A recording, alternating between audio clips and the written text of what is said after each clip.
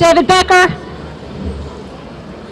We're taking the roll call now. Roll If I could call. have everyone's attention, please. If we could have silence.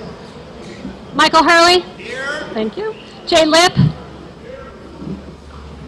Gaylord Meyer. Eric Sunman. Pete Ambrose. Amy Jennings. John Matola.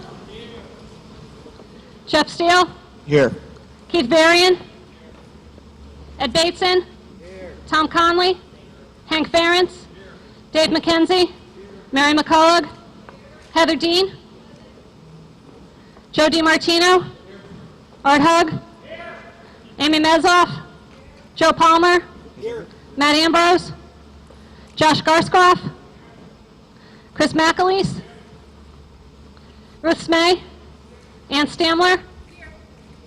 Chris Brogan. Lenora Campbell. Julie Gottlieb. Sheila Marmion. Jay Walk. Jen Hochberg. Kevin Hopkins. Eric Newman. Mark Patton. Hal Schwartz. Kathy Braun. Dana Carey. Alan Marks. Tom McCarthy. Jeff Stopa. Bill D'Amica. Joe Fellner. Ellen Jacob. Nick Mirabli. Carol Pontrelli. Chuck Abercrombie. Lee Hannum. Ken Lee. Bruce Ryan. Carol Way.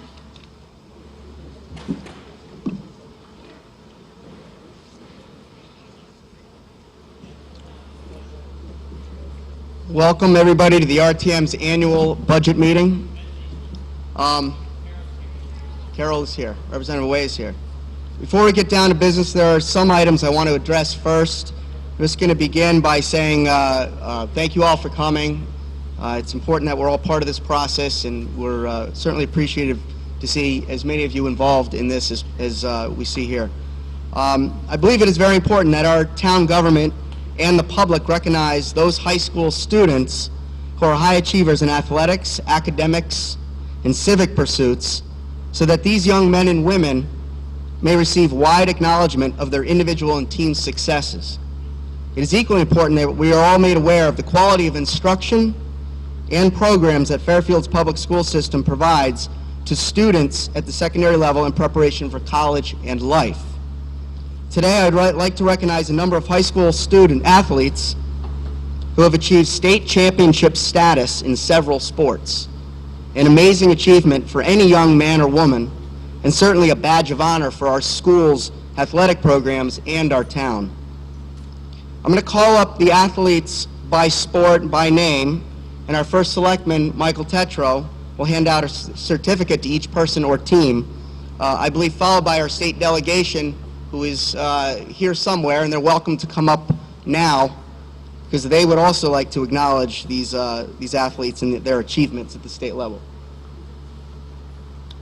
So at this point, we're going to just start with the boys indoor track team. I'm going to try to speak up, as long as this microphone doesn't fall on me here. All right, here we go.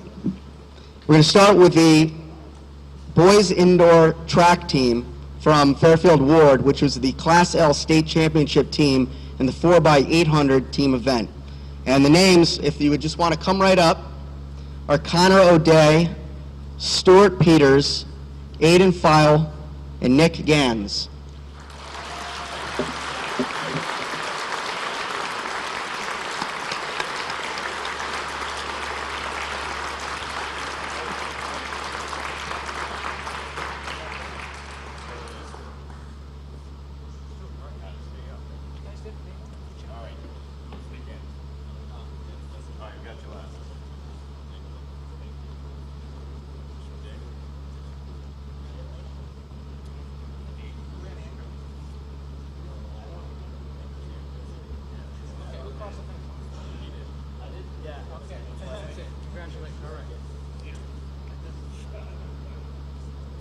Congratulations, guys. Great job. Great job.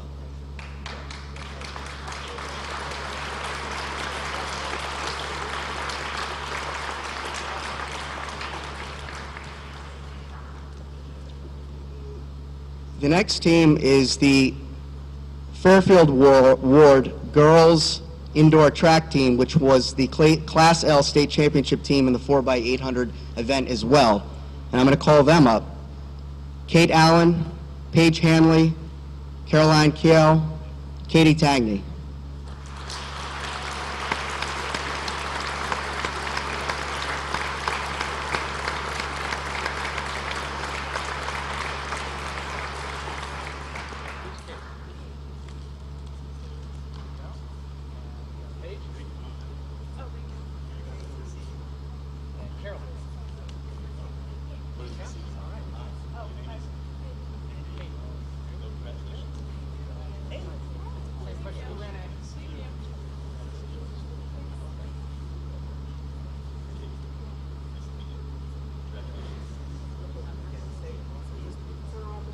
I also, at the same time, one of these athletes, Kate Allen, you can raise your hand, Kate, don't be shy, is also the Class L champion in the 1600 meter race and the girls cross country Class L state champion.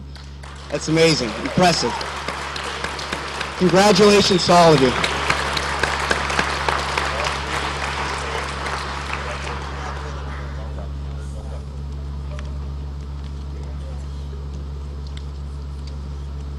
Next, I'm going to ask George Whiteside to come up.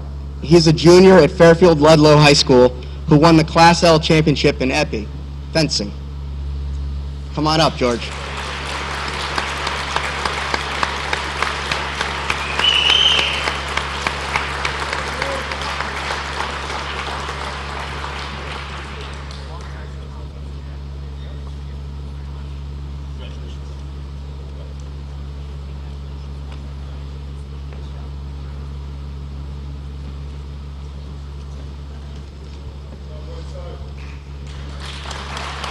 Great job. I'm now going to ask two wrestlers to come up, assuming they're both here. One is Charlie Kane, who's a freshman at Ward High School. And is Ahmad here? Well, I'm still going to announce his accomplishments as well. But as Charlie comes up, Charlie is a freshman at Ward High School, as I said. He had a record of 38-2.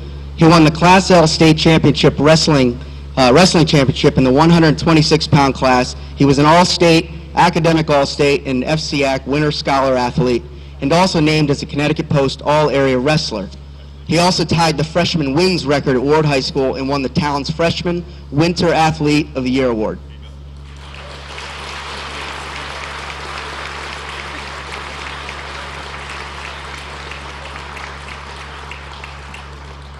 Now, I was going to ask Ahmad Harani to come here, and he wasn't able to attend, but in his absence, I want to say Ahmad is a junior at Ward High School.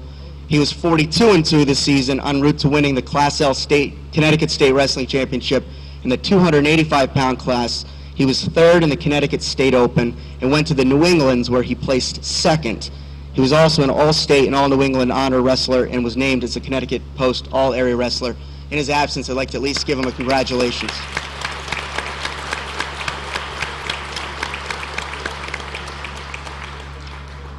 And last but not least, I'm going to ask both the Fairfield girls and boys ski teams to come up because they as well won state championships. I'm going to read names, and I hope I get the last names correct. If I don't, my apologies. I'll try my best. Emily Adjid, Philippine Ansel, Molly Baldwin, Emma Bernstein, Sydney Burton, Iofi Cahill, Lauren Craighead, Allie Davidson, Flossie Dewar, Danielle Fisher, Savannah Forehand, Mackenzie Hiltz, Evie Johnston, Caroline Lambert, Sarah Mason, Kaylee Minogue, Megan O'Hare, Jenny Pullen, Kelsey Tague, Eliza Wyant, and Anna Wyckoff.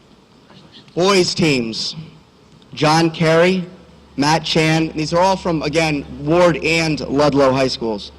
Jack Kusick, Sam Kusick, Harnish Dewar, Kelton Engerman, Zach Finzi, sorry about that, Carl Forst, Justin Habits, I'm sure I'm butchering half these names and I apologize, Michael Harris, Ben Hawthorne, Davey Hawthorne, Tyler Katz, Nathan Klein, Alex Kraus, Andrew Levy, Jack McCoy, Kyle Mason, Kevin Mercado, James Miller, Bob Mitchell, Matt Mosher, Treg Sandberg, and Christian Tortora. Congratulations to all of you.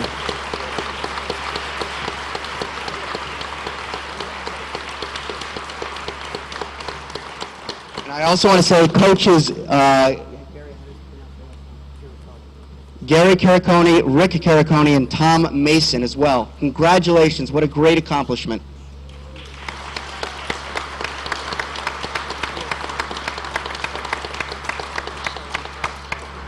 Thanks very much. Thank you.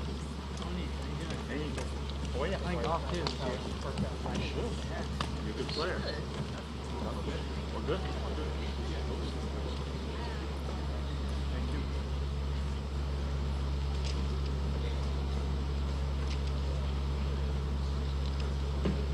Well, I was going to have them all lead the Pledge of Allegiance too, but that escaped me. So, kids, if you could just stay in the room one more second, we're going to lead the Pledge of Allegiance with you all there, sort of leading it from the back. But if everyone could please stand, we are going to do the Pledge of Allegiance. Thank you. Pledge of Allegiance to the flag of the United States of America, to the republic for which it stands, one nation, under God, indivisible, with liberty and justice for all. Could you stay standing for a moment of silence, please?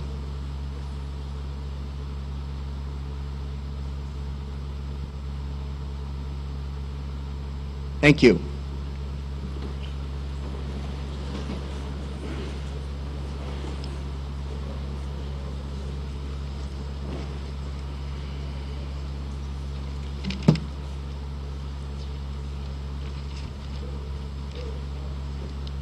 Again, thank you all for coming out tonight, and I do want to go through a few housekeeping items. As you can see, we have a pretty packed room, and that's why we changed venues to Ward High School, so that we could better accommodate the public and also for purposes of parking.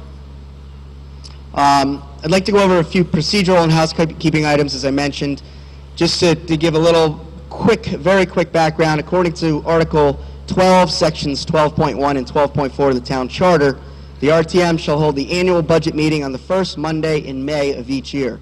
At the annual budget meeting, the RTM shall determine the annual appropriations for the next fiscal year, which takes effect July 1st, 2013. After this is done, and assuming no referendum takes place, the Board of Finance will then determine the mill rate once they see the final budget and projected revenue numbers. I want to make clear my intention to run this meeting as smoothly and efficiently as possible and to allow for full and equal debate among members of this body, which include the ex officio members to my right, members of the Board of Selectmen, the Board of Finance, the Chairman of the Board of Education, as well as the town attorney and the town clerk to my left. As you all know, the RTM has had 3 separate budget hearings covering the major parts of the budget in early April. We then opened up the last meeting on April 22nd to members of this body to state intentions for budget cuts. Some intentions were made known.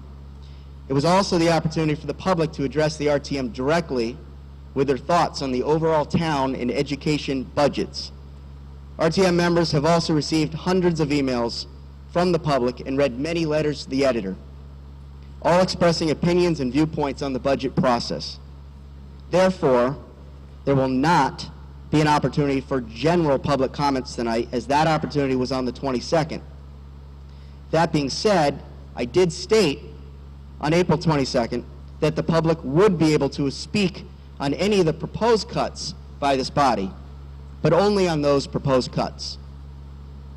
As I've done in the past, I'll keep people to strict time limits. And again, one of the hardest things I have to do is to, as moderators, restrict time for people to speak, but at the same time, we do need to conduct business, and there has been ample opportunity to have contact with the RTM. I also want to take a moment to quickly lay down a few ground rules for everyone at this meeting, as it can get heated and emotional at times, as we have witnessed in the past.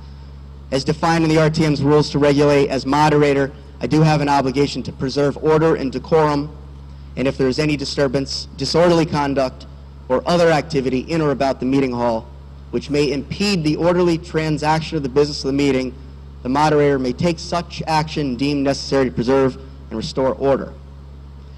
I don't think that'll happen here, will it? Whether a person agrees or disagrees with another person in this room on any issue said in the past or to be said at this meeting, I ask everyone to show respect to all speakers and refrain from any whistling, clapping, booing, hissing, or any other noise that you can think of that would be constituted as a disruption of this meeting. And finally, any personal attacks, name-calling, accusatory or aggressive dialogue directed at members of the body from the public, between members of this body or between members of the public will not be tolerated. I don't need to state the rest because we'll take action if it goes out of control. I don't think that will happen. On a more positive note, we're all here because we care about the town and its prosperity, and what happens tonight is part of the democratic process put in place, which is to approve our town's budget. So now we will move on to the main part of this meeting. Representative Hurley.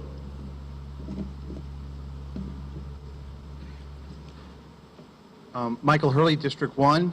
I'd like to suspend the rules to change the order of the items, having GMO labeling coming first. Okay, there is a motion to suspend the rules to take an item out of order, which is the last item, the GMO sense of the body, which is added as a supplemental item, therefore put last on the agenda, and to move it up to the first item. Is there a second? Representative Schwartz. So, this is non-debatable, non-amendable. We need a 2/3 vote to take this out of order.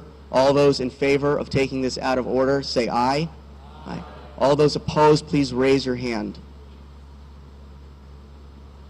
Representative Conley, Representative McCullough, Representative Brogan, Representative Garskoff, Representative Mezoff, Representative Matola, Campbell, who else? Marmion, and we have Representative Gottlieb. Did I miss anybody? You're going to test my eyes a little bit tonight. Hopefully not my memory.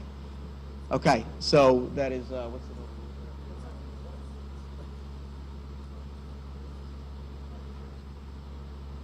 Good? Okay, vote is 38-9. We'll take that motion is approved. We're going to take the item out of order. So now we have the GMO resolution, which is still on the table. I will entertain a motion to remove it from the table. Representative Patton. Okay, motion on the table. Right now is a motion to take that item off the table. Do I have a second on that? Representative Walk.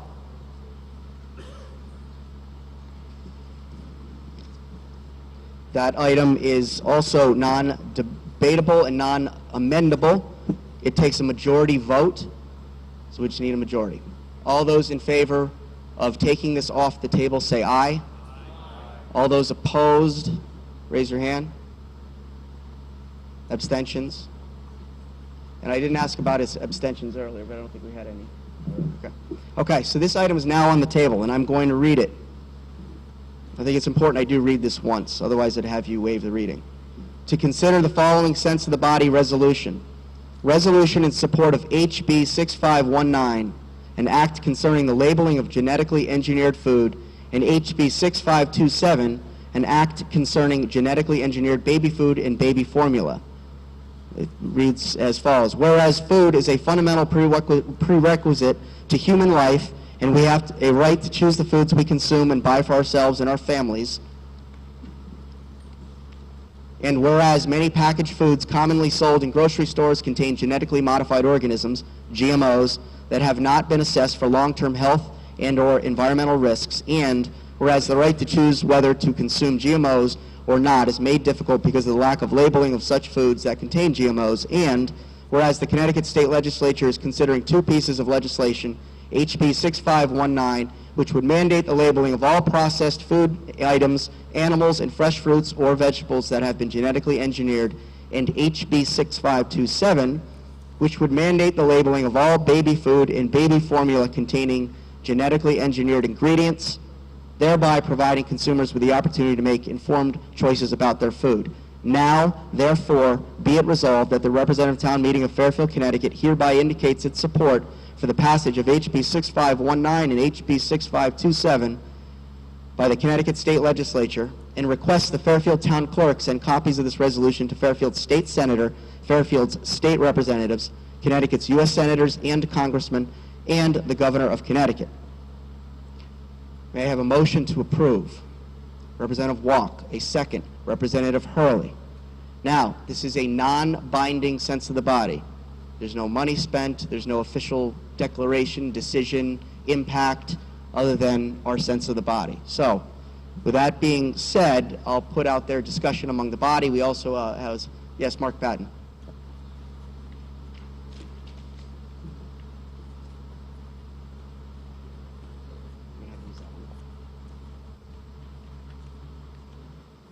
I'd like to invite up my co-sponsors on this resolution, Michael Hurley, Bill D'Amica, and Jay Wolk. And if they are here, our state delegates, and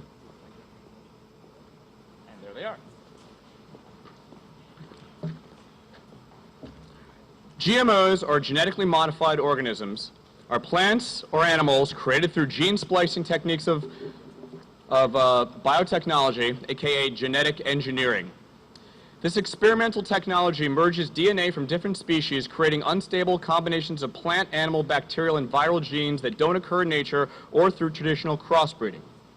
Almost all commercial GMOs are engineered to have built-in insecticides which can't be washed off. So, for example, much of the corn we eat contains these insecticides. There are studies that say they're harmless to humans, but how do we really know the long-term effects? Tara Cook Littman has been leading the charge in our state to make the manufacturers of these items label the food we buy every day, so that at the very least we can make our own decisions on what to choose to feed our families with. Much of our state legislature is also behind such mandatory labeling, and we need this resolution to tell Hartford that this is the responsible thing to do. All three of our state representatives, Kim Fawcett, Tony Wong, and Brenda Kupchak, as well as our own state senator, John McKinney, are in support of these two bills that are in committee up in Hartford related to GMO labeling. I'd like to introduce Tara Cook Littman to give you a very brief overview on this subject and why we as a unified body in RTM should support these bills and this resolution in front of us tonight. Thank you, Mark. I'd first of all like to thank all of you. I know that you have very important work to do tonight, and as a mother of 3 children and a member of the PTA Council in Fairfield, I really appreciate all that you do for our town and appreciate you giving me a few minutes of your time tonight. I'd also like to thank the sponsors of the bill, Michael Hurley, Phil D'Amica, Mark Patton, and Jay Wolk, and the RTM leadership, Jeff Steele, Joe Palmer, and Hal Schwartz. And of course, I have to show my gratitude to our state legislators, Kim, Brenda, Tony, and John, who have been so supportive of this all along. So GMOs have been on the market since 1996. How many of you knew that you were eating GMOs in 1996, by a show of hands? 1. How many of you knew you were eating GMOs 10 years ago? How many of you knew you were eating GMOs 5 years ago? How many of you knew you were eating GMOs a year ago? The majority of Americans have no idea that they're eating GMOs, even though they're in 80% of all the processed foods, and that's because of the lack of labeling. 64 other countries already mandate labeling or ban GMOs altogether. So what is going on here in America? Supposedly the freest country in the world. Yet we don't have seem to have the right to know what's in our food. Unfortunately, in this case, I fear that corporate interests have trumped our personal rights. There are actually many reasons people might want to avoid GMOs. Health risks, environmental factors, ethical reasons, economic reasons. But regardless of the reason, we simply should just know. Unfortunately, because our federal government has shown itself to be consistently unresponsive to the threats these crops pose, local organizing is essential if we're going to ever change that. And people across the country are turning to their local and state governments. And this is where you come in. Since 2000, Over 100 towns and cities in New England have passed resolutions related to GMO labeling. I used to think that our government didn't listen to us at all, until I started working with our state representatives and members of the RTM. They listen to me, and they're trying to represent the people.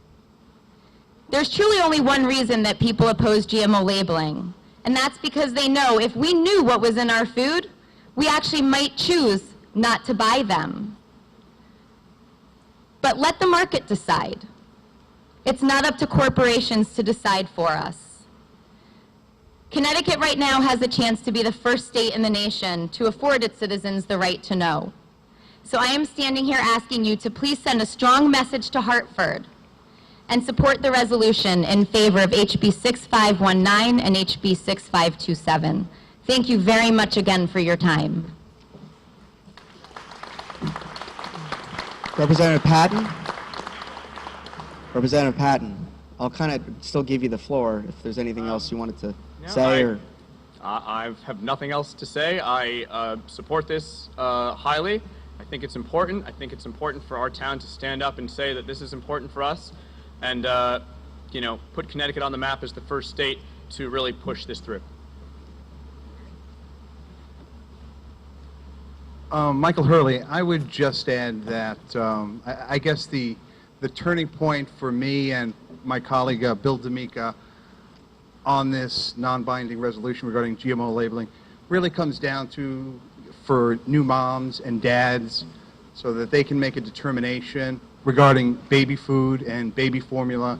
So if there are GMOs in it, you know, being able to make that educated choice as to whether or not that's something they want to give to the new children, we think is something very important. Ooh, so if you go closer, you talk louder. Okay. Go ahead, Representative Walk. Jay Wolk, District 6. I just want to say how proud I am to be up front with all of these folks behind me. I also want to thank very, very much our moderator, Jeff Steele, because if it wasn't for him, this would not be possible. So thank you, Jeff. You're welcome. Thank you. Anyone else up the state delegation? Okay. Okay. Thank you very much, all of you. I'm going to go back and open it up to the floor for any further discussion, but thank you all. Is there any discussion?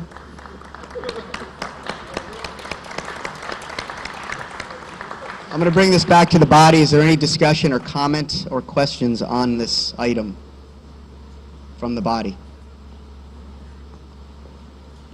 Seeing none, we're going to go to a vote on the sense of the body resolution. I'm not going to read it, so I'll waive my own reading. All those in favor of this sense of the body resolution say aye. Aye. Opposed? Representative McAleese, Representative Brogan, Representative Pontrelli, Representative Jacob, Representative Ryan. Any abstentions? Representative Mottola, Representative McCullough, and Representative DiMartino is an abstention, correct?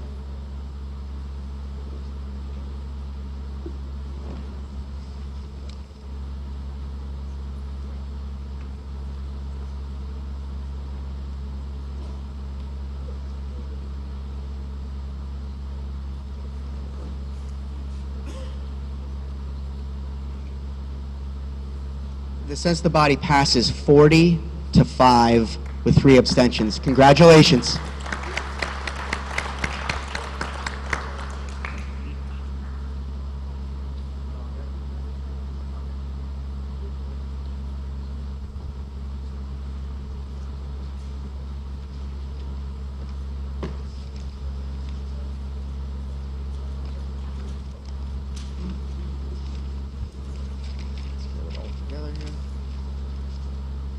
We're now going to move to the heart of the meeting here, which is the budget itself.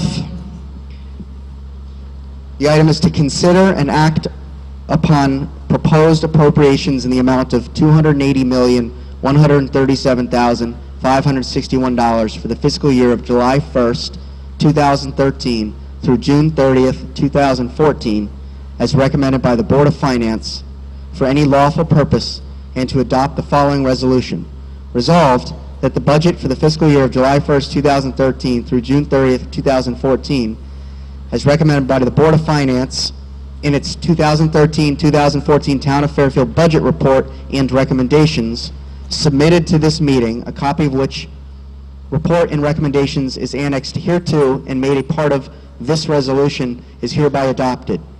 That the salaries of the town officials are approved as set forth herein, and that the sum of $280,137,561 for said budget be and hereby is appropriated.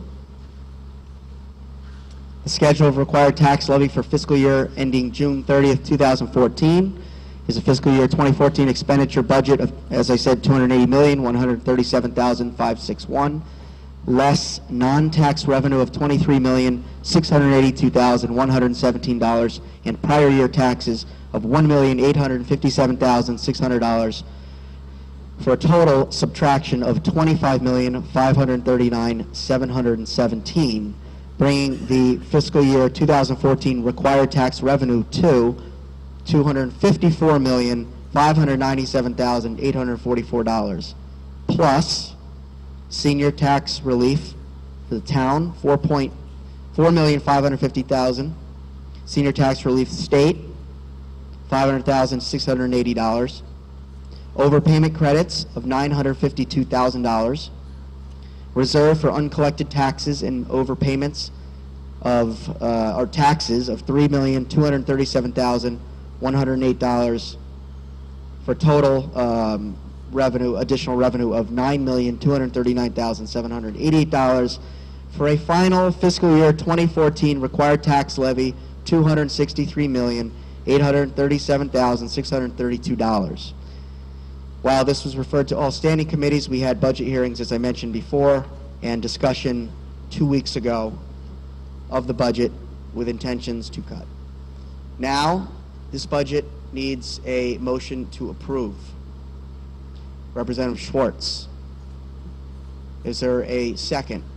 Representative Palmer. We're now going to open this up to the floor, to the body. Representative Schwartz. Representative Palmer.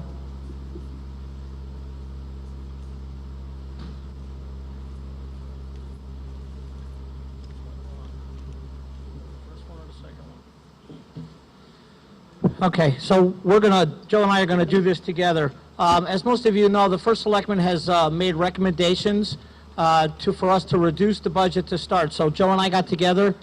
We have some figures and some numbers for you. So what we're going to do is we're looking to subtract $500,000 from the debt service line, which is general fund number 10030 and object number 58600. That would be a $500,000 reduction. Do you want to make making that that motion. That is a motion. Do I have a second on that motion? Representative Mottola. So the motion on the floor is to cut $500,000 from debt service line number 10030, object 58600. Is there discussion among the body on that proposed motion? Is there any comment from the public on that proposed cut to debt service? Okay. We're now going to vote. Okay, so that'll bring our total now from 280,137,561 to 279,637,561. Again, that is 279,637,561. 279-637-561. Is that correct, Linda? Linda, is that correct? Okay, so we're going to vote on this item. Voice vote. All those in favor of that cut, say aye. Aye. Opposed? Abstentions? That motion passes unanimously. See how easy that was, Hal? So we'd like to make another motion, the purchasing department, there was a lot of credit here. They were able to secure savings in our fuel costs across the board, all of our departments, by $171,000. and 171,970, excuse me.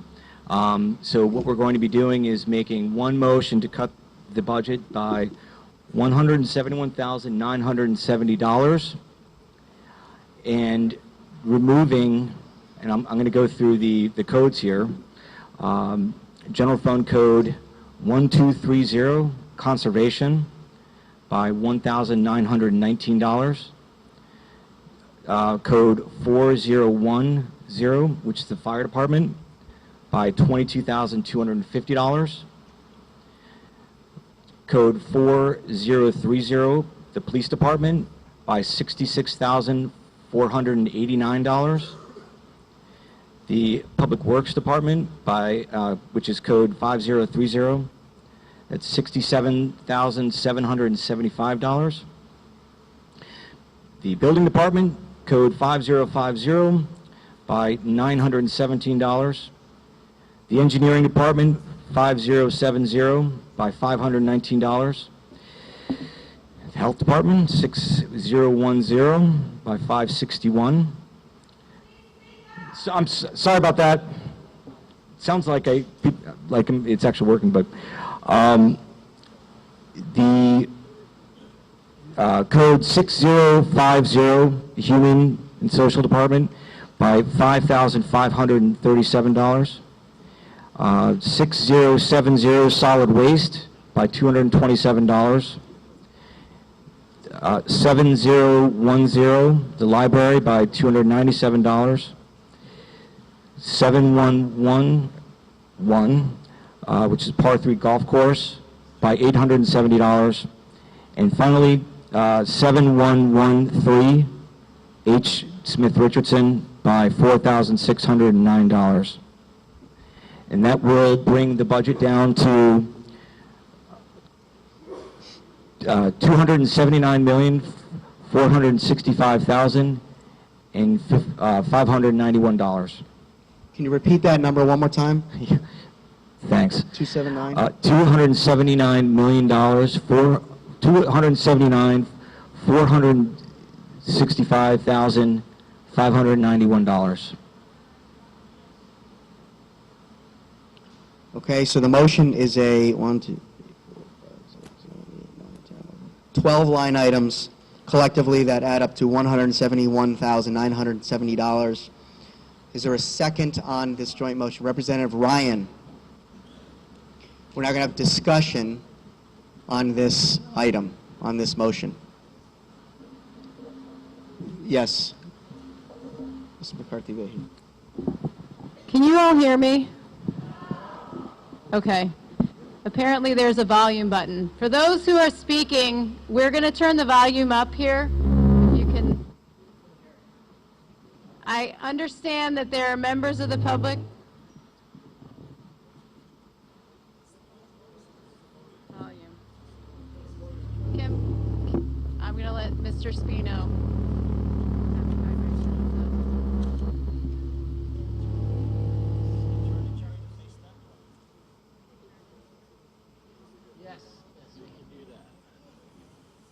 Can you hear me now? That's better? You can only turn it up so loud before it starts to distort. You just got to speak loudly. Can everyone hear me? Can you hear me now? All right. Can you hear me now? I speak loudly. That's about as far as we can push it, ladies and gentlemen. I apologize for this machine. Mr. Spino, and I'm urging all members and any members of the public who speak to please use your outside voices so that everyone can hear. Okay. Any other members wish to address this proposed series of cuts? Hearing none, any members of the public wish to comment on these proposed cuts? You want to hear them again? Okay, so Joe, we're going to do it. I'll just do it. Here we go.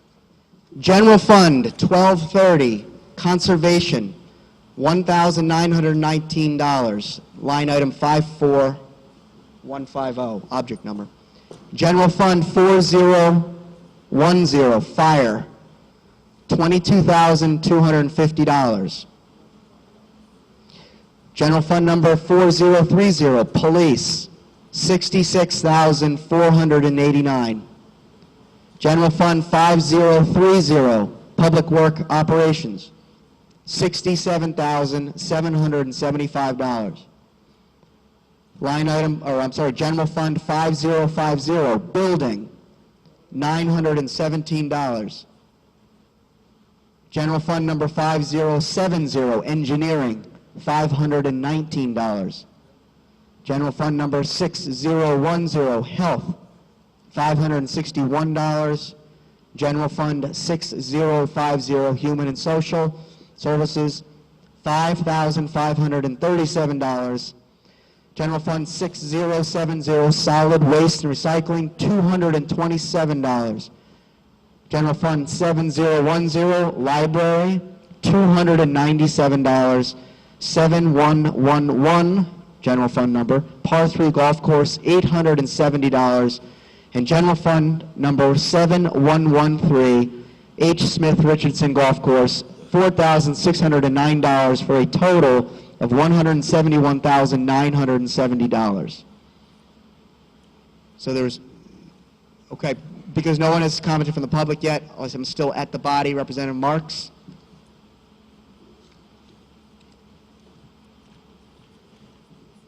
Alan Marks, District 8. I just wanted to clarify, because there may be some confusion on the part of the public. The cuts that you just heard are simply from the fuel line in the budget, and these are savings that were recognized by the town departments. So the cuts you just heard are only on the fuel lines from those various departments. They are not on programs from those various departments. Any other members of the body as of right now? Thanks for the clarification, Representative Marks. Now we'll go back to the public. Is there any comment on those proposed cuts? Okay. Back to the body. We're now going to vote on these cuts, which bring the budget down now to $279,465,591. Again, a total cut of $171,970. All those in favor say aye. Aye. Opposed? Abstentions? Motion passes unanimously. Thank you. The floor is still yours. Yes, Representative Palmer.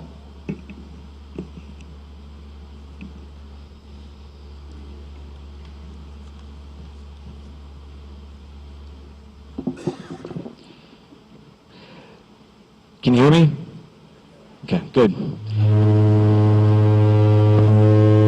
How about now? Looks like we're going to be using this one again, huh? Joe, just come over here. This time I'm not going to let anyone take my stuff. Sorry about that. The Republican caucus has a proposal for further reducing the budget, and if approved tonight, it'll bring the increase down, the tax increase down to roughly 2.3%. That'll total the night's reductions at just under or just around $1.8 million. Many of you might not be satisfied by our efforts tonight. Some would prefer us to have been able to cut deeper. Some of you might think we're cutting too deep. But we believe that this is a meaningful yet reasonable proposal that continues the progress made by other town bodies in trimming the budget and delivering Fairfield a more affordable tax increase. We also strongly believe that these reductions, while substantial, will have little noticeable impact on services and the quality of life in Fairfield. This work needs to be done. While a 3% tax increase is much more reasonable than the 6.4% that was initially proposed, we are fortunate that a significant portion of those reductions came from adjustments made to our healthcare costs based on late-breaking trends. We could just as easily be here tonight contending with an increase of north of 4%, with the choice of eliminating services we're all accustomed to, or risking an exodus of taxpayers. The impact would have been devastating, and the scary thing is it can happen next year, and we might not be as lucky to have such dramatic adjustments. So until we can get these volatile costs under control, we can't just hope for the best. It's absolutely essential for our body to trim back the budget as much as possible, so in the future, taxpayers can more easily absorb them. One thing you won't see from us tonight is a proposal from our caucus on reducing the budgets of our nonprofit agencies. Though most of us feel strongly that they should share the sacrifices being made by our department heads, and like our other town bodies, we couldn't come to a consensus on how to do that fairly. So we urge this matter becomes a priority for all of our town bodies between now and next year's budget, so we can settle how to handle budgets for these agencies once and for all. So there's still more work to be done in Fairfield to keep it an affordable place to live.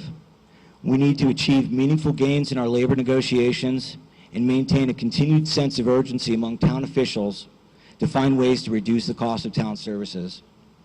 Lastly, I believe we need to be disciplined about maintaining a budget that grows at a rate lower than the rate of inflation to continue to slow the growth of our property taxes. We look forward to putting this tough budget behind us so we can begin to focus our energy on these things and work with the Democrats, the First Selectmen, and other town bodies to achieve these goals.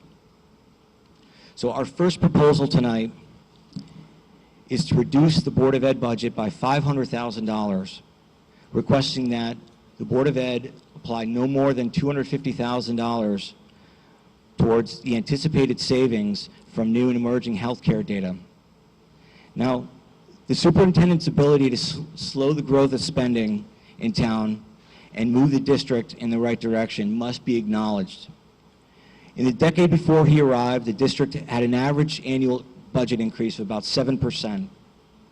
Dr. Title has brought that average down to a little over 2% in the last 3 budgets by implementing zero-based budgeting and various other cost-saving measurements, saving the town millions of dollars. We have to remember that the district's healthcare costs, however, were adjusted down by roughly $3 million from what was initially proposed. And as I mentioned earlier, we were fortunate to be able to make those adjustments, and we might not be so lucky next year. So with the volatility of our healthcare costs, we believe it's critical to trim back the Board of Ed budget as much as possible, so in future years, taxpayers can absorb these unpredictable costs. It makes it a much easier decision that half the reduction will be applied to the savings and won't impact any services. So that should bring reduce the budget by, maybe Linda, maybe you can do the math for me. I think it's, yeah.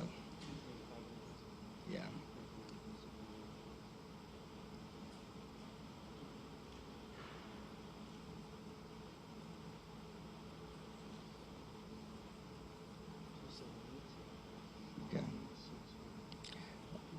That'll bring the budget down to $278,965,591.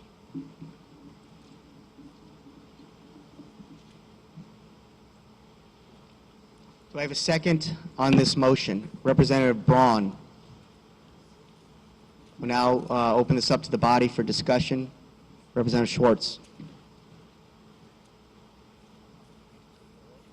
Yeah, I guess so. Hal Schwartz, District 7.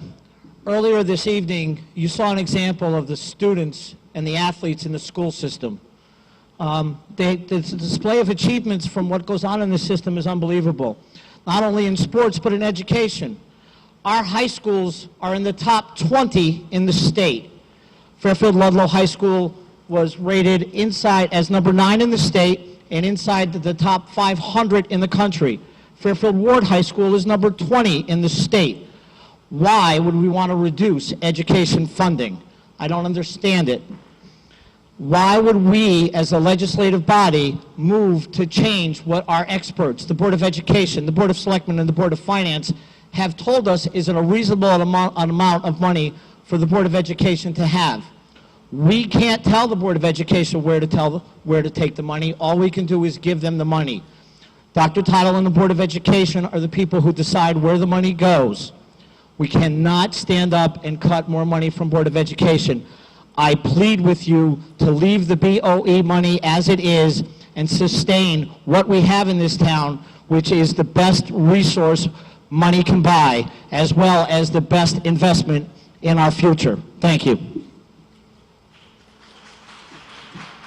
We're going to ask you again, this can be the first time, I'm sure, hopefully not again, but please don't clap.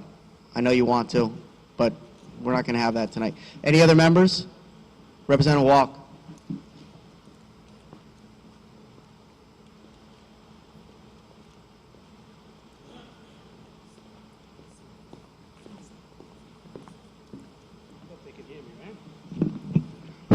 Everybody can hear me?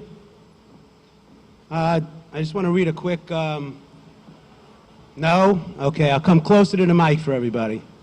Dr. Tittle and the Board of Education presented a budget whose operations increased only 0.6%. As a result of improved pensions and health insurance experience and a $1.25 million reduction to their budget by the Board of Finance, their total budget increase is now at a 1.85 increase over last year, below the current rate of inflation. The operations side of the budget, not counting pensions and health, is now down to 0.2% increase. Enough is enough. Keep the budget as currently before us. No more reductions to the Board of Ed budget. There are a lot of ways to measure the efficiencies of a school district. I would ask my colleagues to understand these two facts. First, our school district's 2 high schools are nationally ranked among the top 2% of all high schools and 10th and 11th best in Connecticut. Second, our school district ranks 61st out of 166 school districts in per pupil educational expenses. Yes, we all have our own ideas of how to operate the school district, but there's duly elected Board of Education plus central office staff who know the districts and have the responsibilities to make those decisions. And let us not forget how much money this town has saved by rebidding the health insurance, something advocated by our school superintendent. In my opinion, we get a good bang for our buck, so keep the Board of Ed budget as currently before us. No more reductions to the Board of Ed budget. And last, finally, there are some in town who have focused their attention on a cap of 2% overall tax increase. This is wrong. It seems in order to fund additional senior tax relief, which the RTM approved, or even fully fund pensions, like most towns have not, or to maintain and add money to our contingency fund rather than withdraw from it, as some towns are doing, there are some in this body who would take more money from the education department in order to fund the above items. Our students should not be made to pay the price for senior tax relief or responsible financing. Enough is enough. Keep the budget as currently before us. No more reductions to the Board of Ed. Thank you. Representative Marmion.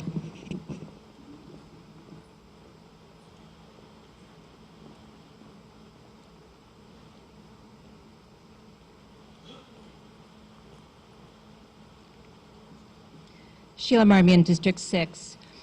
I don't support this reduction, and I'd like us to all put into context what this reduction is. This is $500,000 in addition to what the Board of Finance has already reduced, and that's $1.25 million.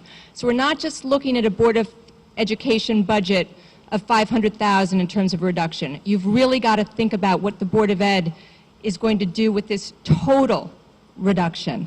I think the Board of Ed is already faced with a daunting task of trying to figure out how to make this $1.25 million work without severely reducing what our students gain. And as we saw tonight, we need to prepare these students for graduation, for going out into a very diverse and complicated world. I don't support this cut. My bottom line, and one of the constituents who emailed us said, strong schools equal a strong Fairfield. And that really rings true for me. There's so much discussion about keep the taxes at a X amount. But I believe that if we sacrifice the quality of our students' education, we're going much beyond what our students are going to lose. We're all going to lose. This town is going to lose in terms of our housing values, in terms of what this town means to other towns, in terms of attracting people here. So I think we need to think about that. I also would like Dr. Title to come up, please, and provide some context for us, some thinking of what this potential cut would mean, where he potentially would take that money. Thank you. So are you asking for Dr. Title to come up? Dr. Title?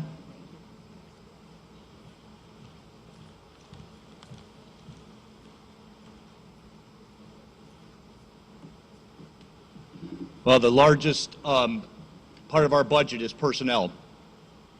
So we have to look at personnel. We'd have to look at personnel throughout the district. No one area would be necessarily exempted. We would look at cuts in non-certified personnel. We'd look at cuts in certified personnel. We'd look at anywhere where we could do obviously the least amount of harm to our programs. Ultimately, this is not up to me.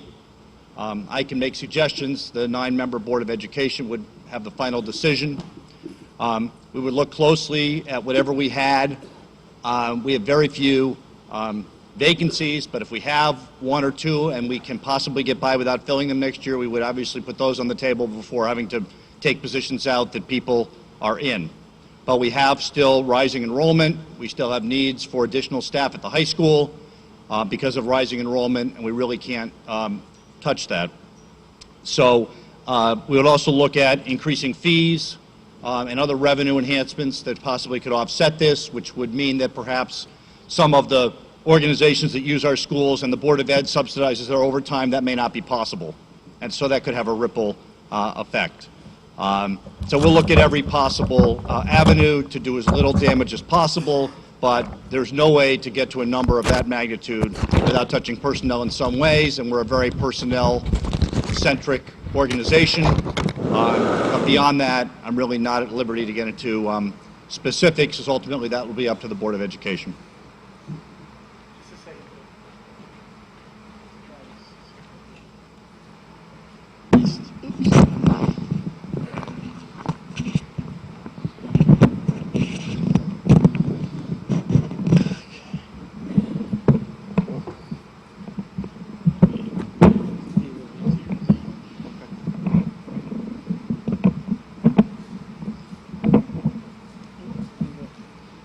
Thank you, Jerry. Fair TV.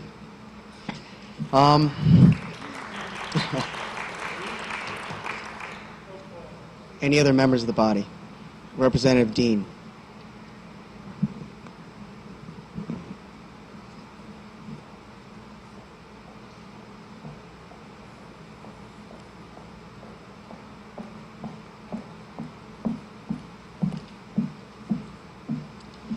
Representative Dean, District 4. I'd like to thank Dr. Title for coming up here and off the cuff giving us an idea of where those cuts would be.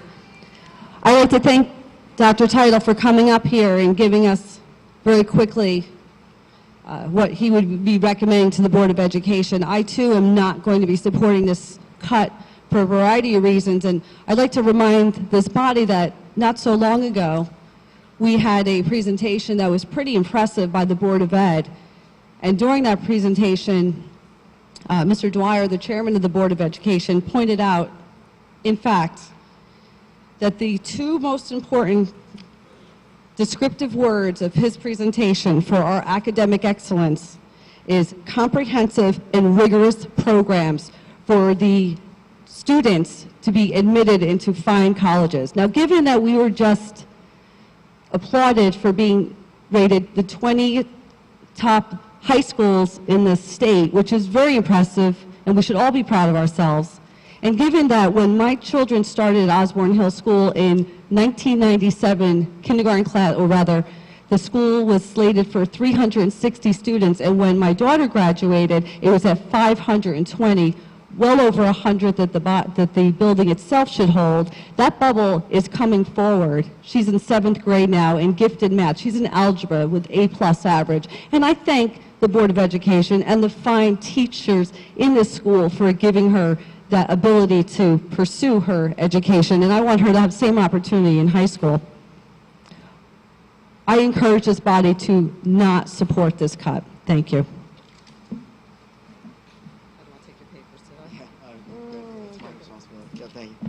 Any other members? Representative Gottlieb?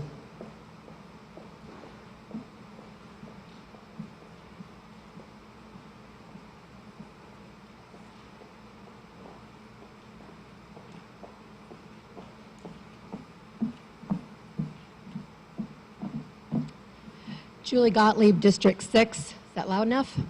I'm going to say a few things which I'm going to repeat some of my colleagues, but I think they bear repeating. The education budget is currently at 1.85%. Over the past 5 years, it has averaged less than that, even with increases in enrollment. Excluding pension and health insurance costs, the budget is up 0.2%.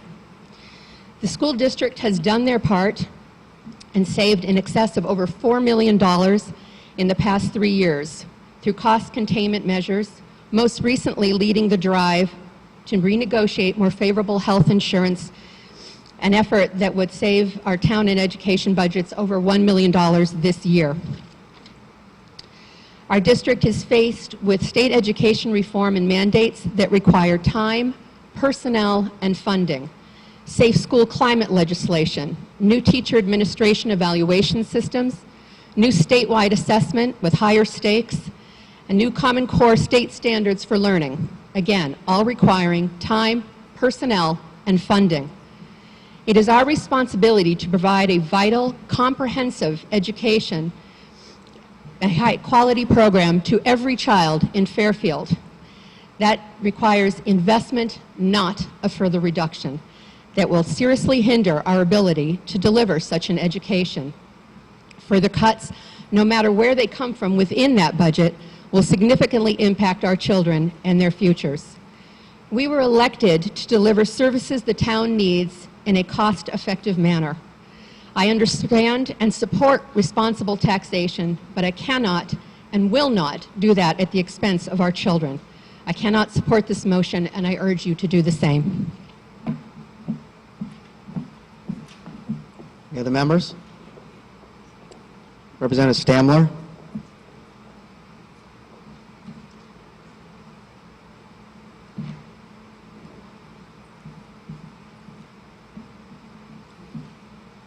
Ann Stamler, District 5.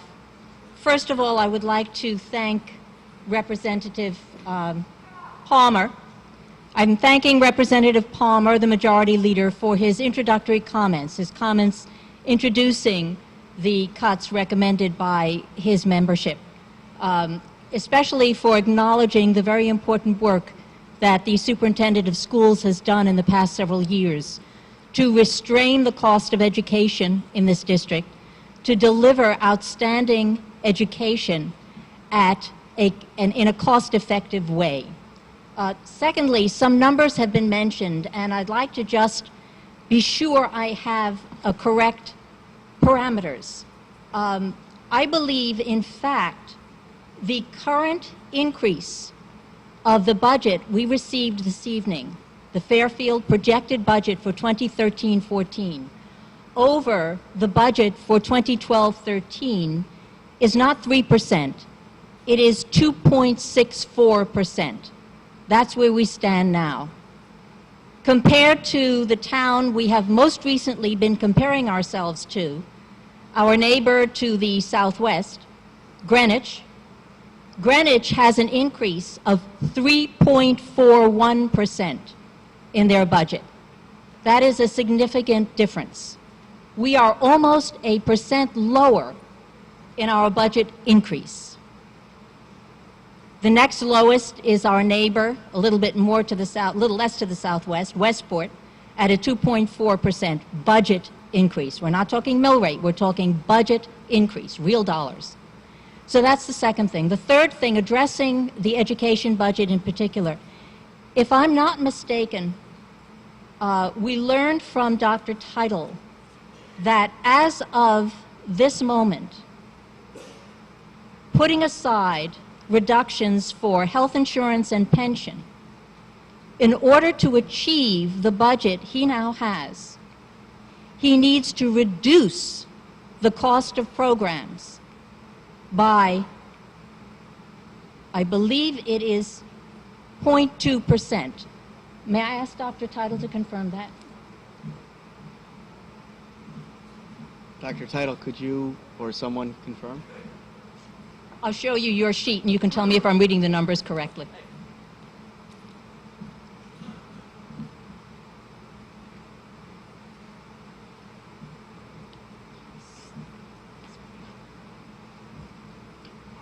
Right. The number, as was when we presented it in the PowerPoint to the RTM, showed that the increases that we have in our health insurance and pension alone are not sufficient to cover the increase after the Board of Finance made its reduction. So that's where the 0.2 comes from it. So any further reduction would put us further in the hole, which is why we need to look at reducing costs even further. Thank you. I was in high school more than 50 years ago. Dates me, but that's fine. I thought then, and I believe today, that the most important aspect of education is the teacher. It's the person in the room. You can do without the computer, you can even do without the blackboard, you can do without the room. You need the teacher. I believe to further reduce the people educating our students would be counterproductive and unwise cut, and therefore I cannot support this reduction to our budget.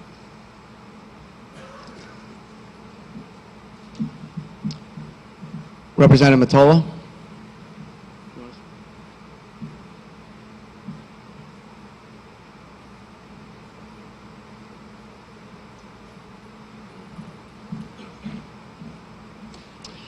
John Mottola, District 2. This is all I have to really say about this. 2 weeks ago, I stood before you and was probably, I think, 4 of us, it was 1 of 4, I think it was, who could not support the restoration of the Pequot Library funds for $350,000. And one of my reasons behind that was nothing against Pequot, but I knew exactly what was going to happen is what's happening here tonight, that it was going to be taken from somewhere else. And we've heard from the majority tonight there's absolutely no interest in looking at that particular entity for a cut, but what they're doing instead is making up for that by taking it from the Board of Education. And for me, it's extremely difficult to comprehend that. We have an entity that apparently is going to have its full funding, and I respect that entity, but now we have a Board of Education that is being cut drastically. And it's going to be a program that's affecting all of our children in this town. And that's a problem. It's a significant problem. Now, I could live with the restoration of the $350 at Pequot Library if there were no further cuts to this Board of Ed budget. But the majority apparently doesn't want to go in that direction. So that's the problem I have with this. And quite frankly, I'm very disappointed. We're not investing in education. We're divesting in education by doing something like this. Thank you. Representative McKenzie?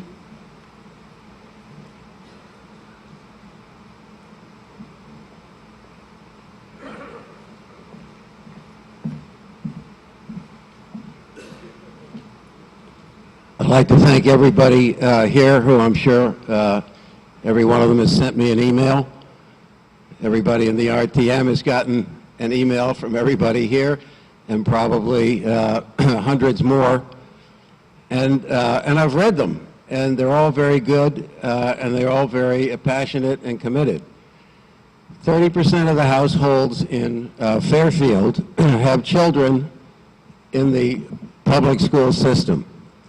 And by and large, that's the group that is most forcefully talking about keeping the BOE budget where it is. But the other 70% is just as committed to a quality education. I want to make that clear. It's not just people with parents, it's everybody. For the simple reason that we need to invest in the children in Fairfield, and when you have a good education system, the value of your homes goes up, and we know that. The problem is we have a problem in the town of taxes, and if you have taxes too high, then the value of your houses go down. So you have to balance between the two. So what we're asking for is the cuts to education to be focused on the support, not on the teachers or programs directly for the kids, but on the support programs. In 2010, Prismatic made a recommendation that reorganize the support structure. And that would save $1.5 million, which would be $1.5 million every year. I encourage the Board of Ed to look at that again, assess it. I'd encourage the Board of Ed to also look at recommendations we've made for other changes in the support area, and then they would find that the cuts that we're recommending through the Republican caucus are doable and in fact don't hurt the education for the kids. Thank you. Clapping. No, any other members? Representative Lee.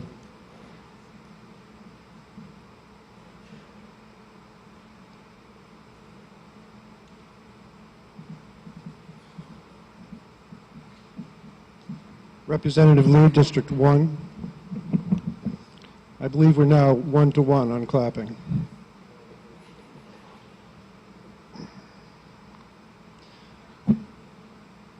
Well, many years ago, I was in Honda Management School, and one of the things that they mentioned that I've taken with me over the years was, happy customers tell 4 people, and unhappy customers tell 11. Judging by what's gone on for the last month, I would say that ratio has jumped from 11 to perhaps 11,000 or maybe 111,000. We got a lot of emails, and I will be honest, I didn't reply to more than a couple of the people who are in my district. I want everybody to know that's here or that's watching on television, it doesn't mean you weren't heard. It simply means that we're volunteers, we have jobs, we have children, we have parents, siblings, and it's spring, so we should even have to cut the lawn. So we hear you. I heard some different themes. I heard the theme of the taxes are too high, we need to reduce them to a certain level, and I can respect that, because every one of us here on the RTM is a taxpayer, just like everybody in the audience. I heard concern that if the taxes were too high, people would sell their houses and leave town. I heard from parents that if education was reduced, that they would leave town. So it's kind of a dilemma as to who it is that's going to leave town first. And I don't have the answer to that question. I guess we'll just have to wait and see. What I do know is that I live in District 10, which is down by the beach. I used to be the 4th house on the street. Now I'm the 2nd house on the street, and probably within the next 2 or 3 months, I'll be the 1st house on the street. Those houses are going to be replaced with very large and expensive houses. Those houses are going to be bought, if things continue to go as they have over the past year, 2 years, 3 years, 5 years, by people with children. They're going to come here because there's a high-quality education to be had in Fairfield. If there isn't, if they see a pattern of reductions in funding, reductions in programs, they're going to go somewhere else. So everybody's right about that. People can go somewhere else and get a better value. So the question really is, who are we looking to attract, and how many of them are there? I'm not an expert on that, but I'm scared.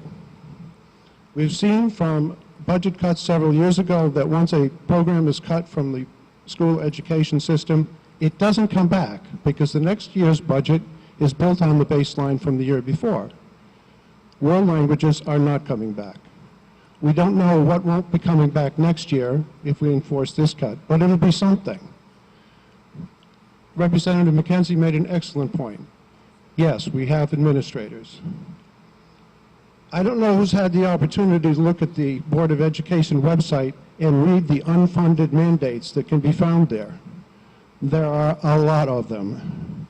I'm not quite sure who it is that we can get to do all of those things if we reduce our administrative staff, but we don't have an option as to whether we do them or not.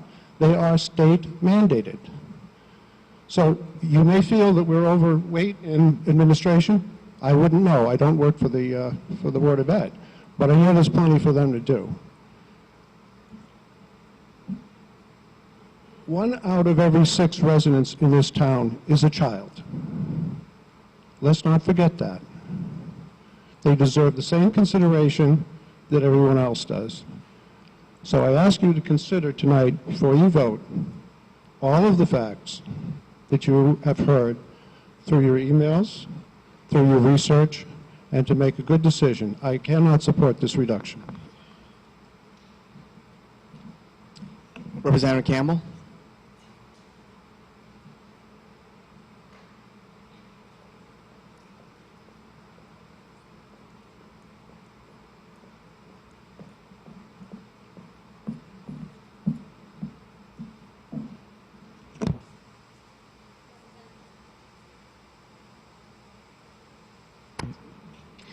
Representative Campbell, District 6. Just to counter Representative McKenzie's information, keep in mind that the recommendations that were made from the pragmatic argument were offered several years ago, before Safe Schools climate legislators, before the new teacher administration evaluation, and before Newtown.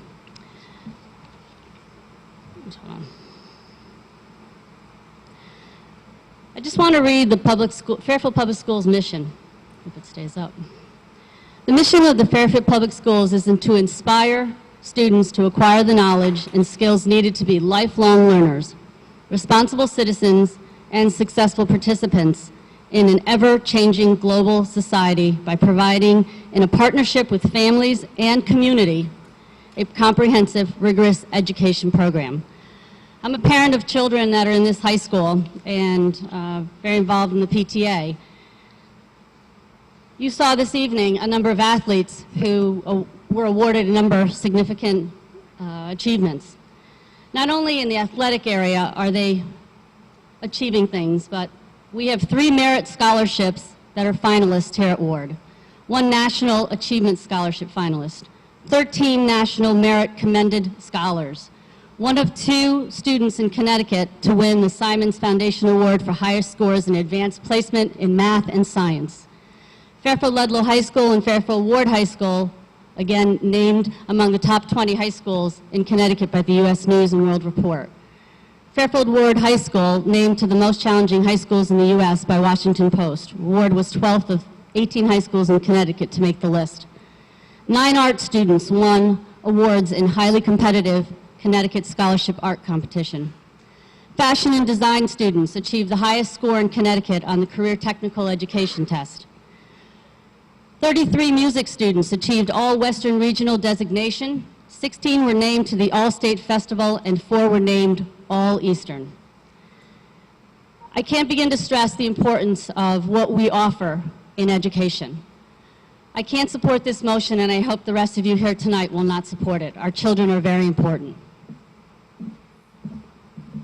Any other members? Representative Marks.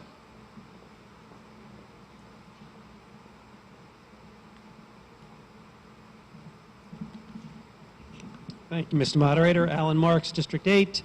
I just have a couple of reasons why I am not in support of this motion. Before the proposed $500,000 cut, the Board of Ed has already been cut by about $3 million. That $3 million already had money that was going to come out of programs. So before the $500,000, we were looking at cuts to student programs. The last time we were facing cuts, we had cuts to programs. As the parent of high school students, I can tell you that those cuts affected the quality of the education, and not in a good way. So I will not be in favor of this proposed motion. I hope you do not support it either. Any other members? Representative Hochberg?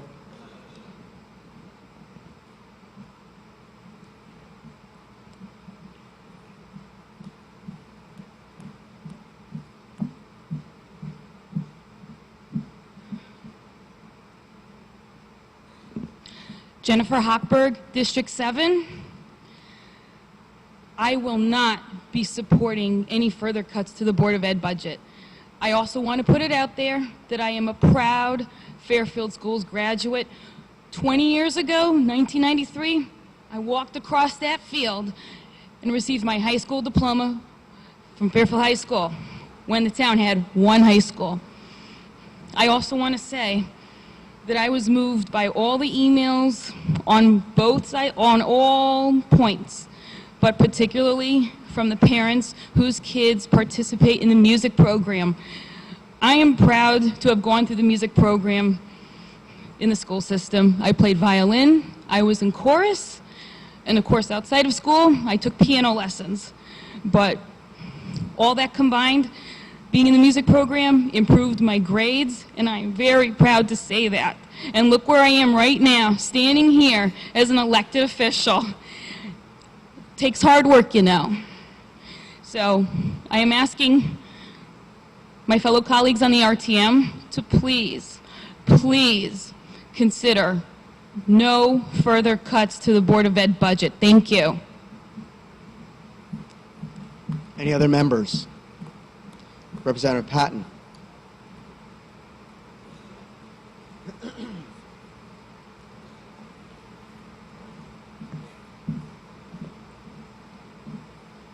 Mark Patton, District 7. As well as you've heard tonight, I also do not support any further cuts to the Board of Education budget.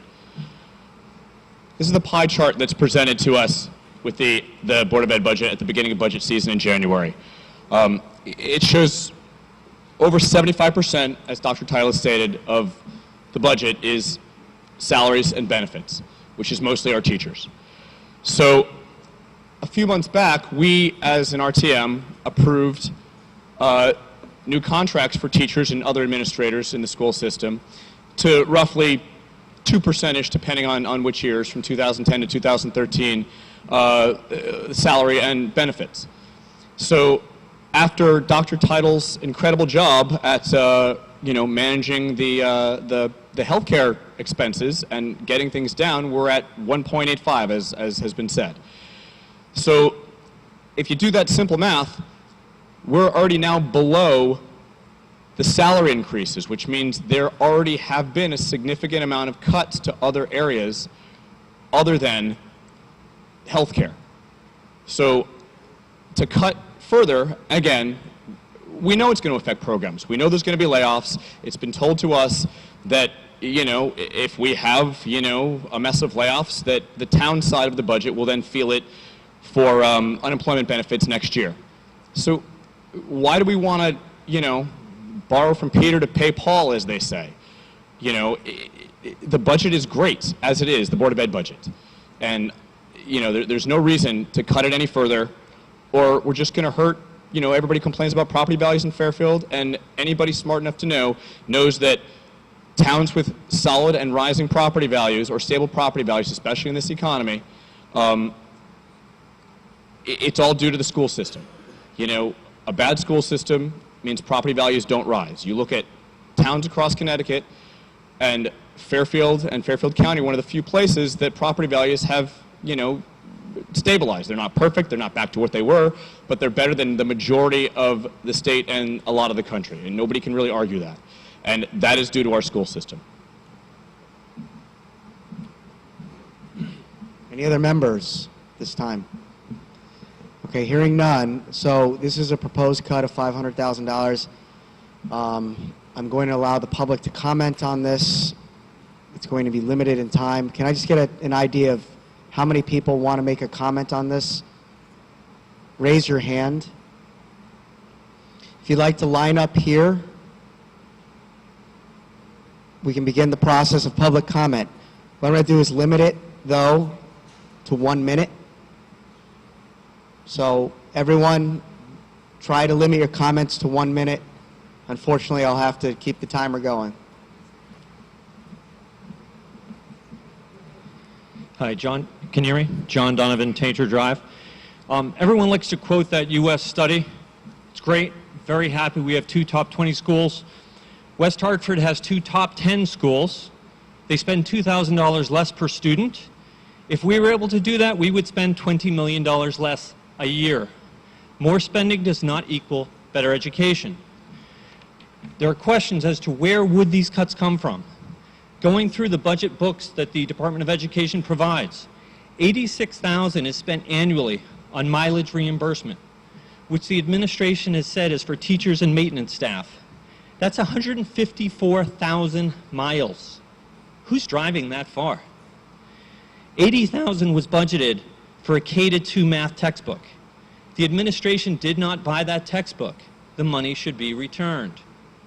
As Representative McKenzie said before, $1.5 million is spent on the House system. It's an antiquated system from the 1950s. There's no evidence that the House system produces a better educational outcome for Fairfield, and there is evidence that it leads to inefficiency. We could save $500,000 a year just by bringing the number of counselors down to the recommended ASCA national levels. If we did that, Fairfield would still have double the state average counselors on a per-student basis. Dr. Teitel seemed to acknowledge these cuts were doable when he said 2 years ago that a study should be done on the implications of this cut before proceeding. As far as I know, Dr. Teitel has not completed that study. My recommendation would be to obtain $500,000 in immediate savings by reducing the number of high school counselors from 18 to 12 and asking Dr. Teitel to complete the study next year. Am I up? Yep. Last point is, as elected representatives, demand some accountability. Other towns have standards. We don't. Thanks. I actually gave you a minute and a half, so what I'm going to do is I'm going to allow a minute and a half. No, that was a minute and a half. Early 30 seconds. I mean, I have... A minute and a half, everybody, so I extended an extra 30 seconds. Come on down. Matt Hutzelman, Pansy Road. 2 weeks ago, one of the people who spoke was sort of curious as to why District 1 sort of carries the agenda for the entire caucus. And I'd just like to repeat that, so I'm not going to really talk to the people at District 1. I'm going to try to talk to the rest of the caucus. And my message is, stop listening to your Southport masters and listen to the children of this town.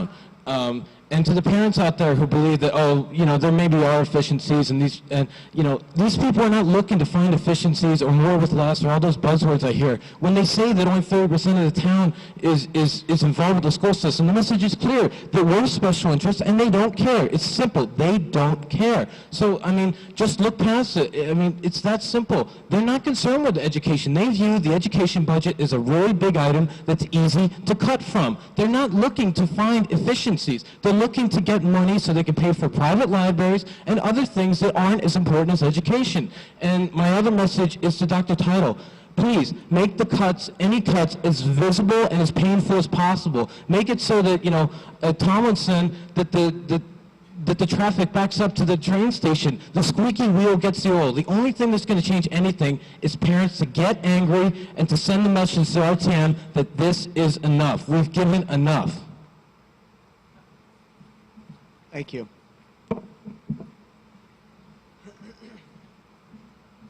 Steve Baker, 22 Charles Street, District 1. I just want to voice my opposition to... I'd like to voice my opposition to the further cuts to the Board of Education. I feel that you've already got your pound of flesh with the $1.25 million in reductions by the BOF. I also want to express my disappointment. I'm always for a good debate, but this is all one-sided. I only hear comments from one side of the aisle. If the other side of the aisle would actually voice their opinion on why they're making these cuts, it would make me feel a lot better, especially from District 1. And I'd also like to thank you for all your hard work that you've done. Thank you.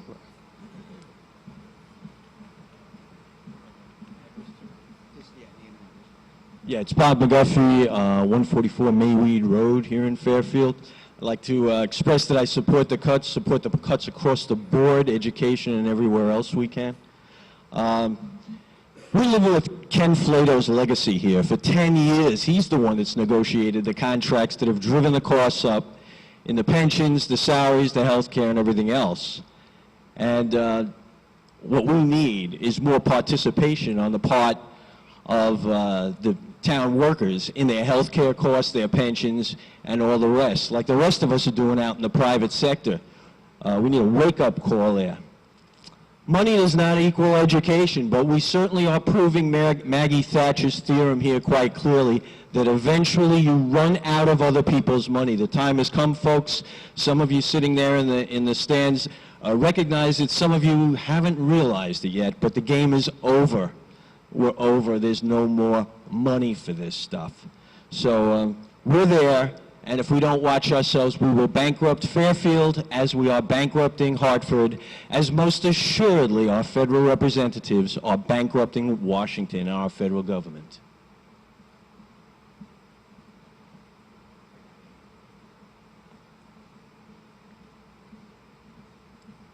Jennifer Schinkel, Hirsch Road. I'm going to be really quick. People here tonight, both sides of the issue, both sides of the aisle. Here's the thing. I do agree with strong schools make a strong Fairfield. People will not come here if our school system is weakening, period. I tell you this because 3 years ago, that's why we picked Fairfield. And believe you me, the competition of Greenwich or Westport or anywhere else you want to go to, it's out there. It is out there. Think about it. Do you want Fairfield to remain competitive and sustainable? Do you want Fairfield schools to continue to attract people to Fairfield, to buy the homes, to shop in our stores? I do. I think we all would say, though, well, yes, we don't want our taxes to skyrocket. I don't want that either, but guess what? I don't want a weakened school system. Another option, I don't hear it very often, we need to get out there and get more business into Fairfield. We don't have the economic infrastructure, which I like to call the business backup. We don't have enough of it in Fairfield. For a town this size, that's what we should be putting all of these resources into. Not hammering Dr. Title, not up here spewing about we can't do this and we can't do that and we should fight about this. Keep our school system strong. Quit taking money out of Dr. Title's budget. Let the man run the Board of Education. That's what he's here for. Keep Fairfield strong. That's it.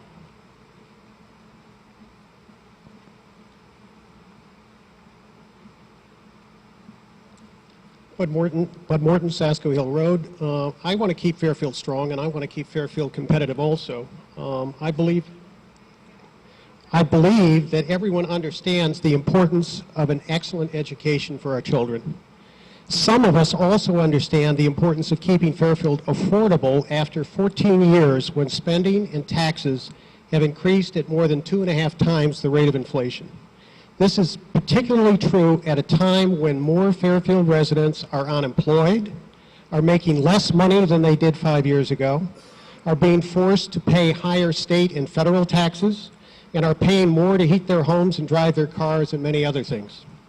Some of us also understand that the quality of education is not a function of how much money we spend on it.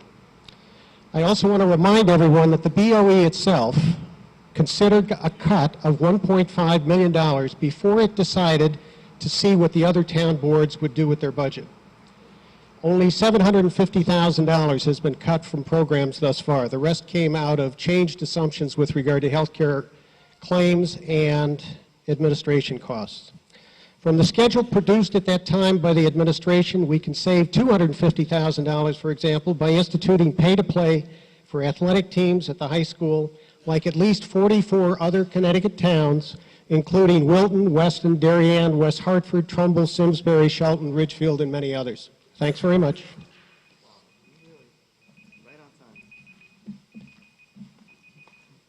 Trying to stop it. Okay. Hello, Jennifer Carolyn, 200 Rockridge Road. Fairfield is a desired town for many because of the reputation of its education system.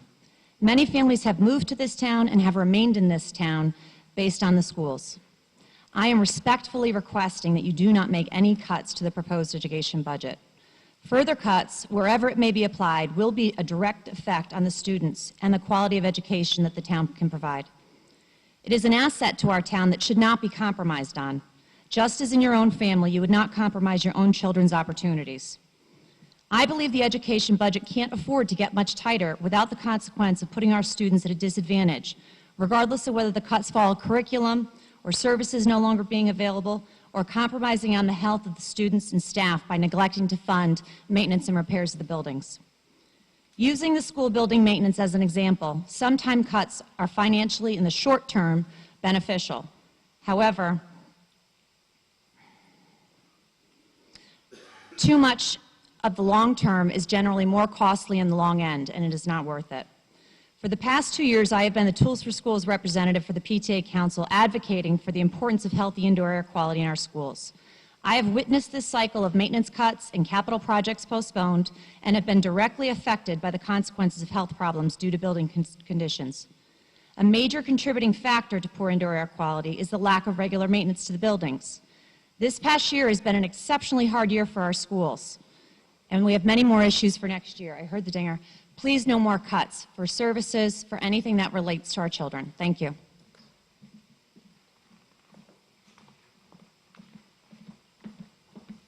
You all see this, right? Wonderful. Hi. Oh, now that the fans are off, you can really hear me. My name is Lisa Havey. I live at 216 Longview, and I am still the current PTA Council President for the town of Fairfield. I get to represent 9,600 plus members of our community who advocate for strong education. I speak on behalf of those people. We want a strong education for our town. We believe that this education supports the town as a whole, and it makes the whole stronger. The town PTAs work in conjunction with many other committees in town, and we believe in strong libraries and strong community. And I urge you, please, these cuts are devastating. The million's going to be really ugly. No more further cuts. Thank you.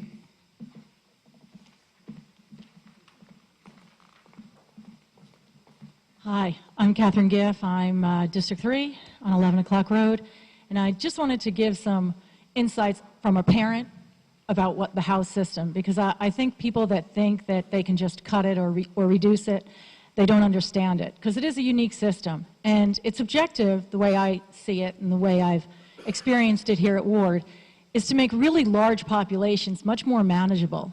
And it adds a lot of efficiency and synergy, because you have, like, we have 3 house masters, and curriculum's organized by house. So my children happen to belong to Townsend House, because that is the house that counts. Can you guess what curriculum it is? It's math and science. So it's very, and I want to say, like, I think that so by replacing a housemaster, with deans of instruction, well, they're already doing that task. And they also want to be replaced with deans of students. I have yet to see a housemaster in his office. I always see them in the halls. They're bumping in and out of their classrooms, making sure the curriculum is being applied. They're there for the students, just to make sure. They are another safety net. And the safety net for our children is your first line of defense as well, for property values and for anything.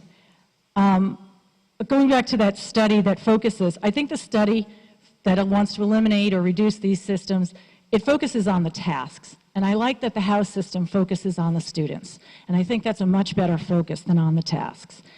The study mentions a staff-to-student ratio, which PRISM says is very high. Ooh, enrollment at the high schools is increasing, so that ratio would go down.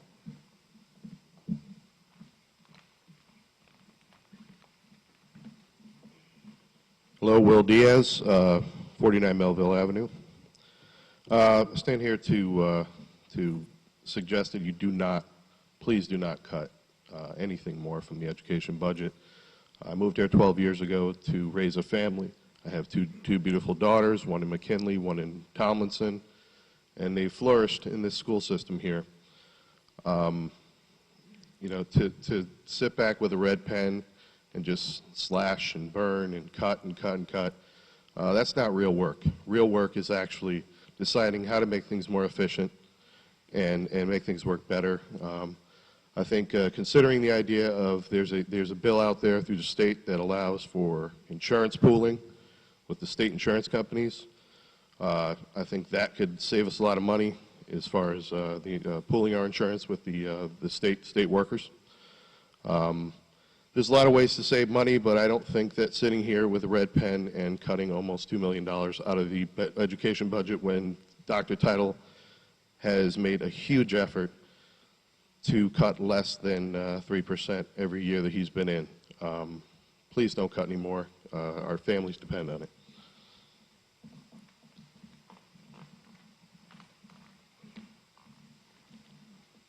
Neil Fink, District 7, 70 Crest Terrace. We've heard a little bit about performance metrics, and we heard several people talk about the recent accomplishments of Fairfield's high schools ranking in the top 20 by U.S. News. What's interesting is when you look at that number and compare us to the other towns in Fairfield County. From my point of view, of course, I'd love to see us do even better. I'd like to see the Board of Ed and Dr. Title set a goal to have our schools be in the top 10 maybe in the next few years, and not rest on just being in the top 20. You definitely are not going to get there by cutting the budget. We've heard, and it's true, that spending more money is not a guarantee of increased performance, but the data is interesting. Look at the other towns in Fairfield County that ranked higher than Fairfield. Every single one of them, not one exception, spends more than we do in Fairfield. We spend $14,529 per student. The number 1 ranked high school is in Darien. They spend $16,000 and change. Number 3, Weston, spends over $18,000, more than any other town in Connecticut, I believe. Greenwich, which actually ranks below Fairfield, but we've heard a lot of comparisons between Fairfield and Greenwich this budget cycle, they spend 25% more than we do at nearly $18,000 per student. They're doing that and achieving lower performance than us. We've also heard comparisons to Trumbull, which does in fact spend less than us, but they didn't even meet the criteria to be ranked by U.S. News, which ranks up to 35 schools in the state. And yes, it's true that West Hartford has 2 schools that were in the top 10 spending less, but we all know that the cost of living and salaries are much different in the Hartford area than they are in Fairfield County. With the chair's permission, can I pass out a copy of the chart that I referenced? Thank you. How are you? John Llewellyn, Sturgis Road. I just want to say that you know, no one disputes that we're all standing here and want better schools, but we also need to demand better accountability and better spending. I sent each of you an email that I had forwarded to Dr. Title and the BOE last week. The response I received from the administration was that they'd get me information. None of the facts in the email were disputed. We are $1 million ahead of budget on salary. We were about at the same point last year at this time. So where is that money going? I don't know. I've asked for information. We need accountability and transparency. We have 1,364 employees, of which about 500 of them are not teachers. So we have 870 teachers, and we're talking about cutting services. I'm really not sure why. The amount we're talking about is a very small percentage, and we have a very large overhead. Why do we have that overhead? We're looking in the wrong places. We're accepting what's being told to us, and no facts are being used to support those assertions. There are costs that can be taken out at central office. We are ahead of budget by $1 million. You guys do the math. Thank you.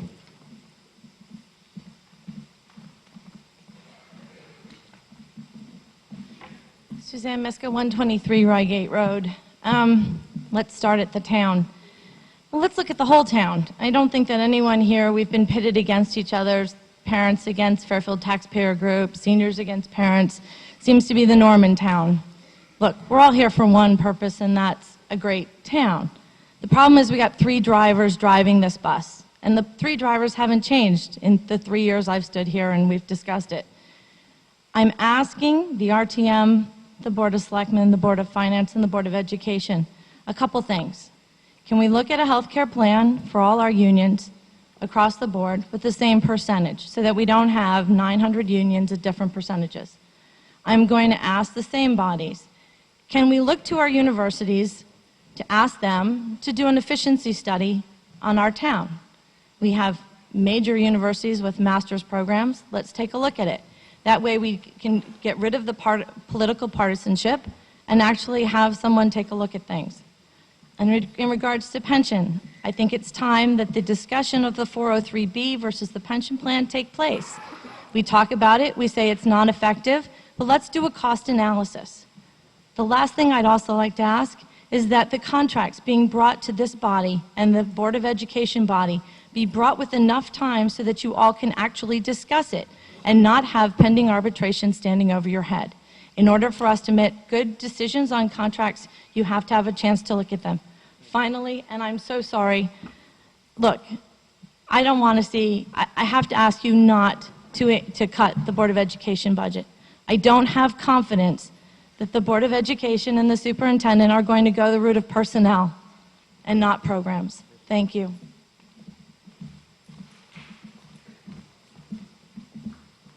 Hi, good evening. My name is Sharon Strelzer, 56 Lamplighter Lane. I emailed all of you. Our town is about community. I've lived here for 22 years. I moved here without a child. I didn't come for family. We've had numerous opportunities to move to Norwalk, Westport, Orlando, San Diego. We stayed in Fairfield. Why did we stay here? Because of the education system. I paid my taxes for 11 years. We were empty nesters. We didn't have children. I never complained about people older than me getting benefits. And it's amazement to me in the last few years that our town has gone from, I saw 2 ice rinks, it was not in my backyard. I saw every fight in this town, I read every article. And now it's not about community, it's about, well, if I don't use it, I don't need to pay for it. Our children are a product of this community, and they need us very badly. I don't always walk with a cane. My knee blew out this afternoon. My daughter begged me, she's in high school here, begged me to come to this meeting tonight to address you all. She just entered as a freshman. She deserves the same benefits as the kids who came before her. This is a great school system. Please don't dismantle it. If you dismantle a health system and over the course of a summer, I really don't know how our headmaster is going to take over the system. If you're thinking of phasing something out, it has to be done systematically. It can't be done overnight. Nobody wants high taxes. I don't want high taxes. But we have a great system, and I thank you for not cutting the budget. Thank you.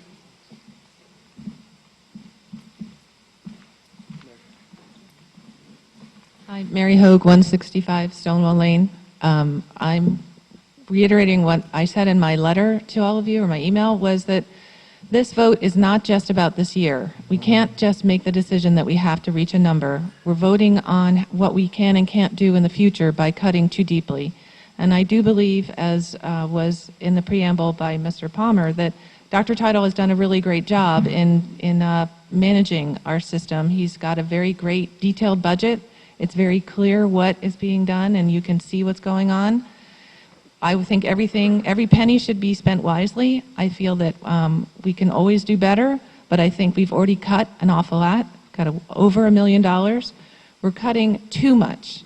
You get to a point where you're not going to get what you're asking for. You're going to get less, not just less in your taxes, which is minimal. $500,000 is not going to spread across our town very much, but it's certainly going to make a big negative impact in our education system, which will very negatively affect all of our town, not just the people who have students. So I really wish you would consider how that affects everything, not just the education system that if it's affected in a bad way will also affect all of us. Sorry.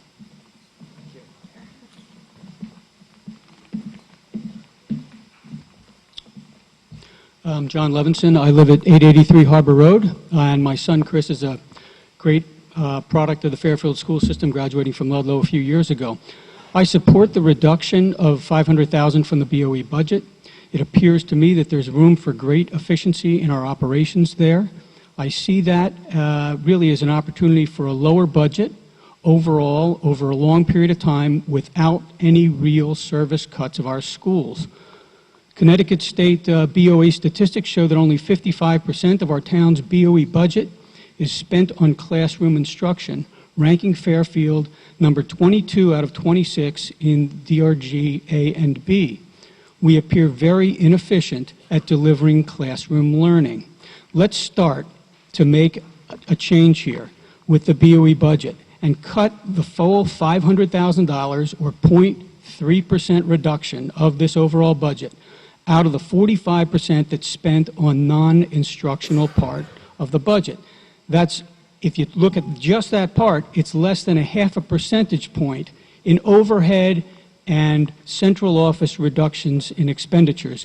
Really a level that is belt-tightening that most organizations can very easily deal with. $500,000 is obviously a big number in an absolute sense, and we have a huge $155,000 budget overall. Let me boil it down and look at perspective, though. If it was a $50,000 budget, a number I think most people in this room can relate to a little bit more, the number of the cut would be $161. It's not a big deal.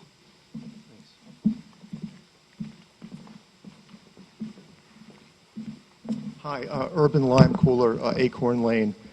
I want to support the comments by prior speakers about the need for greater administrative efficiency. And I want to tell you why I think this is so important. Everywhere I look around town, I see large homes being built. I see young families moving in with numbers of children, 3 children, 4 children in many cases. I think normally that would be a good sign of the future. I think it's a sign of more and more cost pressures on our budget. We've got to get costs under control. Our costs for education are above the state averages. We're going to see more and more cost pressures in the future from this advent of larger families. We've got to do everything that we possibly can do to control these cost drivers, or Fairfield will have even more serious budget problems in the future. Thanks.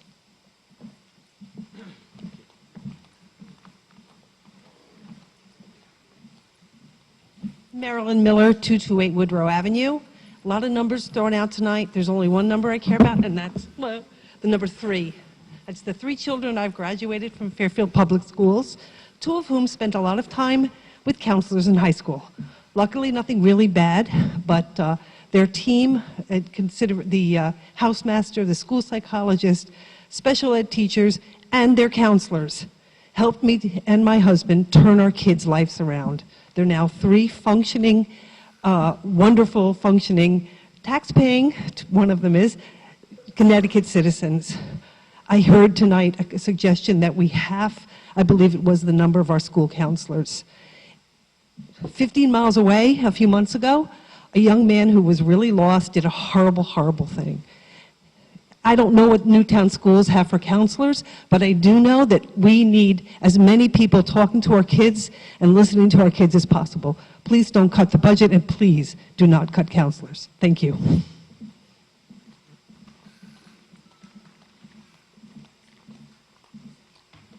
Hello, everyone. My name is Chris Shea. I live at 917 Merwins Lane, and I want to thank all of you for being here tonight. And I really appreciate all the efforts that you do as volunteers. It's very great to see all of you here.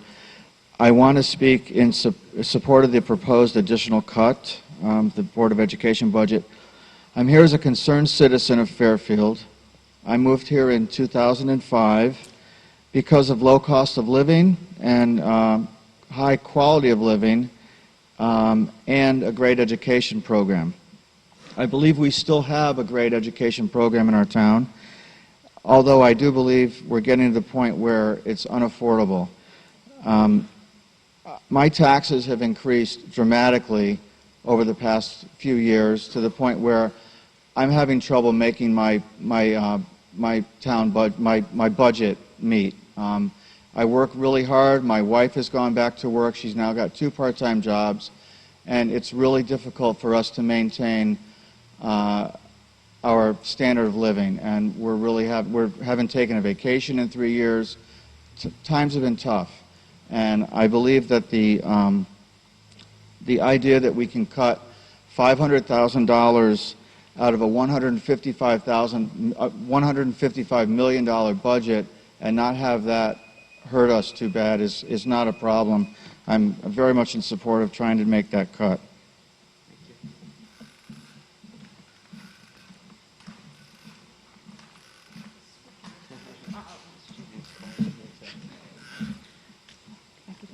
Thanks. Jennifer Kennelly, 117 Edgewood Place. Just to members of the RTM, thank you in advance for your thoughtful and what's bound to be a painful discussion. It is my hope that to make the undecided among you comfortable with a vote that rejects any further cuts to the Board of Education budget, which has already received a $1.25 million cut. First, if you believe it's necessary to reduce the tax increase to the level of 2%, then the education budget is in line with what so many residents have requested. Its 1.85% increase is lower than the rate of inflation and represents an increase which does not even cover the cost of salary benefits and pension increases. There is, in fact, a cut already in effect then for the education services we provide. Second, it's important that citizens remember that when they allude to the only 30% of residents who have children in the schools and who can thus benefit from this portion of the budget, they are forgetting that the Board of Ed does not own the school buildings. The town does. For example, the approximately $9 million of the education budget that includes maintenance is for town-owned property. For example, ironically, it is the education budget which covers the custodial overtime of RTM meetings. Third, the education that Fairfield provides is the single most dominant reason for property to be purchased. Once we earn the toxic reputation as being a town which does not support its schools, that is a reputation difficult to shake. 2 weeks ago, this body, for varying reasons, voted to restore money to the Pequot Library.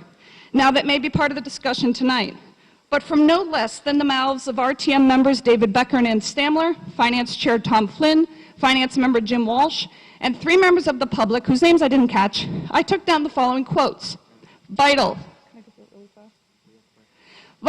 our nonprofit partner, keeping the community as we know it, keeping services, part of what makes Fairfield what it is. It differentiates us. Too much a part of the fabric of the community. Open to anyone. One of the top 5 images, takes care of our own. Inclusive, it's not about the town we can afford to live in. We must maintain a town we want to live in.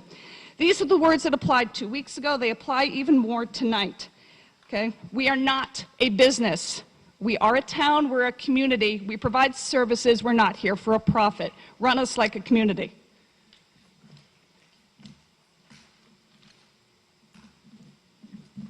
We're going to go back to the body on this motion to cut $500,000. Are there any other members of the body who wish to make any comments? Representative Bateson.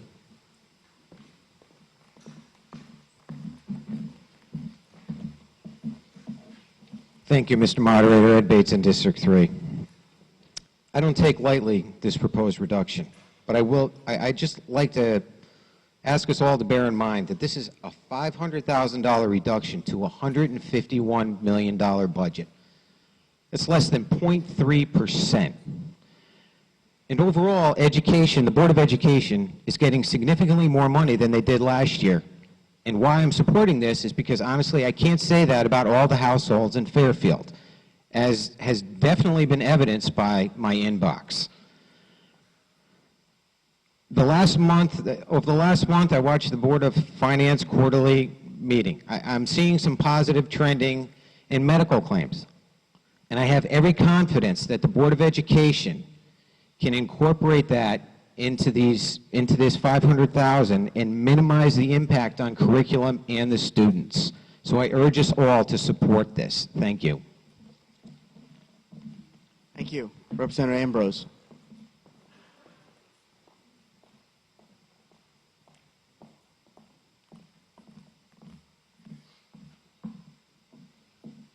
Peter Ambrose, District 2.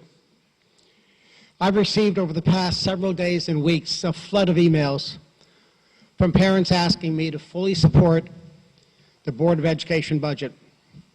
For the first time since I've been on the RTM, I've received an equal number of emails and phone calls from residents, many with young children in the school system, who have voiced their opinion and are requesting that any increase in the budget not exceed 2%. The most common complaint is that the increase in taxes are making it difficult, if not impossible, for these families to remain in Fairfield. I want to give Dr. Title credit because I think he's done a wonderful job at turning the school system around. I'm very passionate about education. We moved to Fairfield in 1956. My father taught, was a high school teacher at this school for 30 years, between here and Ludlow. I've never lost my zest for education. My children all graduated from the Board of Education, from Fairfield schools. I see firsthand, however, in my profession, a large segment of residents who are selling or who have sold their more expensive homes and have moved to surrounding communities, including Westport and including Greenwich. It's hard to ignore the number of for sale signs you see as you drive throughout town. Within the last decade, our taxes have increased at twice the rate of inflation. I hear every day from clients of mine that it's becoming more and more difficult to remain in Fairfield because of the taxes. We are warned by the minority leader that further tax cuts will tip the scales towards austerity. Nevertheless, as one town resident points out, how do you measure the harm caused by further tax increases at more than the rate of inflation? Most of the taxpayers are on fixed incomes, or incomes that do not provide for annual increases in pay benefits. In the private sector, when cuts are needed to be made, inefficiencies are addressed, and everyone works a little harder. I do agree with Representative Ann Stamler that we were not elected to keep our taxes at a certain rate. On the other hand, I think we were elected to keep our taxes at an affordable rate, which balances the needs of the student population and the residents on fixed incomes who wish to remain in the town in which they have spent the major part of their lives. If this means a cut in services, I would regret it, but I don't think it will. I think it will send a message to the First Selectman, into the Board of Education, to find inefficiencies in the budgets which can be changed to allow for all of the town residents to afford to remain in this community. Thank you. Any other members? Representative Abercrombie.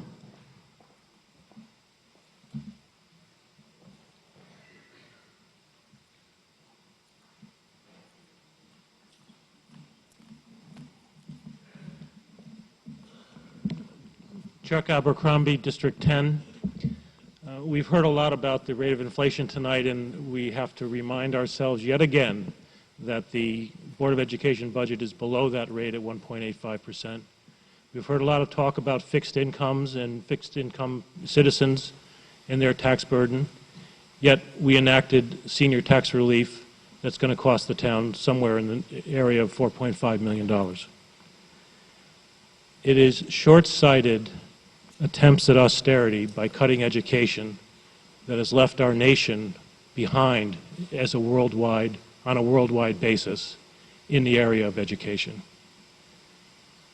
Sacrificing the future to save a few bucks is not the answer, and I don't think it should happen in the town of Fairfield. Any other members? Representative McKenzie? I'm sorry, McCarthy.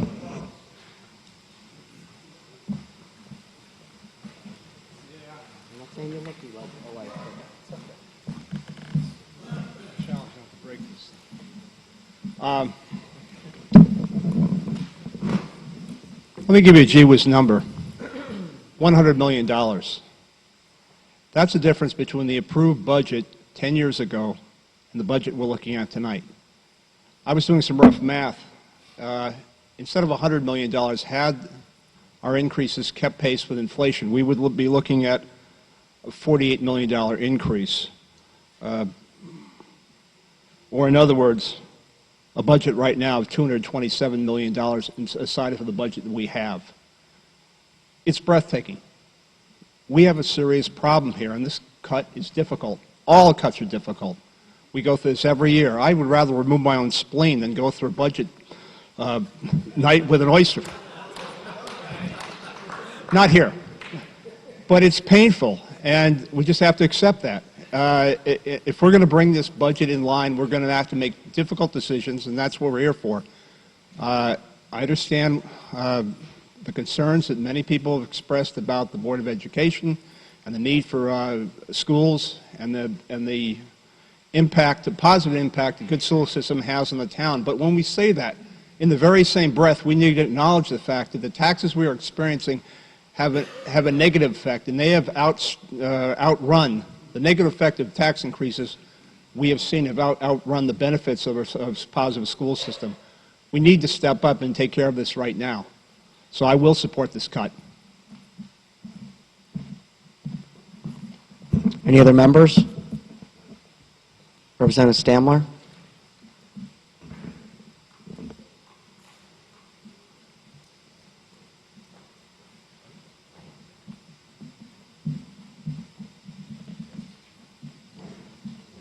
I thank Representative Ambrose for his comments, and I share many of the views he expressed. I would have to differ with some things. Representative McCarthy's comments just now, with his rather colorful illustrations, reminded me that we have taken a position in our discussion so far, and I believe that the cuts recommended by the majority membership this evening are driven by the assumption that we need to keep our budget increase to a fixed percent. That percent has been quoted as 2%, and that has been described as the rate of inflation. I am not going to stand toe-to-toe with the many far more experienced and educated financial people in this body and in this audience. However, it was brought to my attention, and I'm looking at the Bureau of Labor Statistics numbers, not my numbers. Don't take my numbers. Over the past 10 years, the rate of inflation has averaged about 2.65%.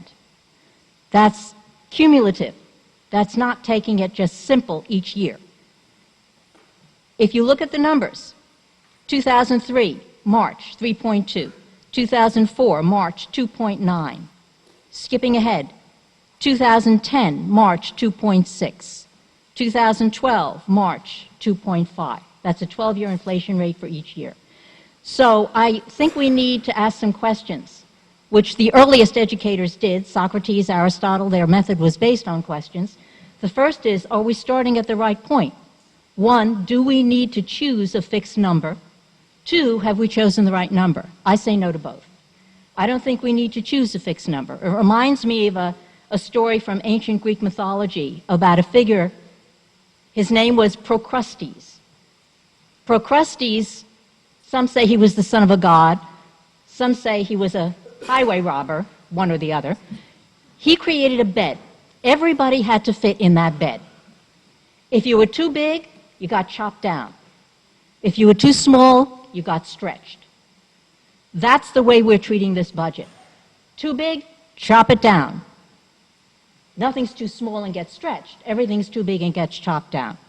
So I do question these assumptions. One, that we need to keep our budget increase to a fixed rate.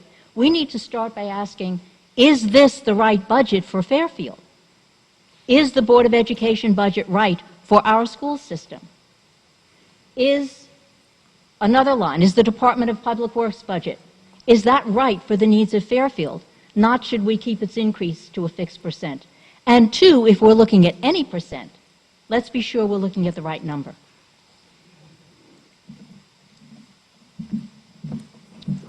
Representative Jacob.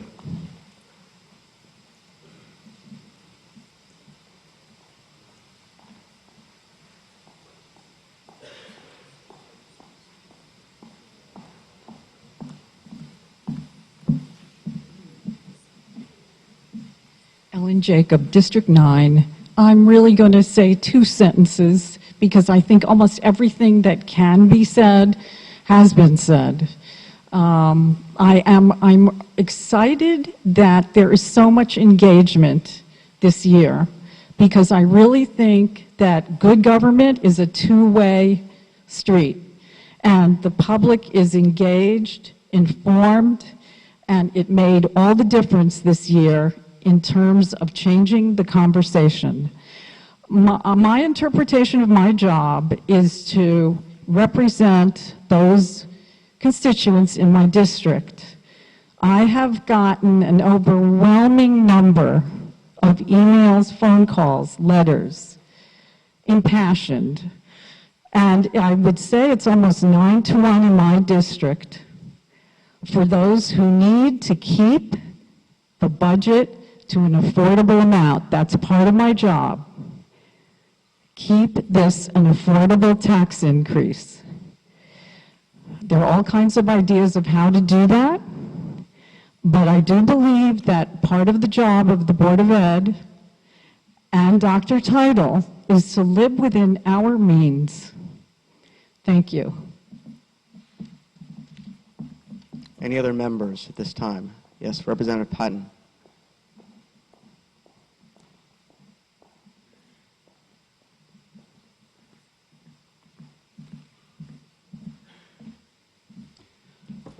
Mark Patton, District 7.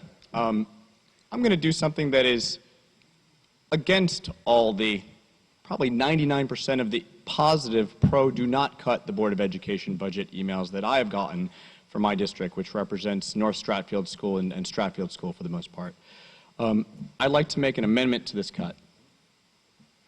And I'd like to make an amendment to go from $500,000 to $50,000.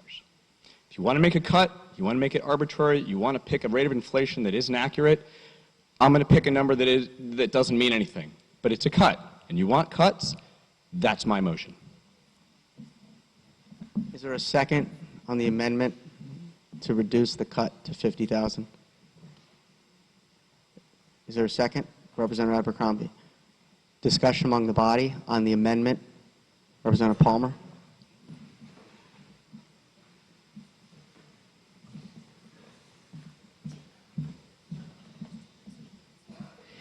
Here everyone's shifting.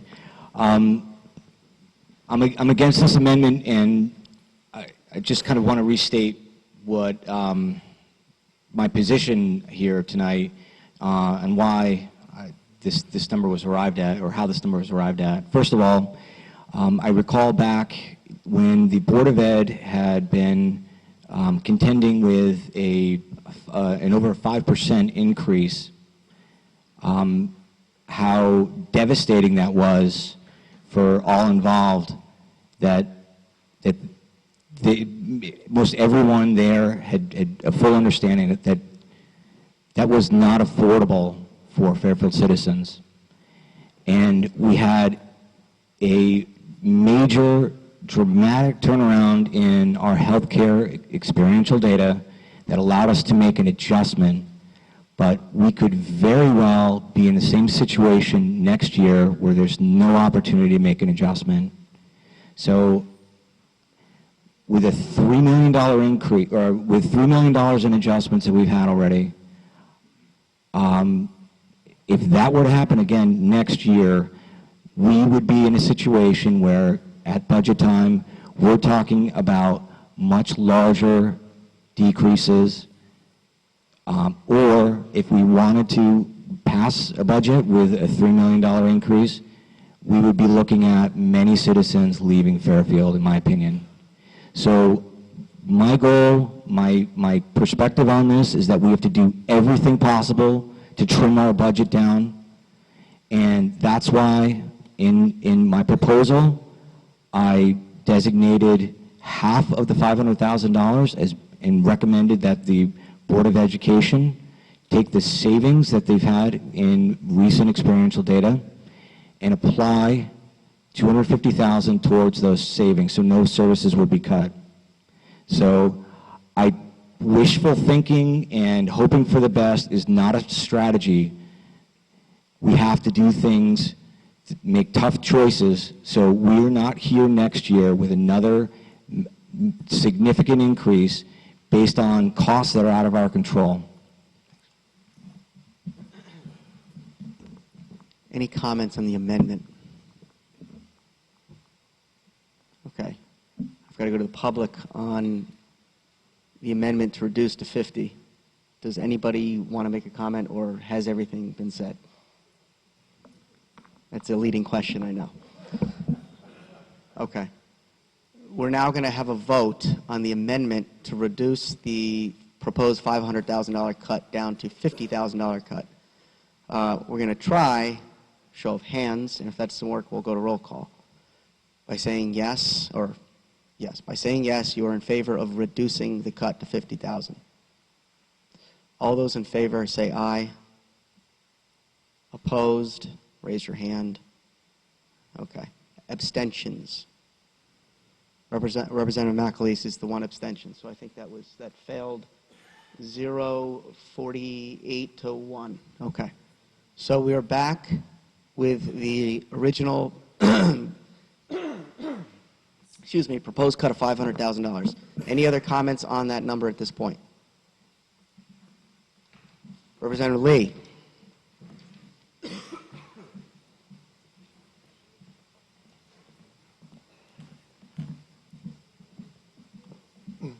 Representative Lee, District 10.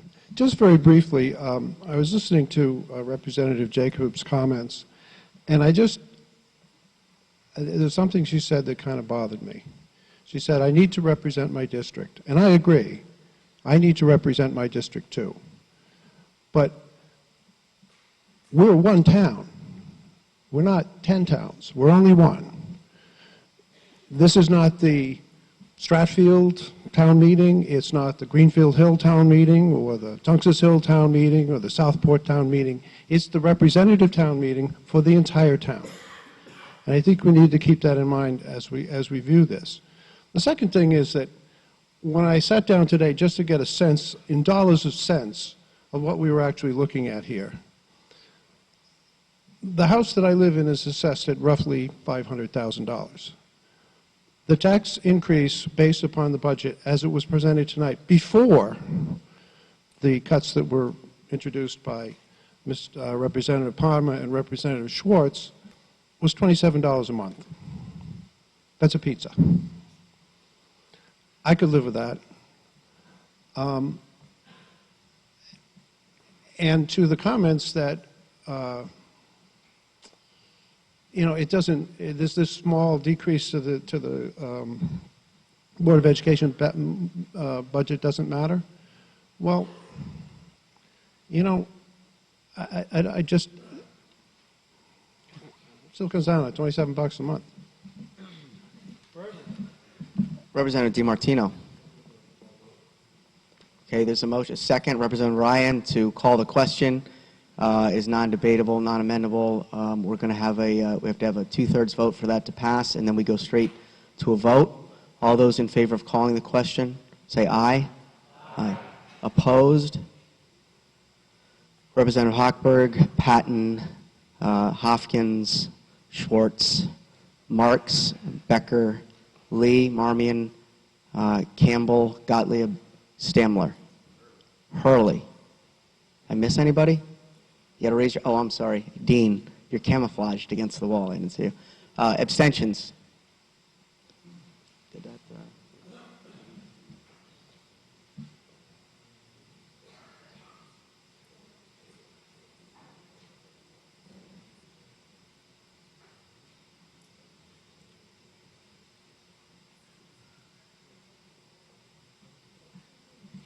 Okay, so the motion passes. We're going to go to a vote. And again, to recap, the motion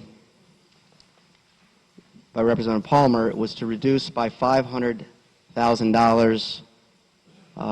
As we know by now, the RTM cannot dictate what is cut by superintendent or the Board of Education.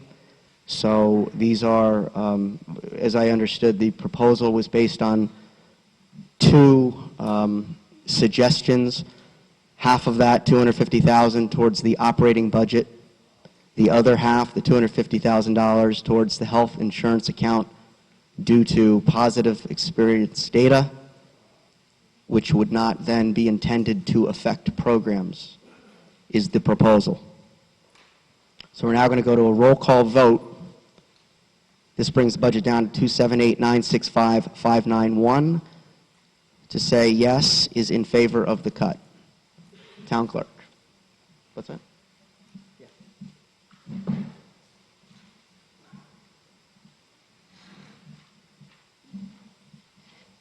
David Becker? Yes. Michael Hurley? Yes. Jay Lipp? Yes. Gaylord Meyer? Yes. Eric Sunman? Yes. Pete Ambrose? Yes. Amy Jennings? Yes. John Matola? No. Jeff Steele? Yes.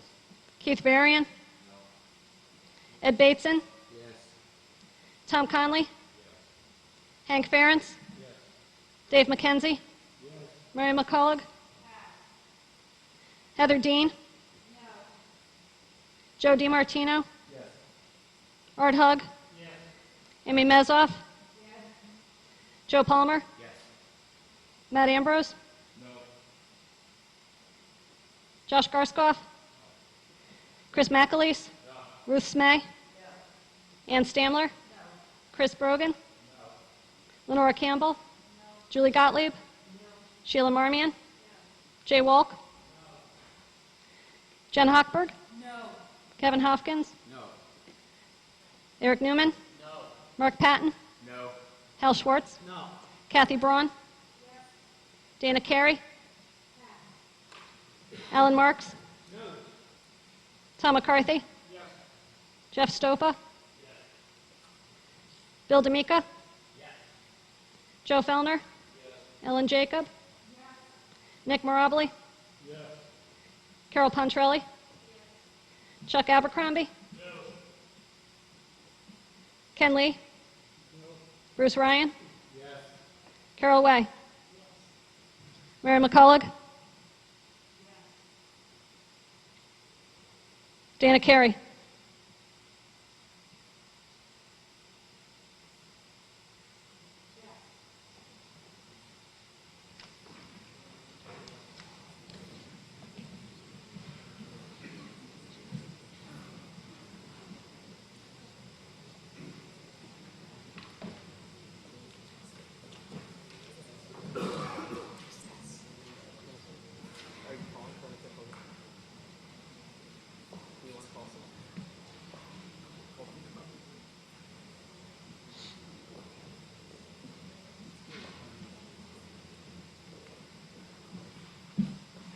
The proposal passes 28-21.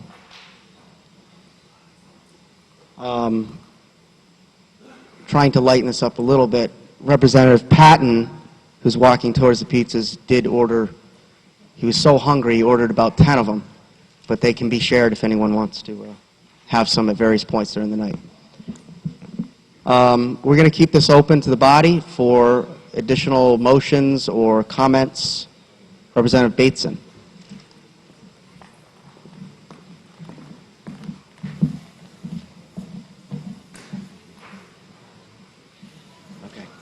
Thank you, Mr. Moderator. Ed Bateson, District 3. I'd like to propose the following reduction to Public Works Department.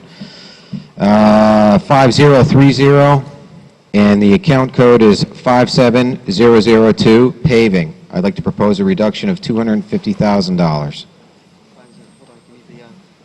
What was it again? The number?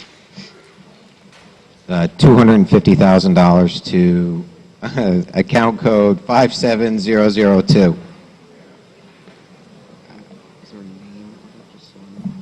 Paving. Okay, so the motion on the floor is to cut $250,000 from the paving account, number 57002. Is there a second on that? Representative Ryan?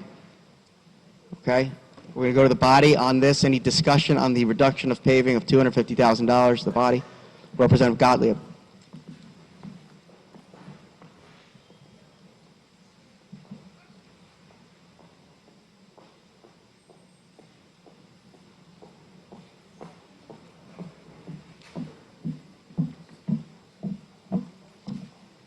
Julie Gottlieb, District 6. I have some questions and concerns.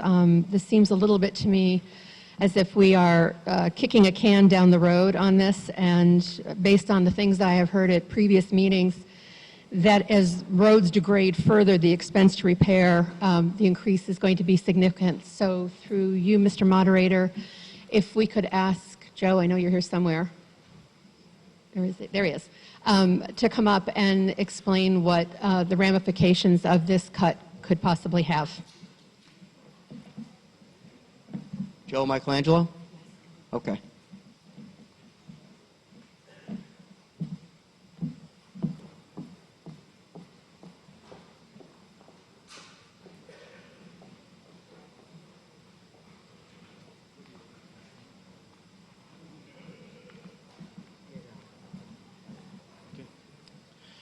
I'm here to speak in support of our road paving account.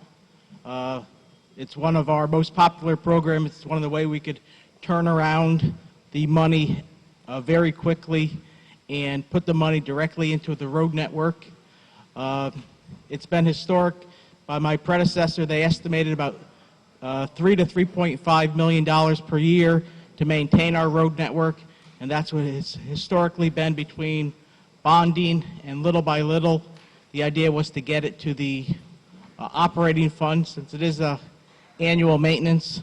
So it is necessary to maintain our 275 miles of road, and any road we don't do this year simply gets deferred and goes down the scale. So I don't know if that answers a specific question or if there's any other details you'd like.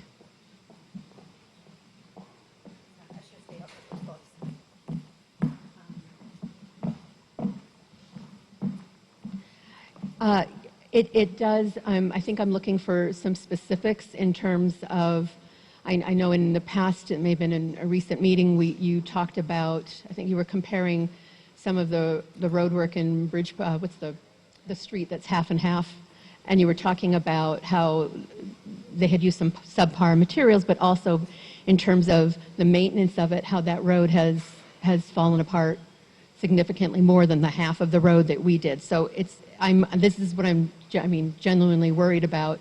I did support the previous cut, but I'm worried about digging a little bit deeper, how that's going to impact that sort of thing.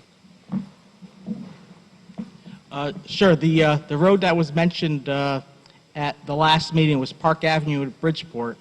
And in our toolbox of different road techniques that we use, obviously everybody likes to see their road with brand new 2-inch thick levels of asphalt, but about 20% of our money that we do spend is in different processes, and one of them is micro sealing.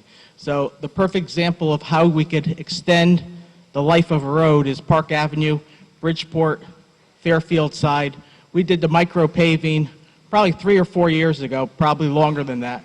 But you could look at that road now, 2 exact roads, except that our side of the road has micro sealing, and we've extended that road much longer than the other side. So in several years, Bridgeport's going to have to spend on the order of $60 or $70 a foot to redo that road, where we could basically stand pat because we've extended the road beyond its normal paving life cycle.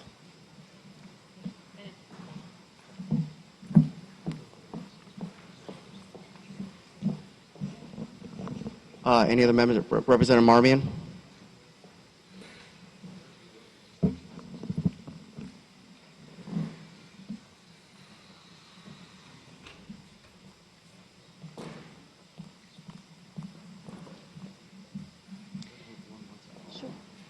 I probably should have called a recess on the pizza eating, but I would ask if everyone's going to eat, we want to keep the meeting going, and grab your piece, bring it back to your seat, please. Sheila Marmion, District 6. I don't support this reduction. I want to put this into context again, that we've already had a reduction to the DPW's paving budget of approximately $500,000 at the Board of Selectmen, Board of Finance level. That's a lot. You're asking for an additional large reduction. And as somebody mentioned before, we're kicking the can down the road. If we don't invest in our roads now, we're going to pay a higher cost in the future to pave those roads. It doesn't make any sense. And at a certain point, we have to ask ourselves, where are we going to stop? We've got to stop now. Thank you.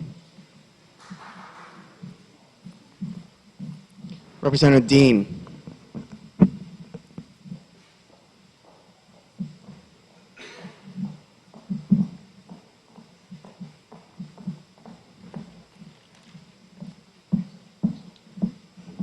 Representative Dean, District 4. I'd like to remind this body that for the last 10 years prior to this term, that there was a lot of complaining about bonding, paving in particular, and the cost, the long-term costs, that we should be moving this into the regular budget. And through much work and much arguing, that was finally done. And here we go, what I was concerned about, that it's going to be cut. So rather than bonding it, we're paying for it, but we're really not paying for it. You know, Richard White, predecessor, had given a great presentation, albeit it was late in the evening, and talked about the damages and the dangers of kicking the can down the road by not having paving done in a timely manner. I'm going to remind you that we've had 5 FEMA-rated storms in the last 2 years that have destroyed roads. So I just don't think that we're being very smart about this by cutting paving. I would strongly urge you to think about that and to keep the budget as is. Thank you. Any other members? Representative Brogan.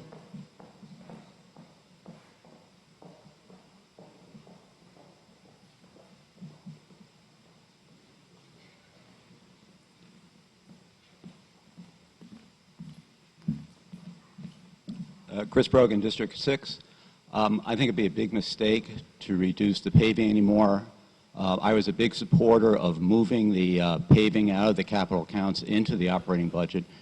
And I think this is a danger now that because it's such a big number, it kind of becomes a target. We've already reduced it, $500,000, which maybe for this year that was fine, but I think that's enough.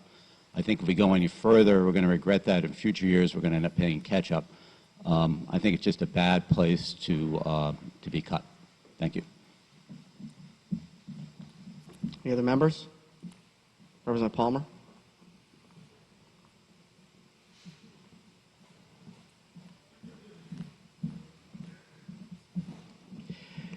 I think we have to keep in mind that this is actually still supporting an increase in our paving by $250,000. And what we're talking about here, and why I'm going to support this, is the taxpayers of Fairfield over the last 2 years have been able to absorb first a $1.5 million increase in paving that got put into the budget, then another $1 million increase last year.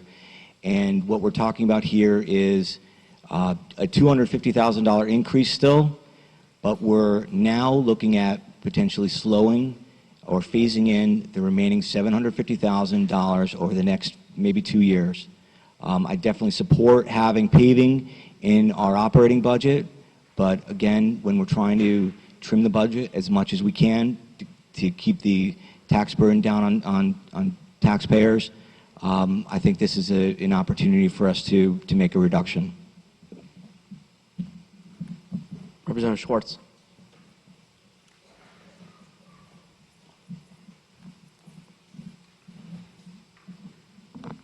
Hal Schwartz, District 7. I was on this body 6 years ago when this body practically demanded that the Board of Finance, as well as the Director of Public Works, put paving in the budget. So this body demanded it, and we came up with a plan. And we did it in small increments. But now this body wants to change the plan that we had. Pay me now, pay me later, this is what I heard. I'd rather pay it now and not have to pay it later. Well, guess what? It's time to pay it now, but we're going to say we're going to pay it later. So what happens next year if our insurance experience isn't better? So we're going to not pave the roads again. You can't have your cake and eat it too. Either you put it in the budget and you pay for it, or you bond it and you pay for it over time. But you got to make up your mind to decide what you want to do. It's one way or the other. You can't have it both ways. Any other members? Representative Stamler?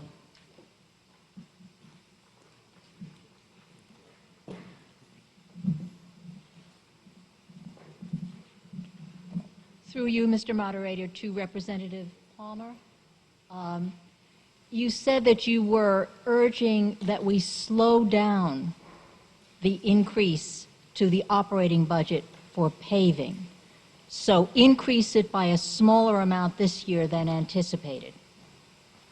Where does the rest of the money come from? You said we're not reducing the budget, we're just slowing down, phasing it in.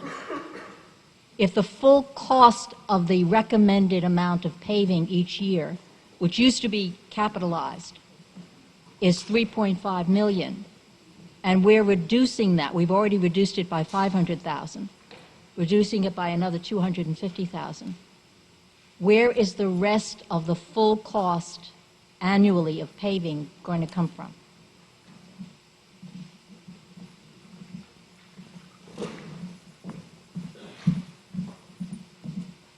Thank you, Ann.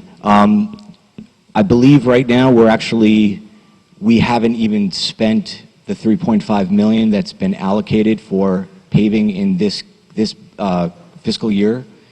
So there is an assumption that maybe Mr. Michelangelo can explain the details of exactly what was allocated for this year, what hasn't been spent, and how that incremental dollar amount will be treated. But I'm aware that I believe we have not spent the amount of money that's been allocated. So maybe Mr. Michelangelo can share some more detail on that. Thank you.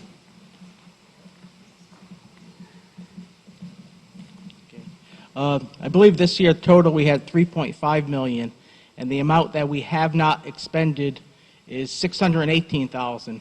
So even though it was a full fiscal year, we spent heavy from July 1st into September on our first round of paving, and we have $618,000 left in our operating account for paving.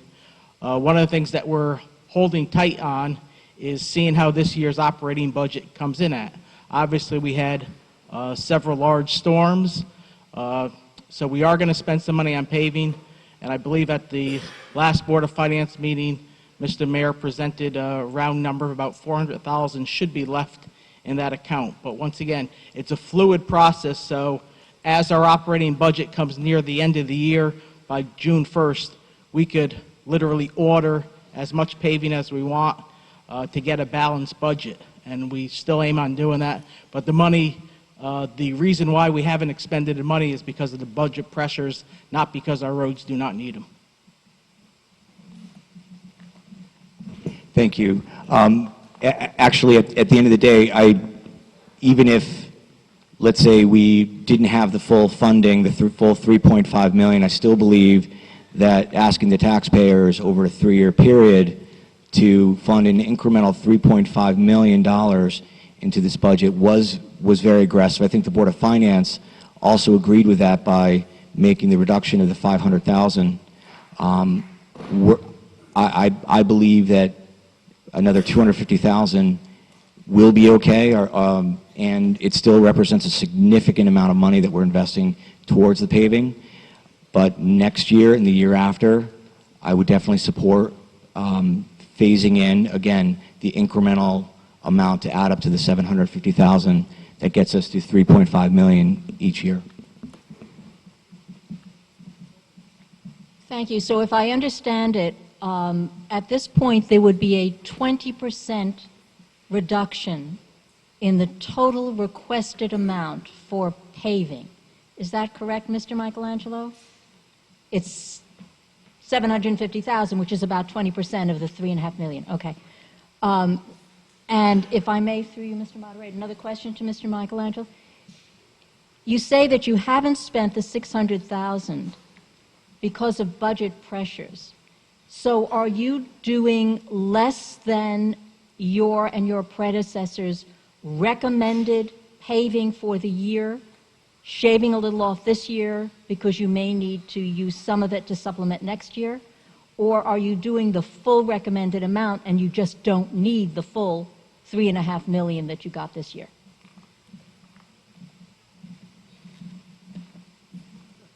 No, we do need the full 3.5 million we got this year, and the only reason we are not doing it is because we obviously cannot go over our operating budget. So as we come to the finish line and we have a better idea where it is, we may in fact underspend that account, but only because we have to, not because it's a matter of choice. There are simply, all of other costs are basically fixed, and we have no discretion in a large part of the areas. This is the only one that we possibly can make a conscious decision to reduce it to achieve the balanced budget. Thank you. So I guess it's clear we would be doing less than we should for our roads. And ultimately, as we discovered with our schools, which were not maintained sufficiently over many years, we had to pay much more to maintain or restore or renovate them when we did do it. And the same thing could happen with our roads. So I do not support this reduction. Any other members on this motion, Representative Lee?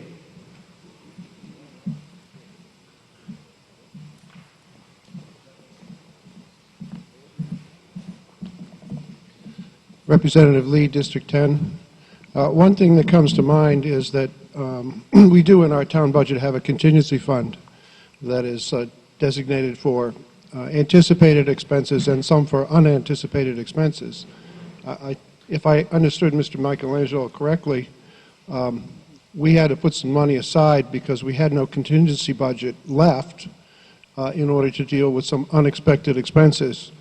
Storm-related, for example, and there's certainly reimbursement issues and timing and so forth. A regrettable decision last year comes back to bite us now because we're not doing some of the things that we had planned to do and had committed to do. The other thing that concerns me is I'm not sure that I quite understand how we're going to phase in more money next year if, for example, if we have bad experience in medical expenses, for example. There won't be any opportunity to phase that money back in. Are we going to put the $3.5 million in there and the $750 on top of it, or are we just going to maybe find out that our operating budget is a little too high and cut it again?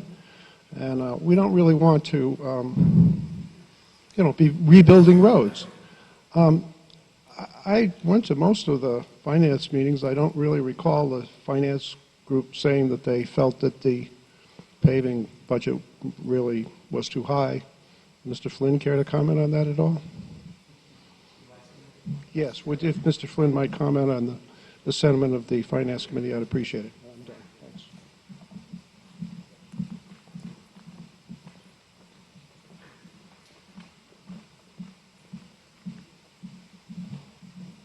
Good evening. Our board did not reduce the paving budget this year. That original reduction that was made earlier in the process was made by the Board of Selectmen. I will, however, say that our board did discuss reducing the paving allotment. The reason we did not do it was we had undertaken, I think as Mr. Schwartz had pointed out, 6 years ago, 5-6 years ago, an effort to increase the operating budget over a period of time and take this item out of bonding. So we did not want to be the board that went back on that agreement that we made with this body. But remember, that agreement was made under the purview of this body and with the full authorization of this body. So out of deference to this board, we wanted to give you the opportunity to review it. Economic times have changed. You can obviously, at this body, at the first selectman can increase this in next year's budget. You can approve it or take it out again at the purview of this body. But I would be less than forthright if I didn't say that we did consider it, but we passed on deference to this body. Representative Mezoff.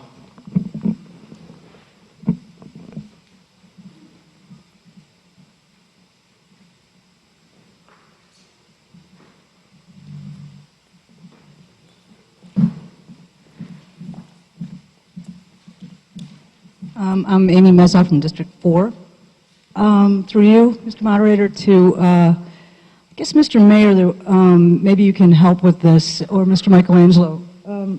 As I understand it, the money that's, the consultant that you're working with, for FEMA, that some of this is going to be covered under the losses that we incurred during the storms, and they would be covered under FEMA. Am I correct about that?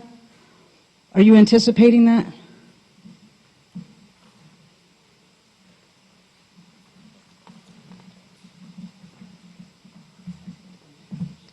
Now are you talking about the overall public works budget or the actual roads itself? As far as the storms are concerned, the only pavement-related item we had for repair was the western section of Fairfield Beach Road, which is about $325,000. If you recall, we had a capital appropriation for that. So we expect FEMA reimbursement for that. As far as for Storm Nemo, we're going to submit some claims for curbing damage and some scuffed pavement, but that's probably on the order of $20,000 or $25,000, where curbing got broke or certain sections of asphalt got broke. So that's just to repair some of the damages during Nemo with the scuff marks that our loaders made. So it's not going to make or break us or repave any road in full.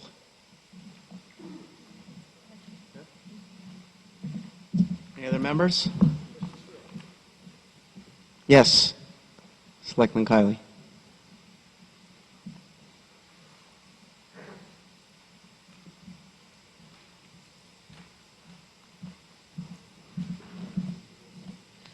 Thank you, Mr. Moderator. Can you hear me? Good.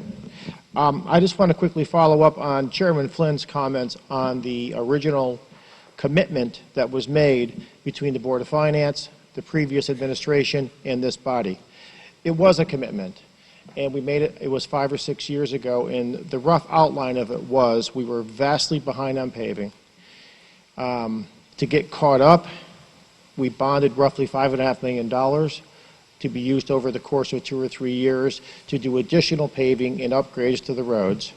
And then we made a commitment at that time to move the operating budget up roughly $1 million a year.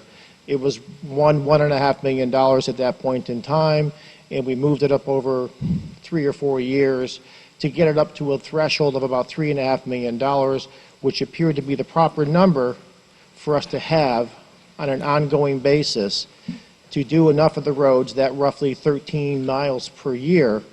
That, coupled with the extra efforts that we had bonded and put in place at or about the same time, got us to where we needed to be. So it was a commitment and it was an agreement. And yes, times have changed.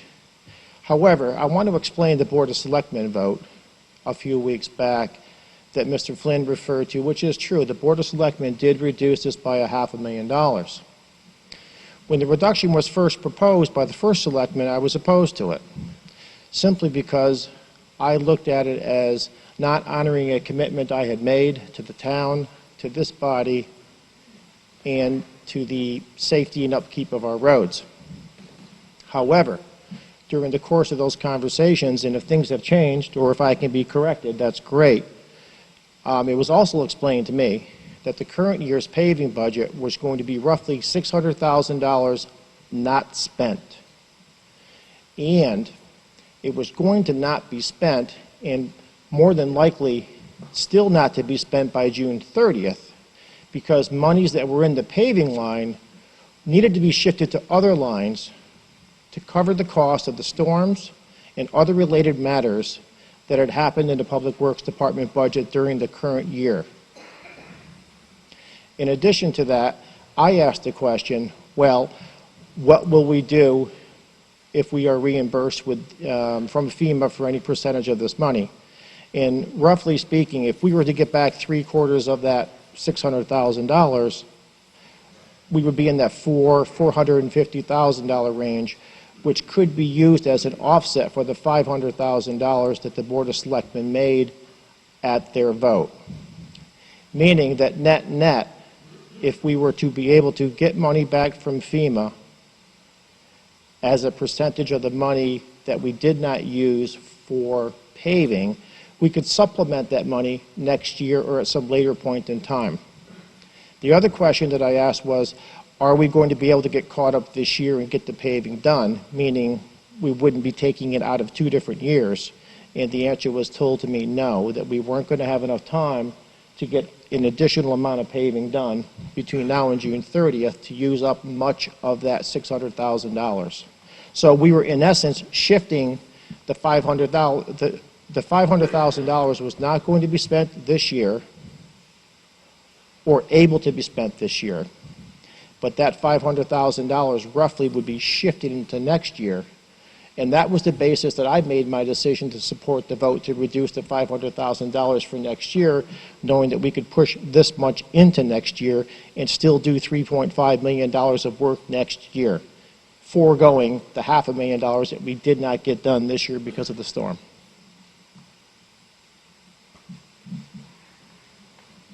I just wanted to verify that.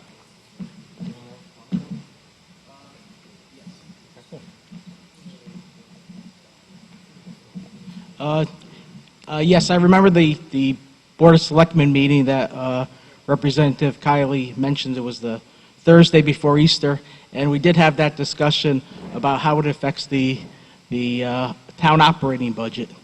But basically, you know, we can do some paving this year, and just a deviation from what Mr. Kiley said, we can gear up very quickly. The contractors we use for paving are the largest in the state.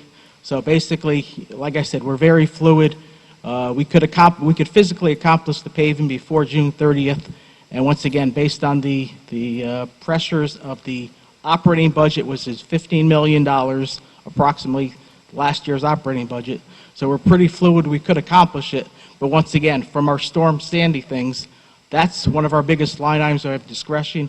We could obtain some savings in various line accounts, but they could be $5,000, $10,000, $20,000. But we're never going to get to our balanced budget unless, from this year's budget, we significantly alter the paving account, because really we have no other choices. But so some may not get done, but I don't think that's the case for reducing next year's also.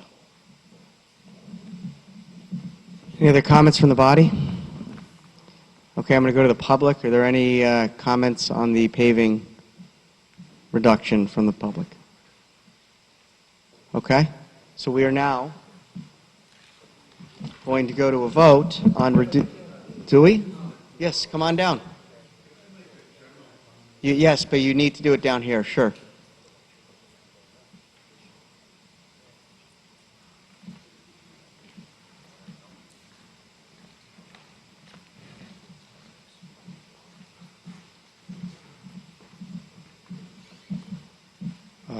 My name's Joe Keating. I live on Penfield Road. I appreciate the new members. I think you're going in the right direction. I think in the last 10 or so years, Fairfield has been kind of a laughingstock. Why did it take 11 years to build a train station? Why did we end up giving away all the revenue for the parking?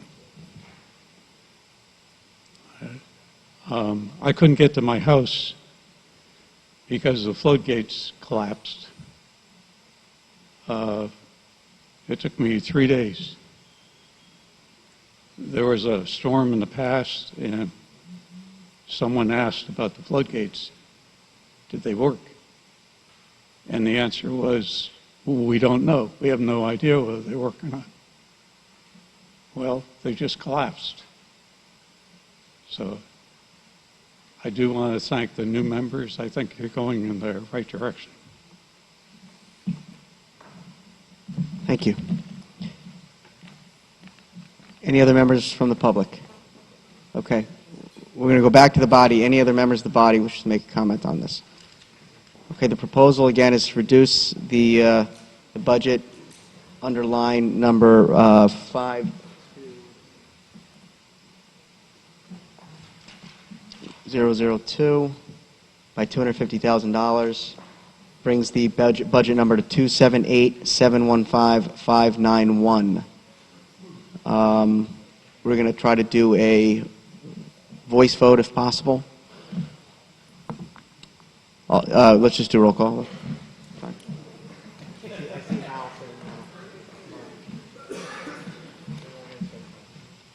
David Becker? Yes. Michael Hurley? Yes. Jay Lipp? Yes. Gaylord Meyer? Yes. Eric Sunman? Yes. Pete Ambrose? Yes. Amy Jennings? Yes. John Matola? No. Jeff Steele? Yes. Keith Varian? Yes. Ed Bateson? Yes. Tom Conley? Yes. Hank Ferentz? Yes. Dave McKenzie? Yes. Mary McCullough? Heather Dean? No. Joe DiMartino? Yes. Art Hug? Yes. Amy Mezoff? Yes. Joe Palmer? Yes. Matt Ambrose? No. Josh Garskoff? No. Chris McAleese? No. Ruth Smay? No. Ann Stamler? No. Chris Brogan? No. Lenora Campbell? No. Julie Gottlieb? No. Sheila Marmion? No. Jay Wolk? No. Jen Hochberg? No. Kevin Hopkins? No. Eric Newman? No. Mark Patton? No. Hal Schwartz? No. Kathy Braun? Yes. Dana Carey? Yes. Alan Marks? Yes. Tom McCarthy? Yes. Jeff Stopa? Yes. Bill D'Amica? Yes. Joe Fellner? Yes. Ellen Jacob? Yes. Nick Marabli?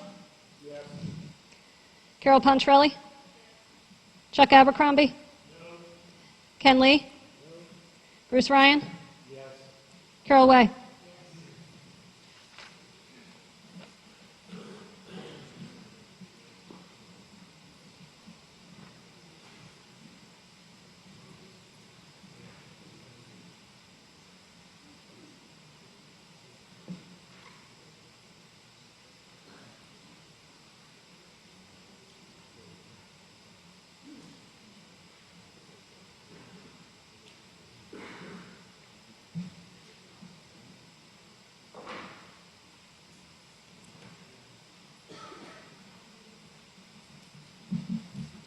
The motion passes 30-19. Any other members on motions for Representative McCarthy?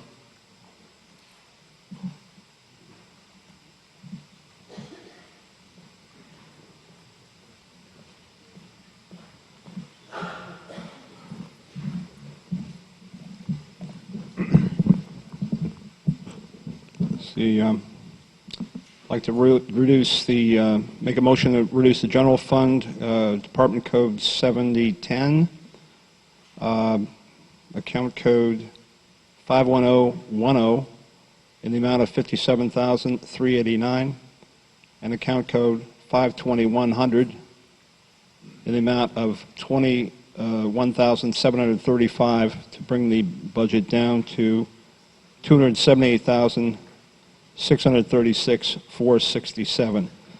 That would be funding for the reference librarian. That position has not been filled for a year, as I understand it. So perhaps not technically, but effectively, that represents, in my mind, a new position. And the reason I argue that we ought to not fund that is on the very same basis we decided not to fund a new director for the senior center. effectively, it's a new position. So I motion to reduce the budget by on those two line items, a total of $79,124 between the two of them. Again, to bring it down to $278,636,467. 467.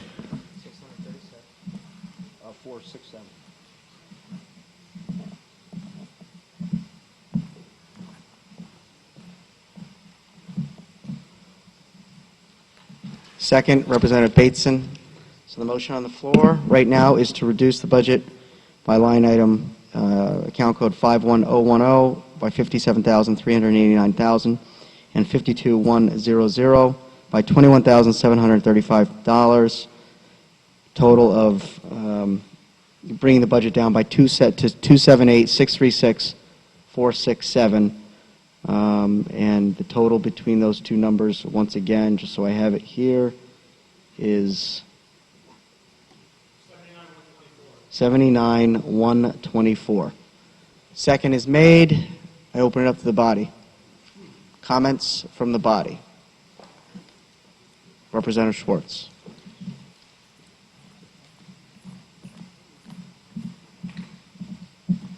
Hal Schwartz, District 7.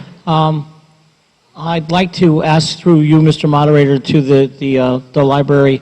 Can you explain to us, is Karen here? There she is.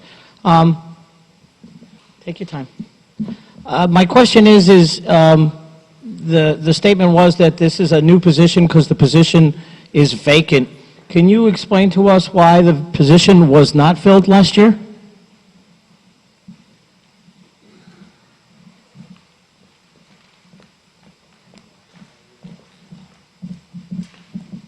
Hi, good evening, Karen Ronald, Town Librarian.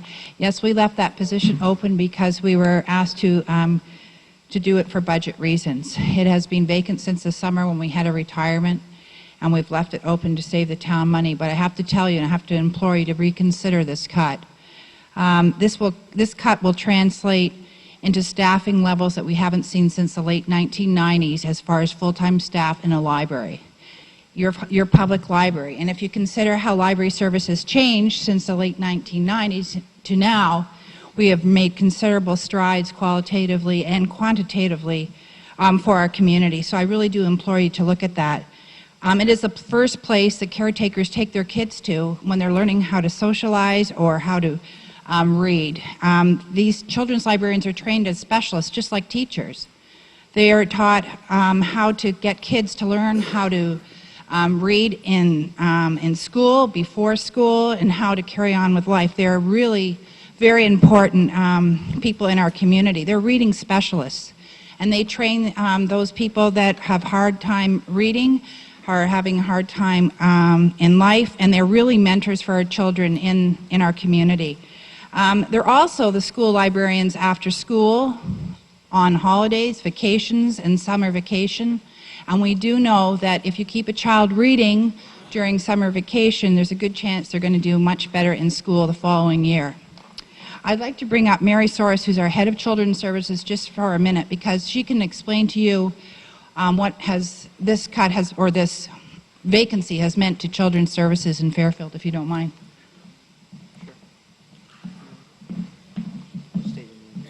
Hi, my name is Mary Sorhus, and I'm the head of Children's Services for Fairfield Public Library. Earlier this evening, we were talking about education and the cuts to the education. And the Children's Library is the first part of education. It is the first thing that the kids of Fairfield see. A children's librarian serves kids ages 0 to 12. It's not just the school age, it's the babies, it's the preschoolers. It's kindergarten through 5th grade. So really, this position starts from the earliest. It starts from the youngest members of Fairfield. We have been talking about how important the kids of Fairfield are. And by cutting this position, by not being able to fill this position, it has hurt the services.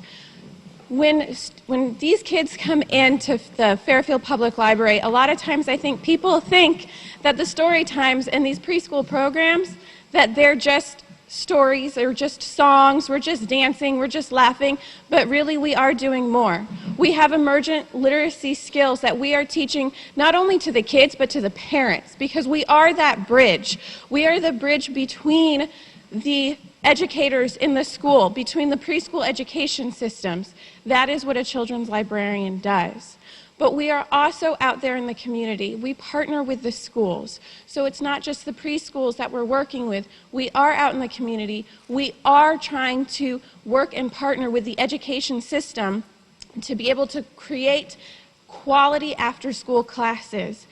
As Karen Ronald had mentioned earlier, that we are the after-school school librarians. That's who we are. We are there when the teachers can't be there. When the school media specialists can't be there, they come to their public library. We help those kids and those parents who need the help. Just earlier this morning, I had a patron come in and talk to me about how her kindergartner was struggling with learning how to read, didn't want to do it. How could we help? This was during the school day. That's where she came. She came to our public library to get the services and the help that she needed. This position is about the kids. It's about the children of Fairfield. And I do believe, and I think every children's librarian and every public librarian does believe, that children have the same right to quality service. And we need this position to be able to provide that quality service and maintain a high quality of service, and to be able to project ourselves into the 21st century. Thank you. I want to make a clarification. It says reference librarian or children's librarian, first of all? It's a reference librarian in children's services. That's sort of the professional title that we use for someone who's got a master's in library science. There's also one other clarification Mr. Mayor brought to my attention, that I guess in the book, it's actually 53,955, not 57,389. And the other number is 19,893, not 21,735. So unless we have different numbers, the number is actually 73848, not 79124. So that's what we're working with. If those corrections are wrong, then someone speak.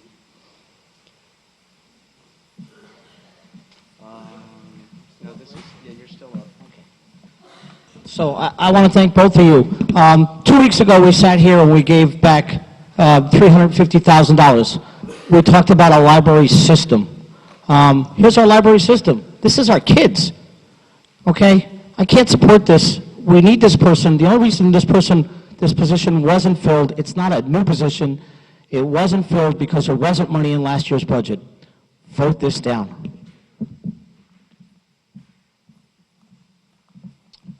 Any other comments? Representative Abercrombie.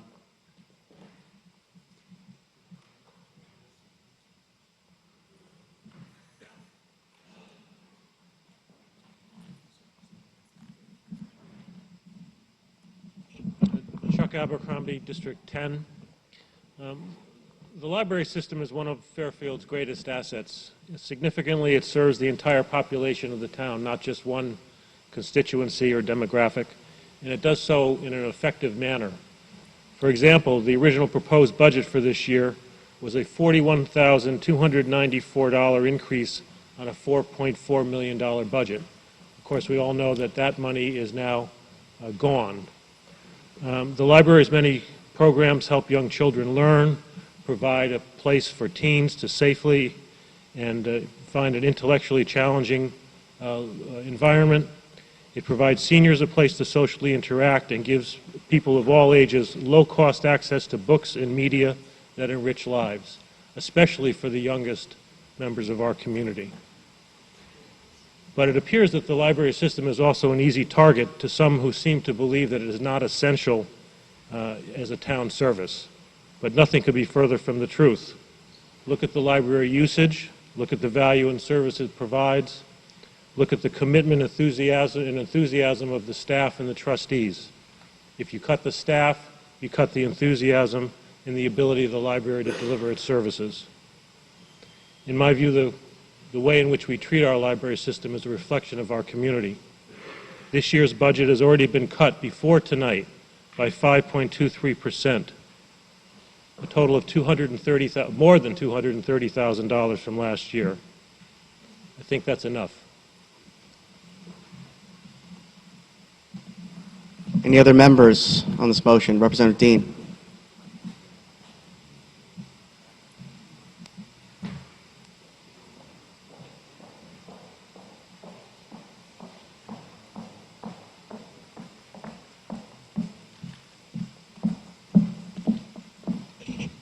Representative Dean, District 4. A couple things I wanted to point out. I'm disheartened that we would consider cutting the budget for this library after just 2 weeks ago, restoring the funding for the Pequot Library. And that was really about process, and they did not really go through due process. And because we believe very passionately about our public libraries and access to good literature and to quality outreach programs.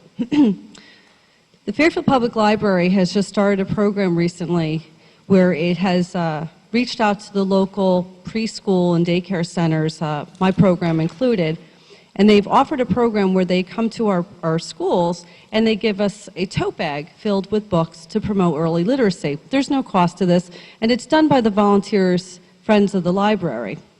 I think it's outstanding, in spite of everything that's going on, that they still continue to focus on early literacy, and they still continue focusing on building families and promoting literacy. I'm not going to support this cut. I would never consider supporting a cut to the library. This is the third year in a row that we've cut our public library services, and it's a pity. I'm very disappointed. Thank you.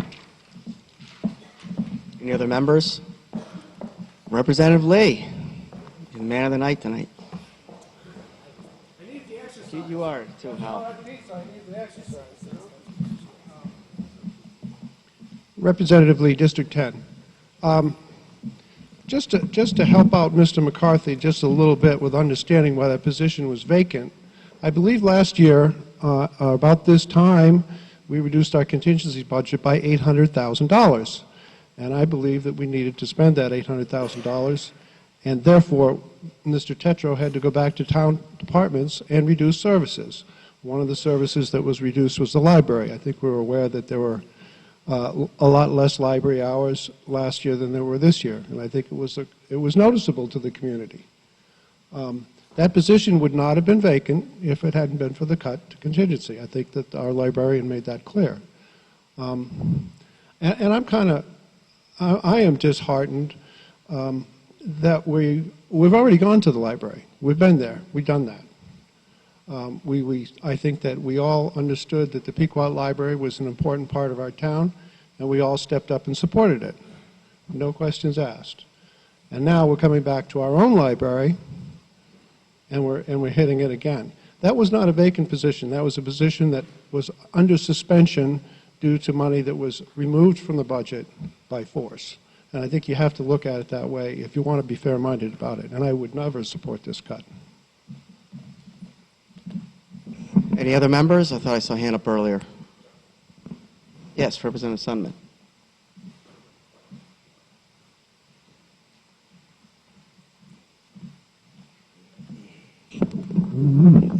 Hi, Eric Sundman, District 1.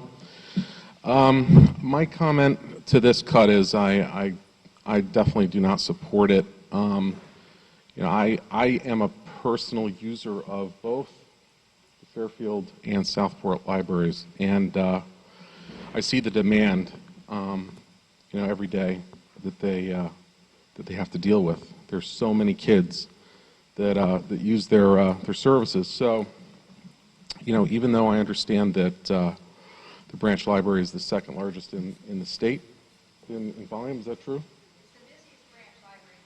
It's the busiest. We're partnering with the education system in our community, and it is really important. And I just ask you to reconsider your decision if you were to cut. Thank you. Other members? Representative Patton.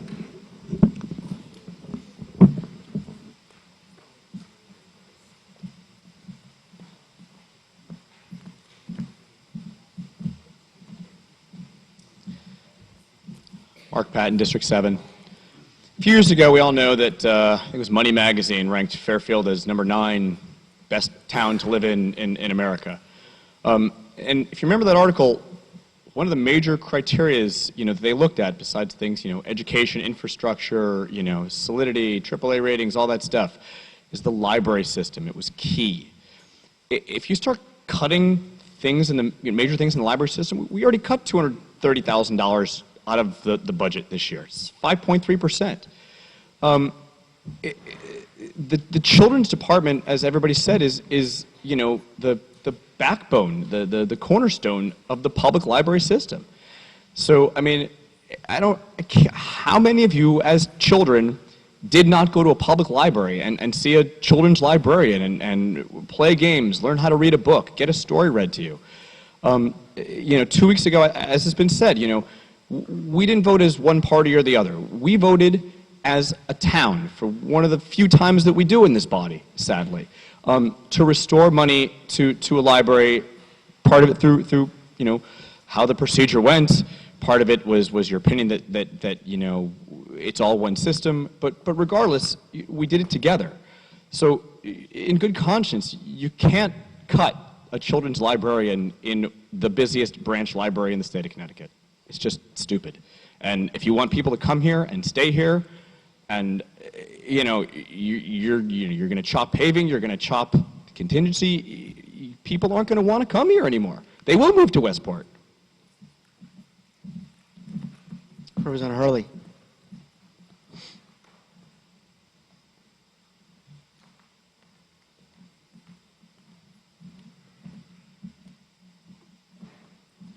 Michael Hurley, District 1. I think the librarians tonight have made a really compelling argument as to why we need to fund this position for the Children's Library. So I'm going to support it, and I hope others do as well. Thank you.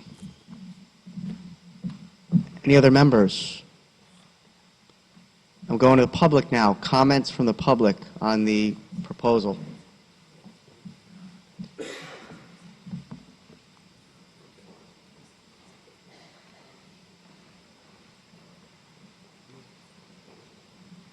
Come on down. I'm going to keep it to a minute and a half as I've been doing all evening, so. Just state your name and your address. I'm Margot Kaminsky, Calico Lane, and I am speaking in support of the Fairfield Public Library. I have 2 daughters that have gone through the Fairfield Public Schools, and they started at the town libraries. The librarians, just the room. Has everyone been in the children's room? It is such a welcoming, amazing place. The architecture is wonderful. The children come in, they love to be there. They develop a love of books that carries them into kindergarten, through high school, off to college. And the better you read, the better you achieve. And earlier this evening, someone, I believe it may have been you, said that we were risking an exodus of taxpayers with the wrong types of cuts. I completely agree that we are risking an exodus of taxpayers if we cut the services that are available in this wonderful library that we have. And that's all I want to say.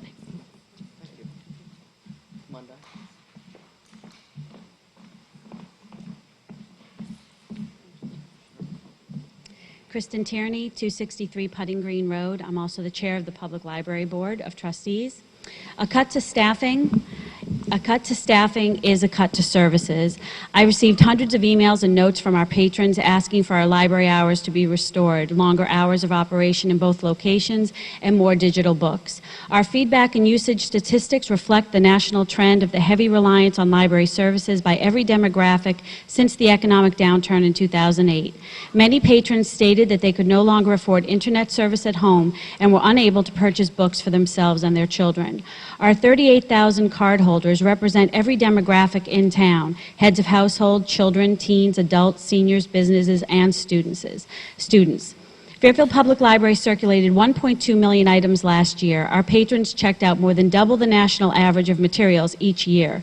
These numbers illustrate not only the need for our library services, but the high value each tax dollar returns to our residents. Our branch is the busiest branch library in Connecticut. Our main library is the second busiest in the state. That is no accident. Our professional librarians, library staff, and volunteers work very hard to respond to their patrons' needs, and that is reflected in our usage statistics. Tonight, we face the last round of potential cuts. Currently, we have sustained approximately $270,000 of cuts. Our library director was committed to restoring our hours with the current cuts, yet will be unable to do so with further cuts. Our original budget request was 0.9%. There's no fat in this budget. At a time when services are needed the most, we will need to cut them significantly, as we're now at the staffing and material budget levels of 2001. I ask you to keep the budget as it is so we can retain our services and restore our hours. Thank you very much. Thank you.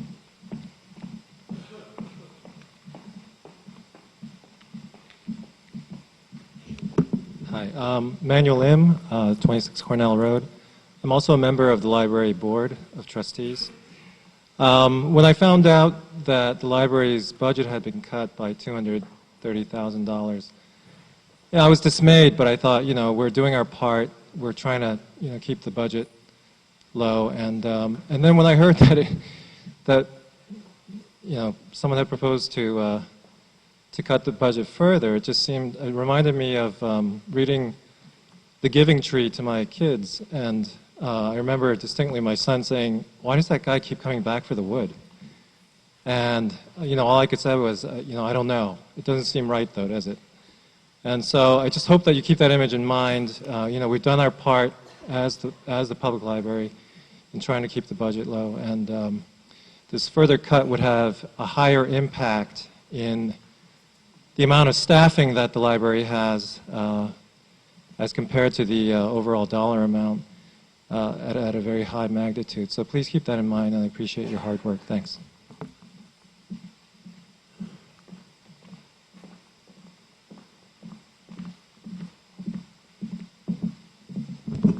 Good evening. I'm Mike Jaley. I'm Executive Director of the Fairfield Museum, and as a representative of the other organization that provides children education in this community outside of our schools, I just want to tell you, and somebody who's worked with nonprofits for 25 years, you have a tremendous value in the library here. You have a dedicated staff. They do miracles with the budget they have. We work very closely with them, and I think that these ongoing cuts have a corrosive cumulative effect on the services that this library provides. They do provide for this entire community, and especially for the young children who are learning to read, an incredible service for great value on the dollar. So I encourage you to reconsider these cuts and reinstate it. Thank you.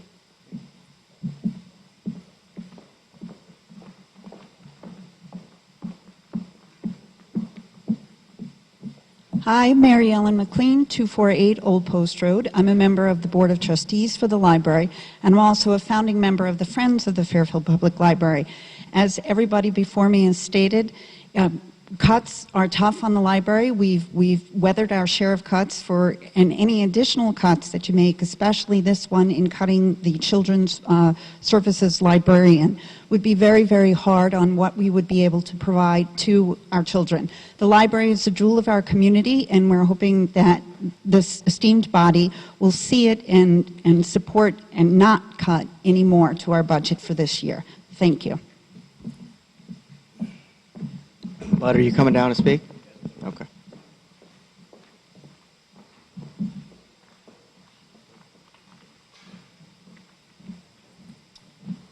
Hi, Bud Morton, Sasco Hill Road. Just a few points to make, the most important of which is that we are indeed in the 21st century, and the role of libraries really has changed dramatically and will continue to do so. The point of saying that is that I do believe that we should commission a study of what our libraries are doing, what services they're providing, to whom they are providing those services. The last time they did a survey that I looked at, 1 out of every 6 visitors to the library was from outside the town of Fairfield. Should we continue to measure the performance of what we call libraries by the amount of free stuff they can give away or the number of programs that they can create that don't cost anything? Or should we begin to think, as we have with regard to all of our parks and rec programs, whether it's golf or tennis or soccer or baseball or softball or whatever it may be, that there are appropriate user fees that apply to some of the services that our town is providing? And I would emphasize again, as has been said, that this position has gone unfilled for a year. I think we can probably get along long enough to complete this study of what our libraries should be doing, what they perhaps should not be doing at the expense of the taxpayer. Thank you very much.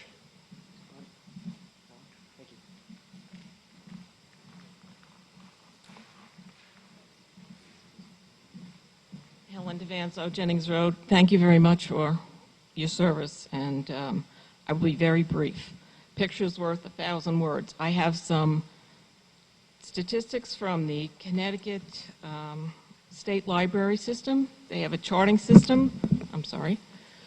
You can select various functions, and the Excel chart that's already there plots certain things. And the thing that comes to mind with the discussion at hand is reference questions per capita.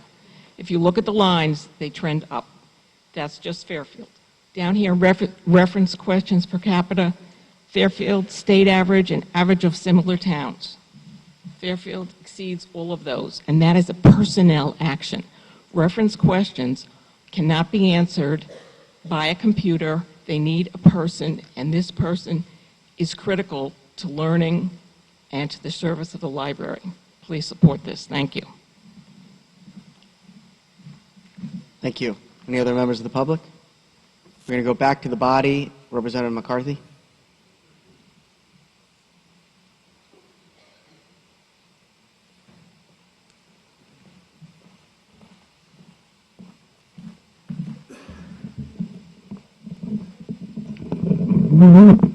If it meets with approval for all those who step to the mic, I will withdraw my motion to cut funding for this position. Again, with the understanding that we go forward, possibly leverage greater efficiencies through model or using the Pequot Library to some extent as a model. And again, with the understanding that it is true, this technically would represent a reduction of a position, albeit this effectively, in my mind, as I stepped with Mike before, I was thinking as a matter of consistency between what was done at the senior center, I needed to be consistent. So that fact is not a direct parallel, so I do withdraw my motion. Thank you. Representative Hurley.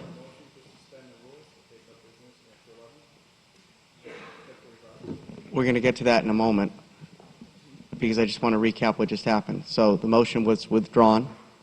That is not on the table any longer. The maker of the motion withdrew the motion. So we are going to move forward, but I'm going to go to Representative Hurley, who requested to make a motion. I'm sorry? I don't think we technically have to have a second, but for purposes of procedure, I don't know if we necessarily need the second. Ed, Representative Payson, are you going to withdraw your motion? Yes. Yes, there we go. Representative Hurley. Okay. The motion on the table to suspend the rules, Rule 36 and the RTM rule to regulate, to take up new business after 11 and to meet past 11:30 requires a 2/3 vote. I believe 33 people. If we say no, we end at 11 o'clock and reconvene tomorrow. I have an inkling that we're near the end, so for those of you who could maybe hang on, we could get this done. In any case, we're going to vote now on suspending the rules. All those in favor say aye. Aye. All those opposed, please raise your hand. Representative McCullough, Representative Newman. I got you. Who else we got? Representative Zadvarian? Can't see you. And Representative Meyer, sorry, getting late. Abstentions? Okay. So now we're going to continue on with business. The floor is open. Any other motions, comments? Representative Ambrose.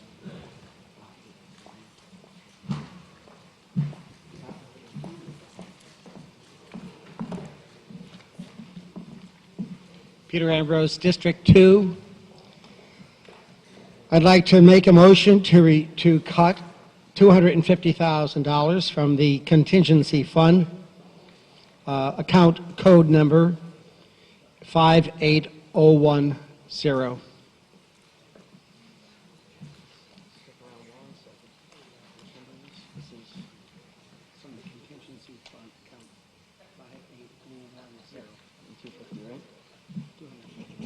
So the motion is $250,000 from the contingency account, which is 58010. Is there a second? Representative Bateson. Go to the body for discussion. Representative Ryan.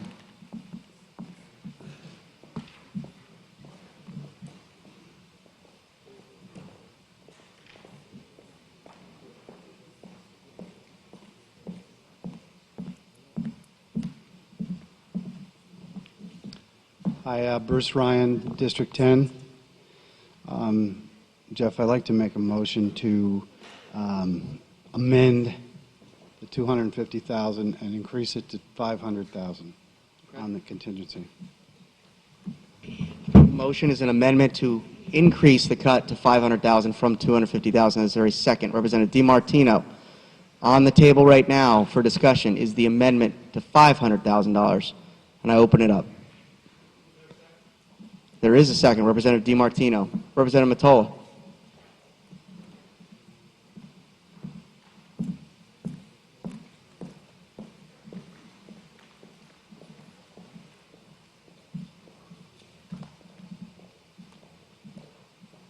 John Mottola, District 2. I can't support the amendment, nor can I support the underlying cut of $250 to the contingency. I just think it's bad practice to cut our contingency. It's my understanding, if I have my numbers right, that we have approximately $2.5 million in the contingency fund, and it's my further understanding through meetings of the Board of Selectmen and the Board of Finance. Those meetings were held in executive session for discussions of contract reasons that that the money that's put in there is put in there for a defined purpose.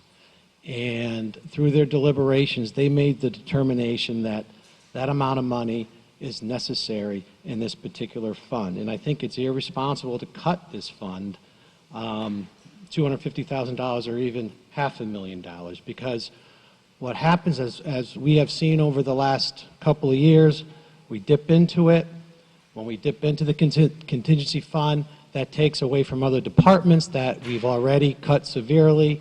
And if we run out of that and we've taken from the other departments, there's always a chance that we start dipping into the surplus, which, as we all know, is not financially a prudent thing to do. So I think the Board of Selectmen and the Board of Finance have done their due diligence on this. I think it's, with all due respect to my colleagues, it's not a responsible cut. So I won't support the amendment, nor will I support the underlying cut of $250,000.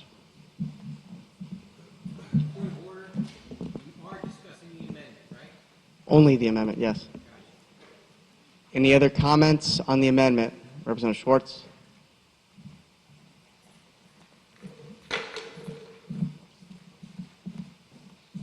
Hal Schwartz, District 7. I'm having deja vu. Weren't we in this room about a year ago talking about contingency?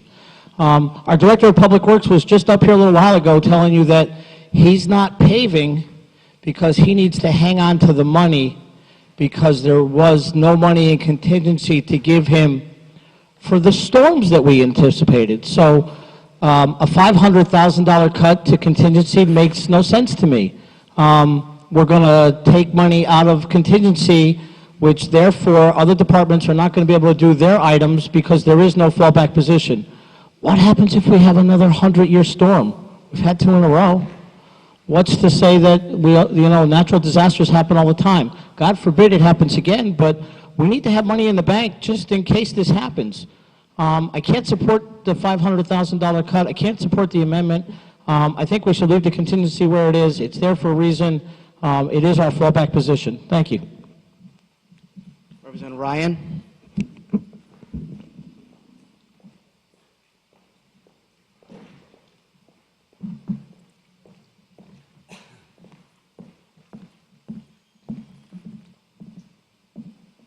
Bruce Ryan, I'm here again, District 10.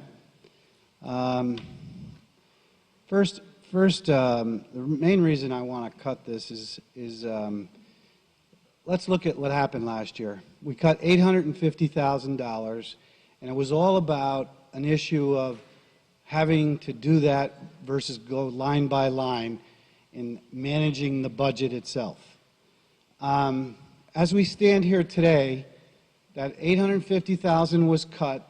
The remaining amount of money was $238,000, and as of April 30th, it's still there. Not one penny has been taken out of that account.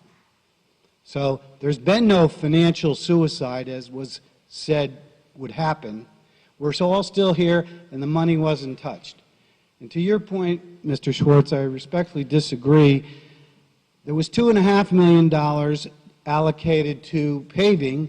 They haven't spent 618 of it, not because there wasn't money in contingency to do it. There's always a lot of misinformation that goes around here. I'm not saying I'm a wealth of information or have it all, but I'm just trying to interpret it as I see it. I got this information this afternoon from the moderator, Mr. Steele, went through it from every line item as to what pluses and minuses are in every account. The money is still there in this account. Now, as to my reasons, I happen to be one of those people who think we need to have a benchmark, which some people disagree with. 2% is a good number because somebody pulled out a CPI number. Use whatever number you like. But if we don't have a budget or a goal in mind when we do things, it's going to be willy-nilly chaos, and it's going to be abused.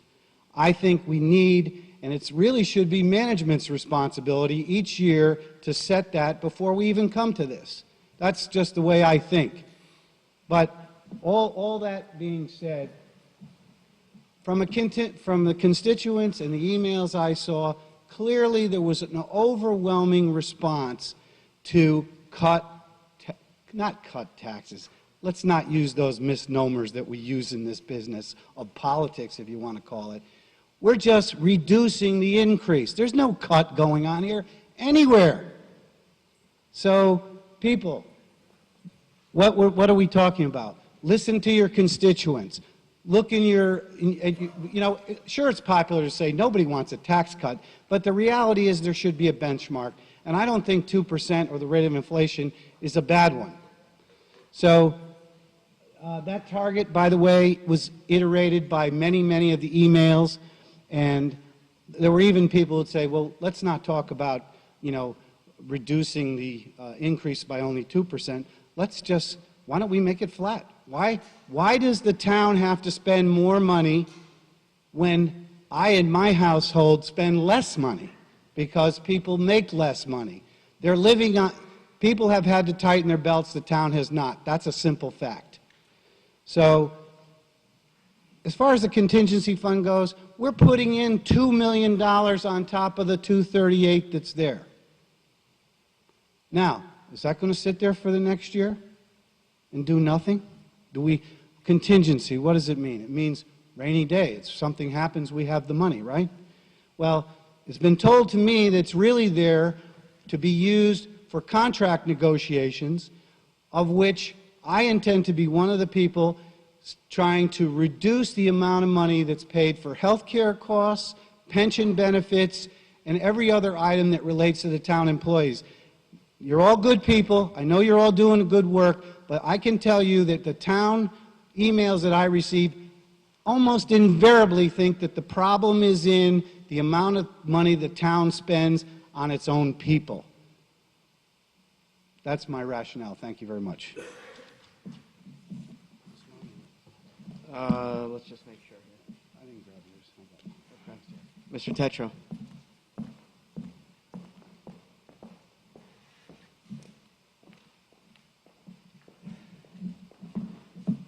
Thank you, Mr. Moderator. Is this loud enough? All right. Basically, one quick thing. Let's just be clear on the facts. At this point in the fiscal year, we never have a not never, but we typically don't have a transaction against the contingency account. We typically take that out after the end of the year when we're balancing out the accounts If you've gone to the Board of Finance meetings, typically held in September, you'll see that that's, in fact, when we go back and adjust the contingency account. So Mr. Ryan is correct in terms of nothing's been hit against that $238,000 yet, but you also wouldn't expect to see anything hit against it at this point. When we look at the contingency account, it's balanced for two things. Some of those expenses that we have planned, but we're not sure what the exact amounts would be. In that case, it's the labor contract settlements. And it's the second part of expenses that in a budget this size, you know you're not going to tie everything out to the exact dollar in every line item, so you're going to need some cushion. So a contingency account in not only a town, but any organization, private sector, public sector out there has a contingency account. Especially as we push each department to tighten up their line items and give them less fudge factor inside. As we tighten up each of those lines, we need to have some place to go. It's managed, we track it, we vote any movement of funds out of it. If perchance we don't use all those funds, it goes towards the surplus, which helps strengthen our financial foundation at the end of the year. When you look at what we put in, this proposed tax increase is just above the 10-year CPI trend. All right, our employee headcount is down from where it was 10 years ago. We are funding our long-term obligations. We're strengthening our financial foundation. We are delivering top-quality services, and you've seen that this year probably more than any year from our police, from our fire, from DPW, from the Board of Education, right down the line through each department, and not allowing some flexibility here means at some point throughout the year we would look seriously at additional service cuts.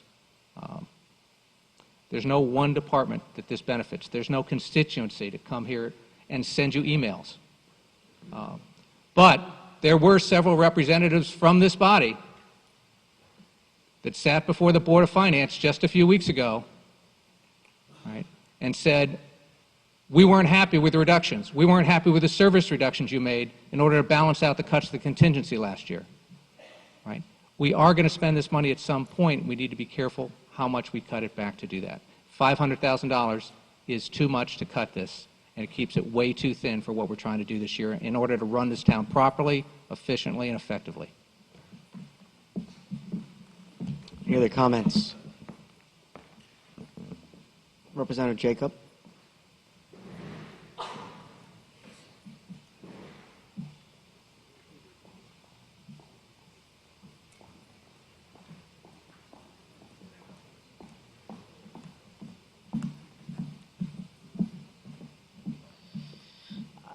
Hi, Ellen Jacob, District 9. I do appreciate what you just said. But I have to agree with Bruce. If we're between a rock and a hard place, and we are, some of us really are, because our constituents are feeling a lot of pain. They've told us what they want. We're trying to do it in a way that's doable, if not pleasant. We've decided that we're not touching the library. So it has to come from somewhere. I believe, if my numbers are right, that if we take the $500,000 out of the contingency, it would still leave a contribution this year of $1,946,912. We would also be still making the $675,000 supplemental contribution to the general fund. So it's not pretty, but I have to agree with Bruce Ryan. Members, any other members on this item? Representative Meyer.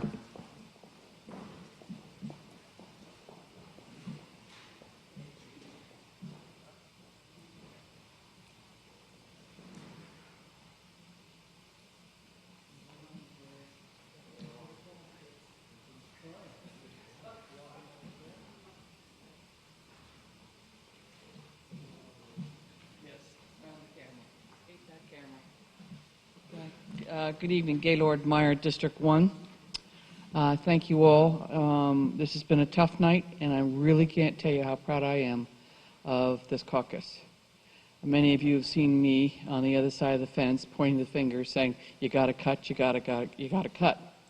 Like many of you and the selectmen and the Board of Finance, I personally have received over 1,000 emails from all districts.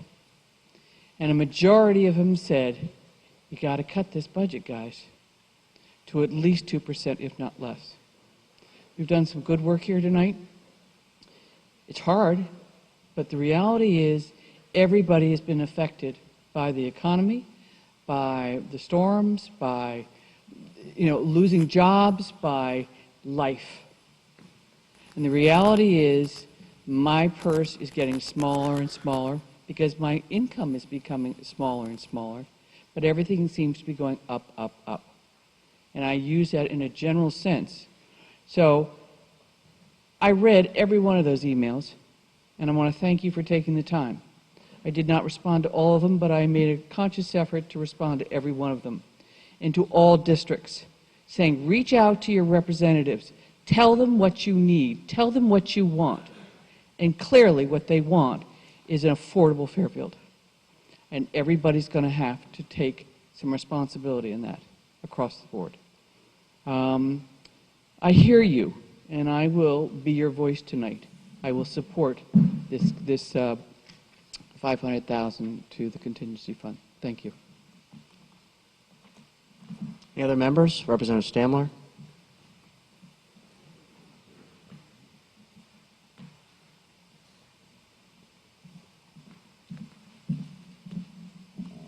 A few things. First of all, just a general comment. The emails that I received from the constituents in my district were not overwhelmingly in support of cutting a budget. They did not overwhelmingly cite a 2% number. The emails I received that originated with the Fairfield taxpayers site picked up the 2% from that site and used it. I'm not objecting to that. I'm just saying it was a trend.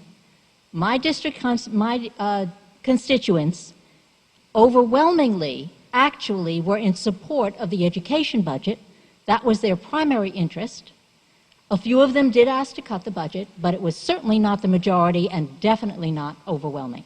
That's point number one. Two, contingency is all numbers as we look at it. It's not education, which is people. It's not the children's library where you can picture these sweet young things coming in and looking at their first book. Contingency is a cold number, but behind that is a very real need. The Board of Finance, which has the most specific knowledge of what is in that fund, it knows what the predictions are for contract settlements. We don't know that. Board of Finance, unfortunately, is not here at this moment. The one member who is here was not at the meeting at which those numbers were discussed, and I respect that. But we have to realize that the contingency fund is as important as paving. This is a real need. It's not a fudgeable number that you can just shrink a little and, oh, well, it's just numbers. It's not numbers. This is money that we are going to need to meet the service, to provide the services that we provide, which are provided by people. So I cannot support increasing this. I cannot support the underlying cut at all, and I urge you not to. Any other members?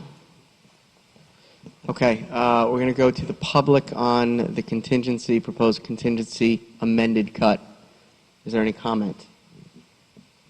Okay, so now we're going to come back to the body. We're going to vote on the amendment to increase the 500,000. This is not about the 250. This is whether or not we look at 500,000. If we approve this, then we go back and approve the whole thing all over again. So this is increasing it to 500. That's what this vote is. We're just going to do a roll call. Betsy, if you want to come up here. So to say yes is to say you agree to now put on the table a $500,000 contingency cut. David Becker? Yes. Michael Hurley? No. Jay Lipp?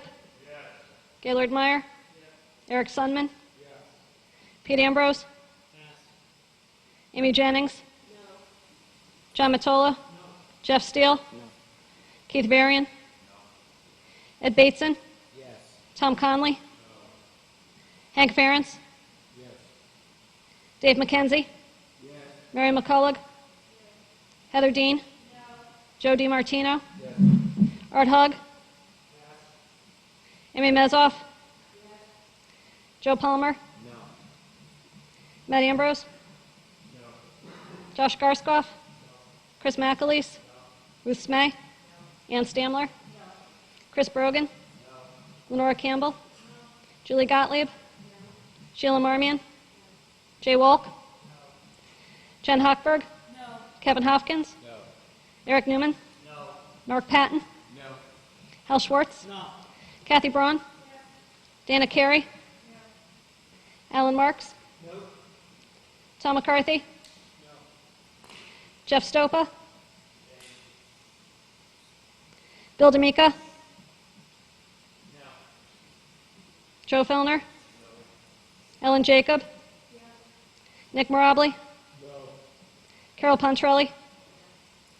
Chuck Abercrombie? Ken Lee? Bruce Ryan? Carol Way?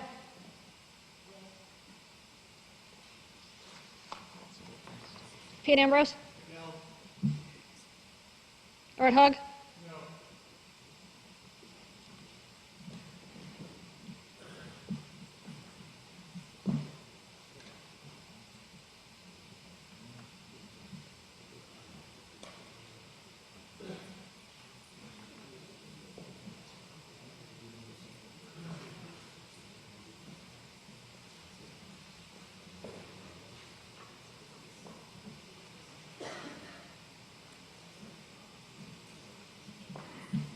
The amendment fails 15-32-1. So back on the table is $250,000, and it's open to the body. Representative Bateson.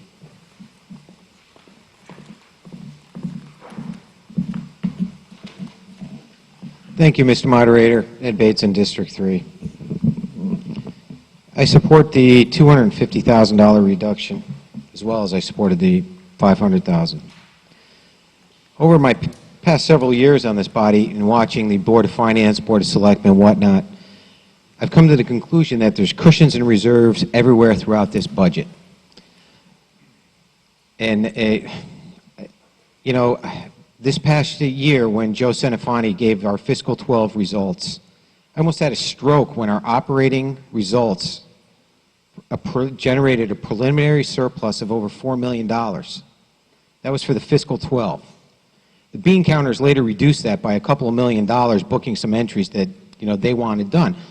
But from an operational standpoint, out of a $260 million budget, we didn't spend $4 million.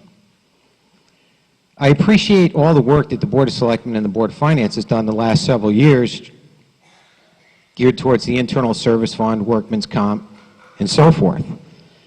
I have that in the back of my mind whenever I contemplate a reduction such as this. But I do think that the savings are there and that they won't impact anything, because I do think that there's other savings that can be achieved throughout the budget that are going to wind up hitting the bottom line at the end of the year.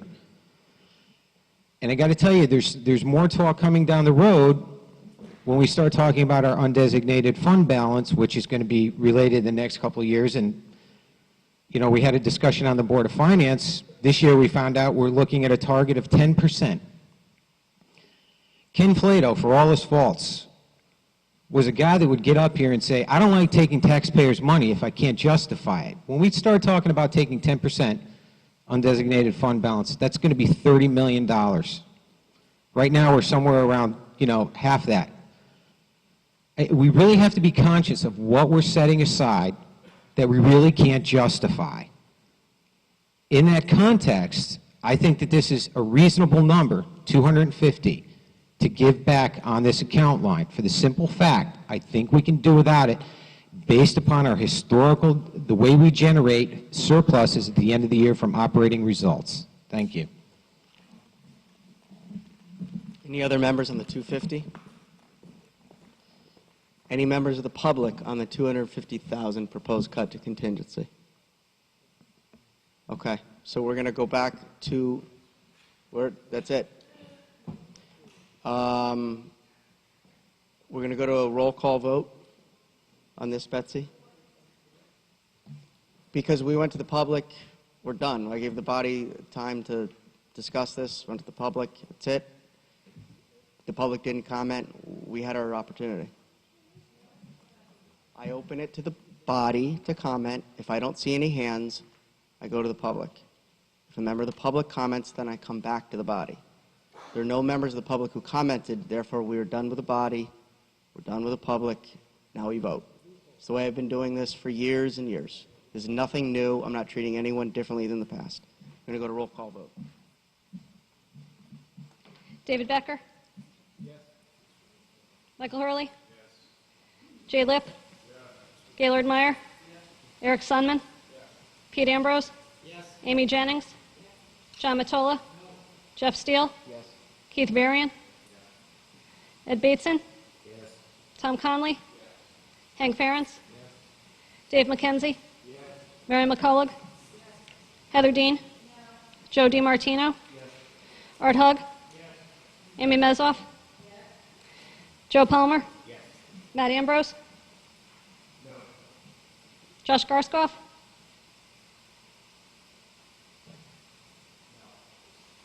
Chris McAleese? No. Ruth Smay? No. Ann Stamler? No. Chris Brogan? No. Lenora Campbell? No. Julie Gottlieb? No. Sheila Marmion? No. Jay Walk? No. Jen Hochberg? No. Kevin Hopkins? No. Eric Newman? No. Mark Patton? No. Hal Schwartz? No. Kathy Braun? Yes. Dana Carey? Yes. Alan Marks? Yes. Tom McCarthy? Yes. Jeff Stopa? Yes. Bill D'Amica? Yes. Joe Fellner? Yes. Ellen Jacob? Nick Morabli? Yes. Carol Pontrelli? Yes. Chuck Abercrombie? Yes. Ken Lee? Yes. Bruce Ryan? Yes. Carol Way?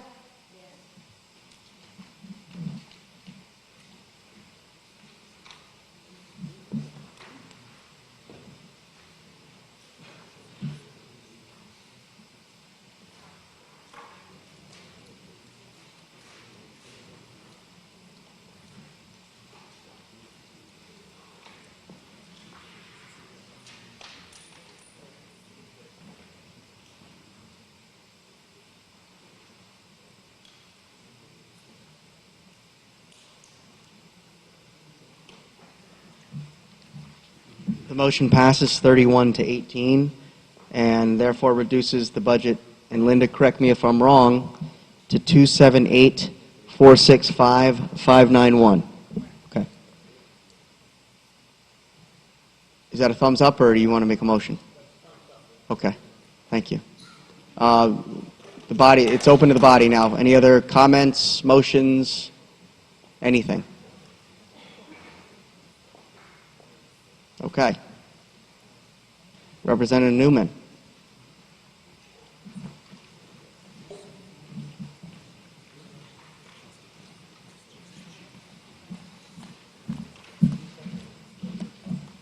Eric Newman, District 7. I make a motion to cut Pequot Library 2130, contribution to other 58500, $100,000. Pequot is definitely a model. In 2009, they lost $708,000 in investments. In 2009, the golf course, they had a golf course outing that cost $52,000 bring in. They did make some money on it, $43,000, but they spent more money than they brought in. Between 2000 and 2011, travel expenses, $24,000. Go between the two libraries. In 2008, 2009, losses was $1 million on their P&L. 2010, losses was $60,000. 2011, losses was $57,000. 2012, losses $347,000. Agree, Pequot is a model. Yet we continue giving them $350,000 a year. Hope you support this cut. Thank you. Is there a second on this proposed cut? Representative Hug. Okay, on the table is a cut to Pequot Library of $100,000. I open it up to the members for discussion, comment. Any comments? Representative Walk.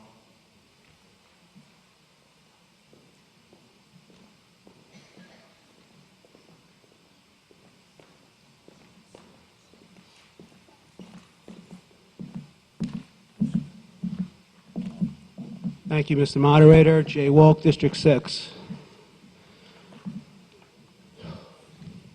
One can support Pequot, as the town has for many years, just not at the expense of other equally or perhaps even more important needs, which I think the Senior Center Director and support of the Counseling Center did and do deserve. There has to be a balance, not an appearance of preference.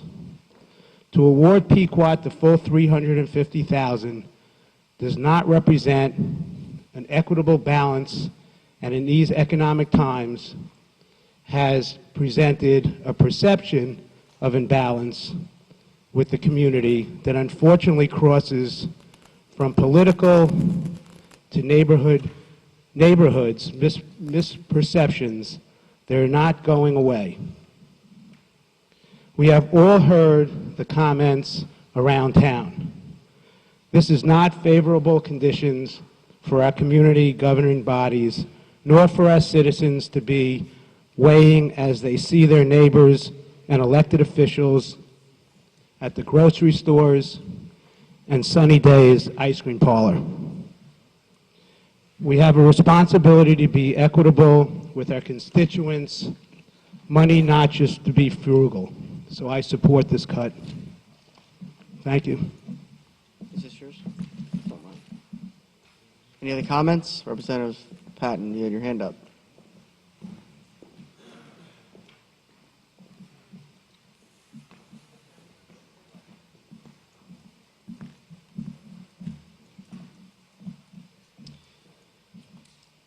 I said the exact same thing that I'm about to say that I said 2 weeks ago.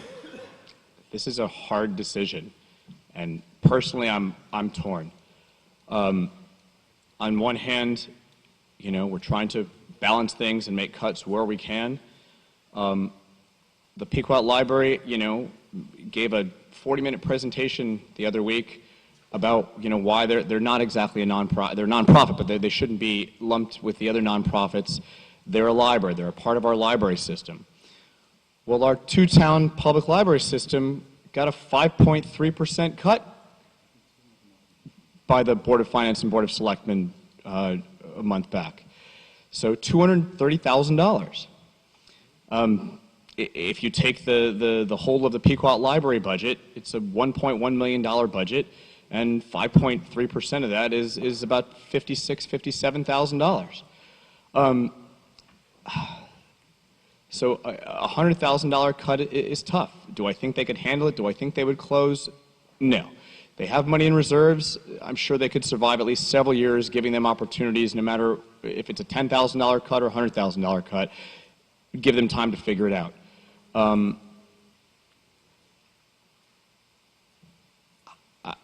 not, with due respect to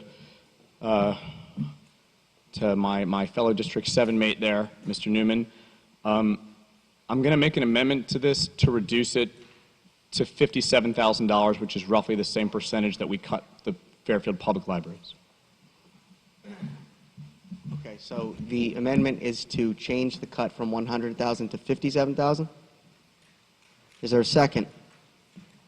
Representative McAleese, discussion on the amendment to change it from $100,000 to $57,000. Okay, this is not about whether or not we should cut. It's about changing the cut. Let's be very specific, because people have already violated that one. Representative Mottola, about the change only.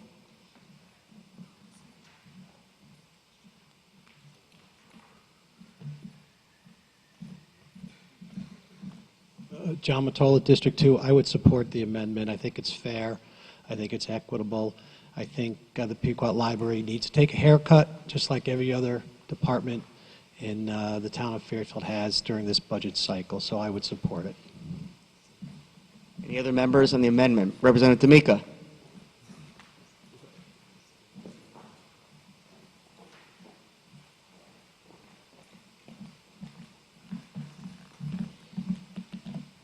Bill D'Amica, District 9.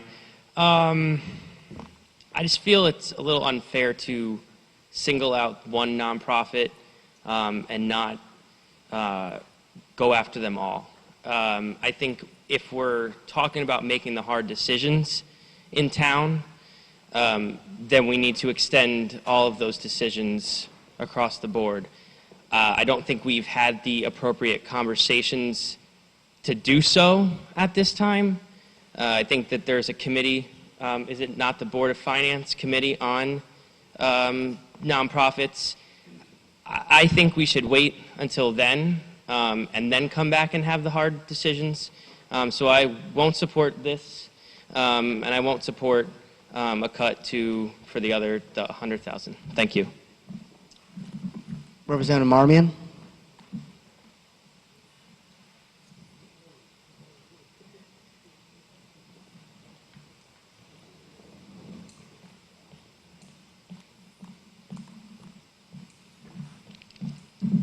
Sheila Marmion, District 6. I do support this cut to the restoration of, to the Pequot Library.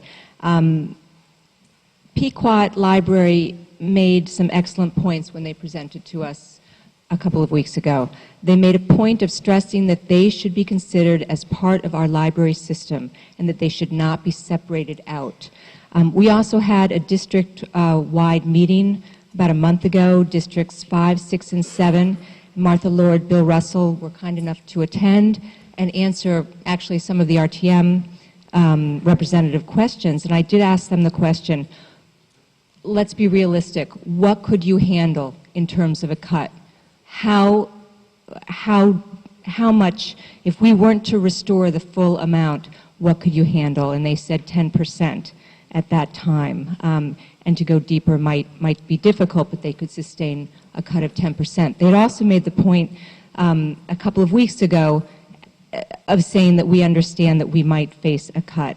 I think that's realistic for them, and I think, again, because our public library system has faced a cut, that this is realistic and fair, and that we should support this reduction. Thank you.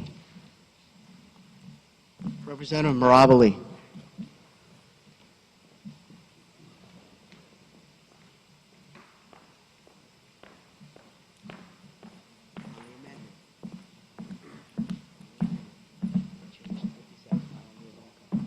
Nick Mirabili, District 9, in reference to the amendment and the change to $57,000.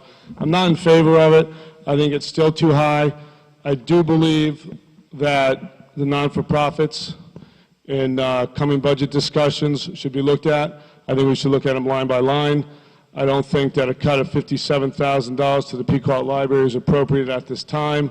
If you look at the list for non-for-profit agencies by primary purpose, its primary purpose is education. We just talked about education being the backbone of our society and the library being the focal point of our town.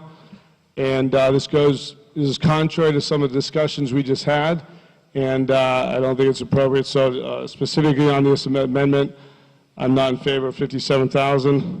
It's not 5%, it's not 10%. It seems arbitrary. Thank you. Representative Lipp, I see you.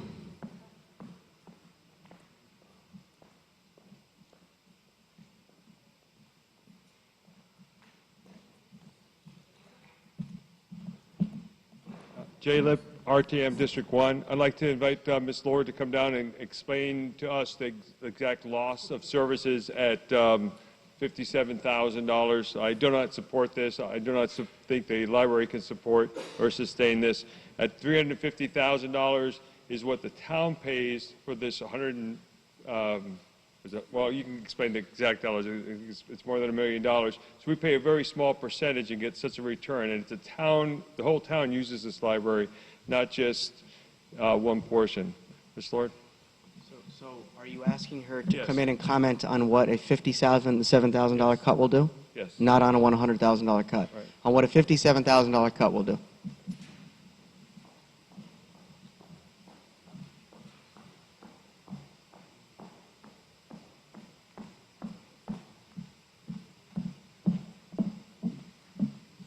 Martha Lord. I'm the executive director at the Pequot Library. And I'd like to just, in terms of what a budget cut of $57,000 would do to us, I think it's important for me to just give you context again. In terms of our budget, 40% of our budget is fixed. And then we have 5% that goes towards books, materials, and programs. The remaining 55% is salary and benefits. So any cuts would fall disproportionately on services or fundraising. Any cuts to fundraising jeopardize the current 70% of public or the private funding of the operating budget. So what would $57,000 do to our services? We have 3 full-time librarians, and one of them is our children's librarian, and we heard earlier this evening the importance of the children's librarian. And then we have a tween and teen librarian, and then we have the adult librarian and the combination adult and the main desk manager. So if we were to cut $57,000, what we'd have to do is reduce one of those full-time librarians, and that would be one way to cut impact us. Or we would have to cut our actual hours by close to 45%.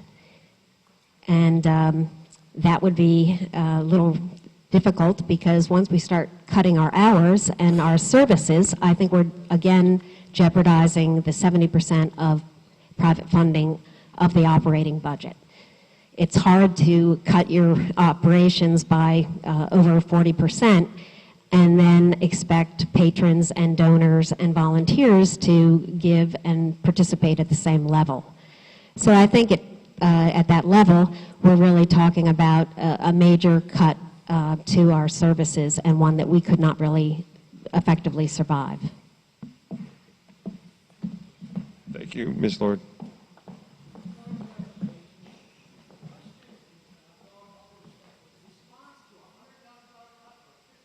I heard a response to a $57,000 cut. Sure.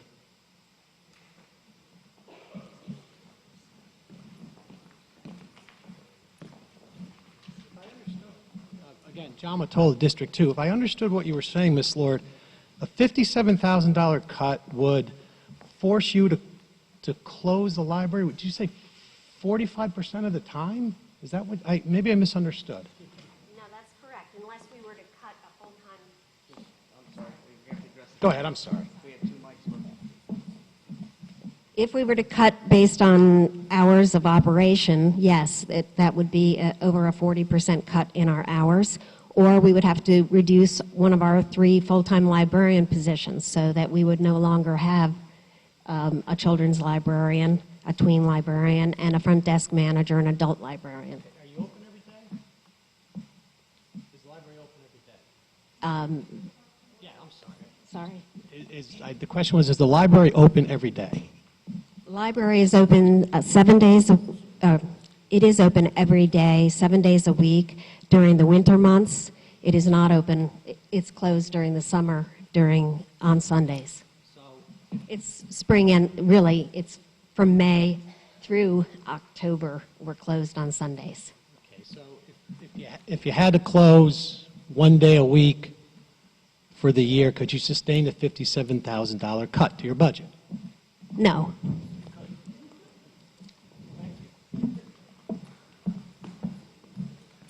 Any other members on the amendment? Representative Sundman.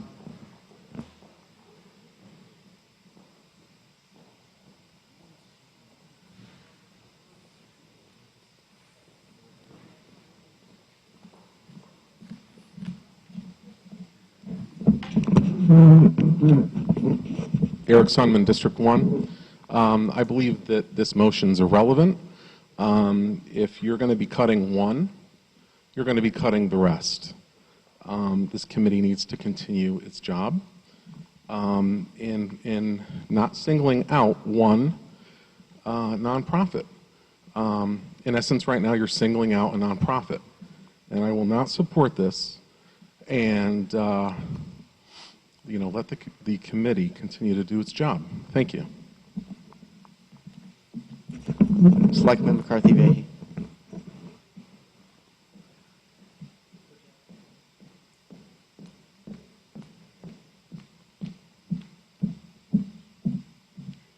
Thank you, Mr. Moderator, and thanks to all of you for what I think has been a very civil conversation tonight. I am here to oppose the amendment. I can come back and speak on the main motion as well. As a member of the now famous not-for-profit committee, I urge you to allow us to continue the work which we rightfully should have completed by now, I will admit. This is a conversation that we need to have. We need to talk about how we partner with the nonprofits, whether they're our nonprofit library partners or any of our nonprofits. I agree, but it is not a conversation that I believe should be had tonight, at the end of a long season, at the end of a long night. This is a conversation that belongs following the work of the committee, and I encourage you to vote down this amendment. If necessary, again, I'll come back on the main motion. Thank you. Any other members on the amendment? Representative Ryan. Can't. We've got to go to public first. Any other members on this item to amend? Members of the public, come on down, addressing the 57,000. Okay? Let me make that very clear.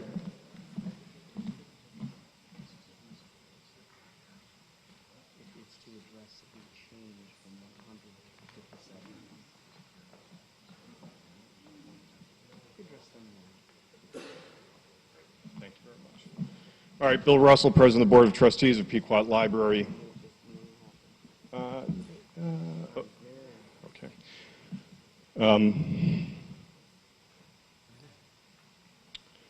It is well past my bedtime, so I was not expecting to be up here at this time.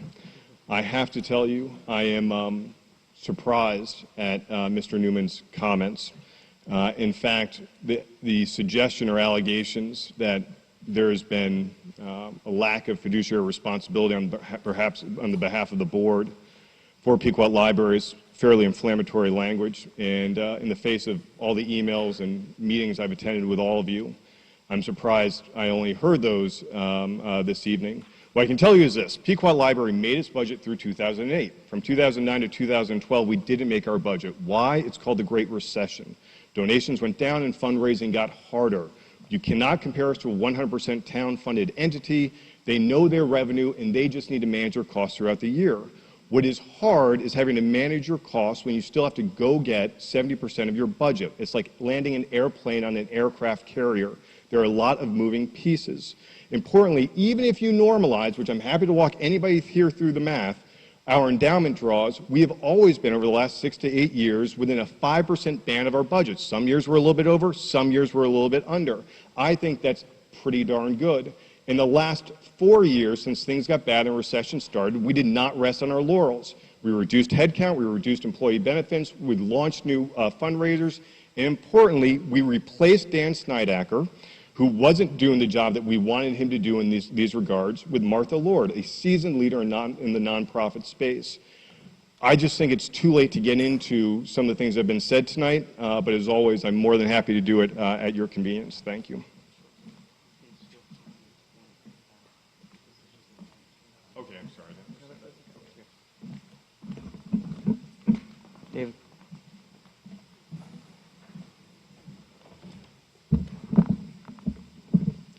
I'm David Sturgis, 375 Warner Hill Road, Southport.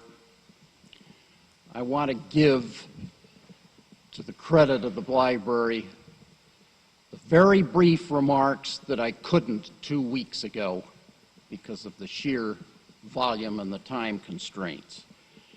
Very briefly, I want to acquaint you further with the background of Pequot's appropriation, its established need and value to its operation within the town library network, and its even greater value for the future, and which must be maintained for the good of the town. Fairfield's bibliophile jewel, so to speak, is the library's special collections and its exceptional education resource of primary material for young and old residents to see and use. The American and British literature collection of the Marcons and Monroes, together with Mary Catherine Hull Wakeman's, was assembled from legacies and acquisitions by William Holman, the association's first managing library director, over 100 years ago. All this now makes up the library's rare book collection, presently cared for by Yale University until it can come home to proper facilities built to house it.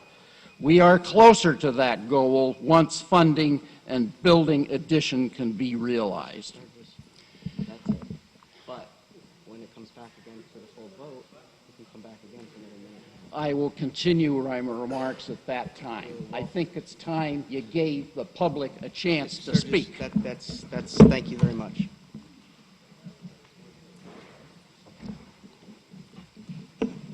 I'm going to make a comment on that because this is the second time this has happened, and I've given the public plenty of chance. You've had time to speak to the RTM, to call them, to write to them, to speak here, to speak at the meeting on the 22nd. You get to speak again when this amendment is voted on. We don't have time for 5 to 10 minutes per person. If we could do that, then we could be here all day, and I would love to allow it, but we can't, and I have to call it fairly for everybody, a minute and a half. Hi, good evening. My name is Nick Morello. I live in RTM District 3 on Cider Mill Lane.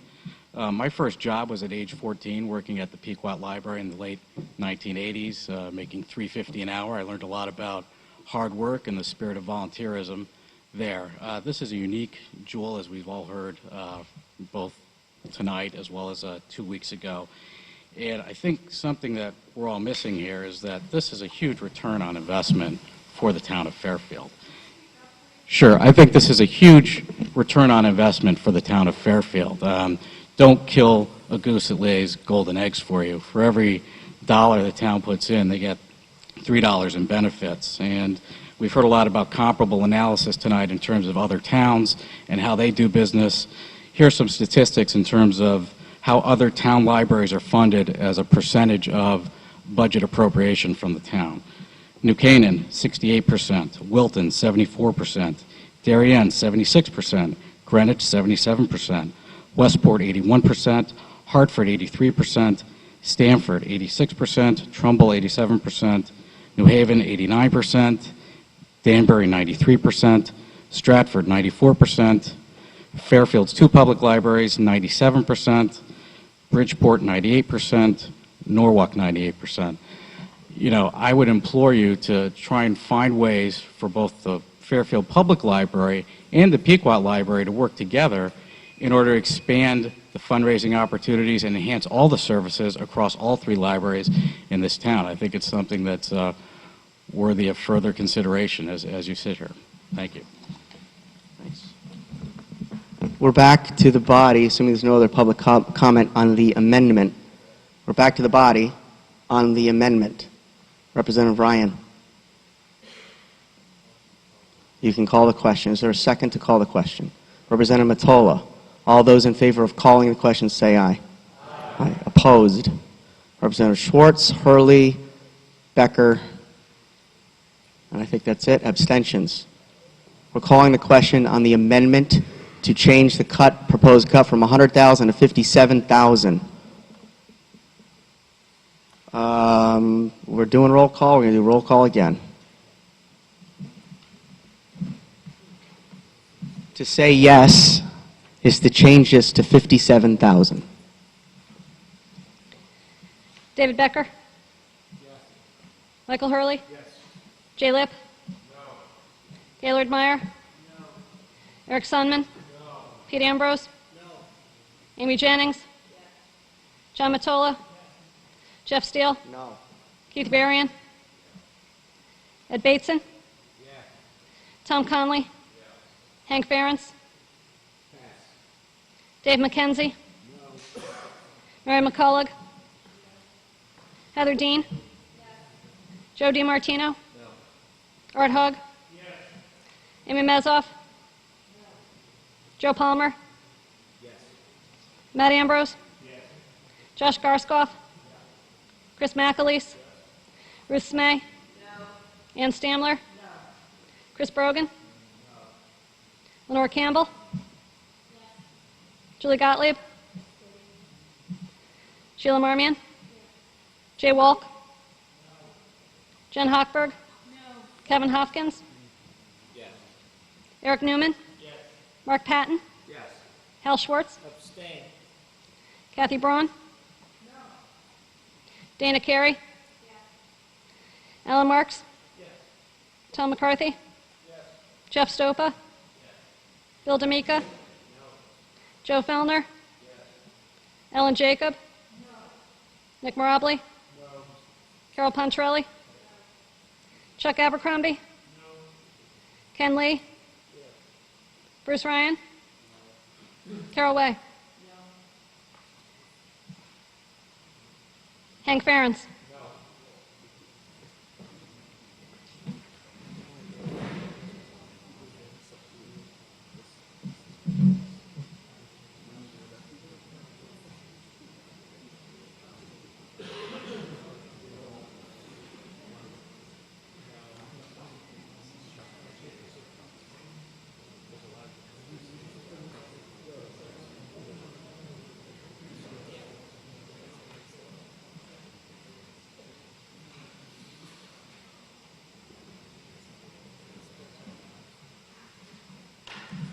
The motion passes 25-22 with 2 abstentions.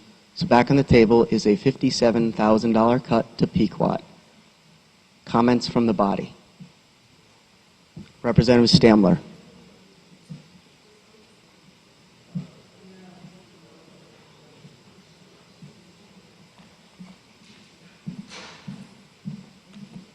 I realize I've spoken often, and I apologize. I cannot let this go without comment, and I'm not sure even almost where to begin. I regret some of the language that has been used on this subject. Phrases like "take a haircut," I do not think belong in this discussion. I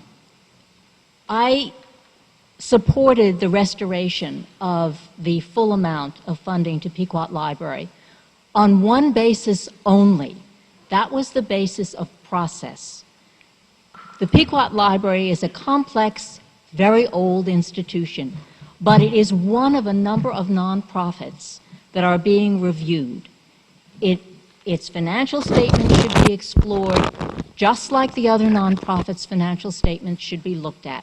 They should be evaluated in terms of what value they provide to our town. Perhaps they provide a value, perhaps they don't. Each one should be taken and looked at for itself. We do not have the tools or time to do that here. My experience in nonprofit management is that a financial report of a nonprofit institution cannot be compared to a financial report of a for-profit institution. They are constructed differently. The IRS rules are different. Auditing traditions are different. I can assure you that if any nonprofit agency spent more than it raised, it would not show in a financial report. So I sincerely question that conclusion. I think that the report is perhaps not being read properly. All of these are things that need to be reviewed by a committee qualified to do that review. On the subject of sharing the pain, which is the theme, if we are going to cut our library, we should cut Pequot. I don't agree with that. I don't agree with the cuts that were made to our library.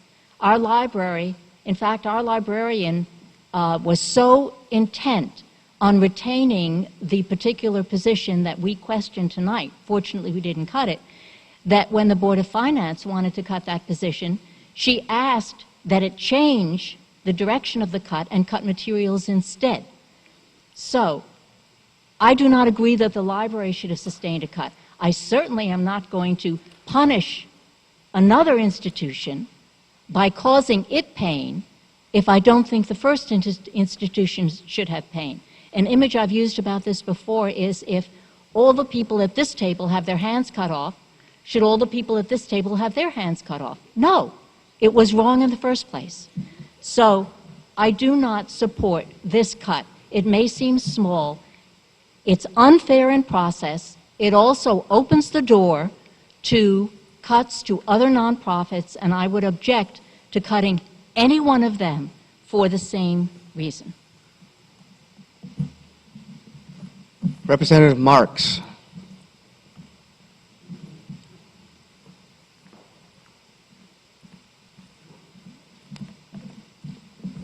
Thank you, Mr. Moderator. Alan Marks, District 8. To me, this is a question of fairness.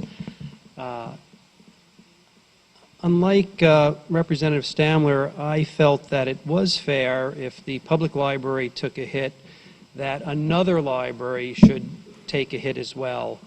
But I have changed my thinking on that. And primarily because there are two works in progress going on here. One is the committee that we have heard about, and we are waiting for their report. And I think it's important that we hear the results of that committee. And the second is the fact that we have a new director at Pequot, Ms. Lord, who was brought in basically to work on the finances of that library and to turn it around. And she has shown through her speaking and her writing that she intends to work with the town and the other libraries to come up with a plan that will work. So I am now thinking that I'm willing to give both of those a chance to play out, and I will not be supporting this particular cut. Representative Sundman.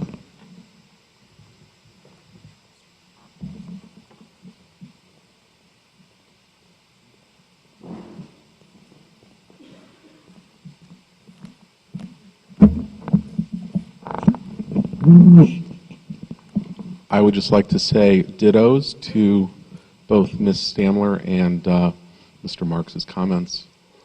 And I believe any cut here is completely unfair. Thank you.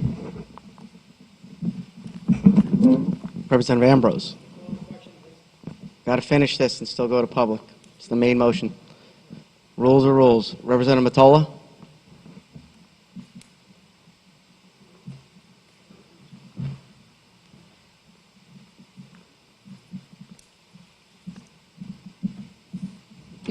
John Mottola, District 2.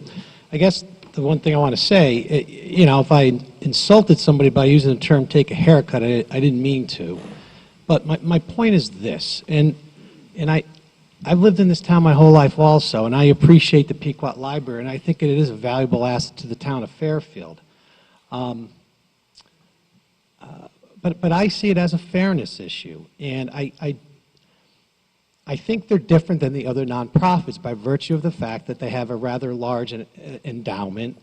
I don't recall the other nonprofits having such an endowment. They have fundraising capability. Our town departments, the Department of Public Works, the Board of Education, the Police Department, they can't go out and raise money to fund themselves. They can't engage in a campaign to restore their funding and put signs all over the town of Fairfield. And good for the Pequot Library that they can do that, but our other town departments who have taken substantial cuts can't do that.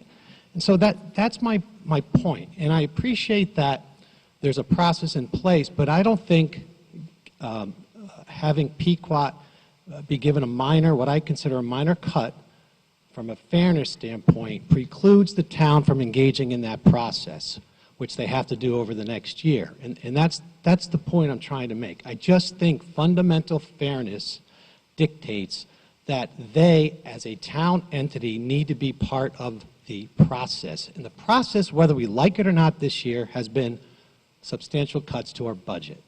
And that's the concern I have. And I have all due respect for the Pequot Library, I really do. I think they could sustain this cut. And I hope over the next year we can be engaged in a dialogue where the funding situation can be figured out. But let me make clear that I do believe the Pequot Library has substantial value to the town of Fairfield, but so does all the other departments, and they've taken cuts this year. So thank you. Representative Mezoff.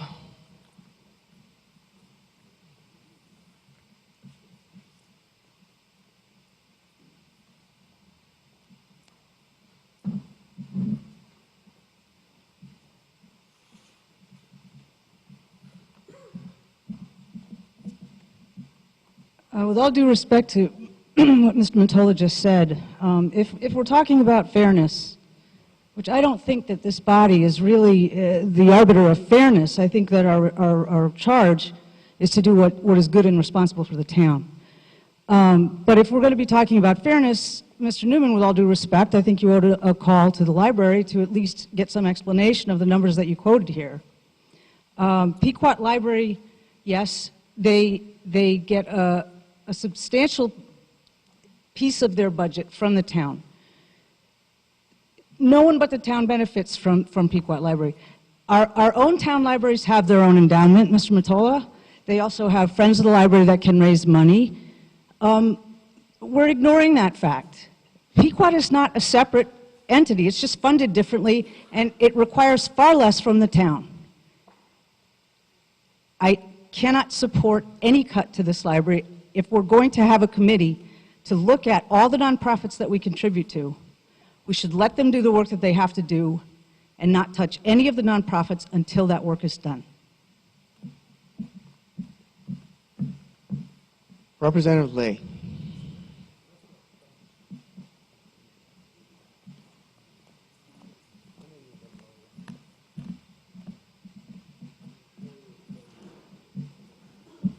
I've changed my mind about this. I did feel that it would be equitable for some adjustment in their budget to be made. I was definitely in favor of restoring the funds, no doubt about that. I felt the process was not good. But I think Kristen makes a good point. And it is a process. And I'm sure this committee, having been exposed to the light of day, will show great enthusiasm with their nonprofit project this year. When someone tells me that a $57,000 cut will cause their entity to close, it makes me very nervous about the survivability of it, because I just don't think that's just not possible. On the other hand, I wasn't in favor of cutting the library budget. I wasn't in favor of cutting the Board of Ed budget. And I'm going to be consistent. I'm not in favor of cutting this budget either. Thank you. Representative Jacob.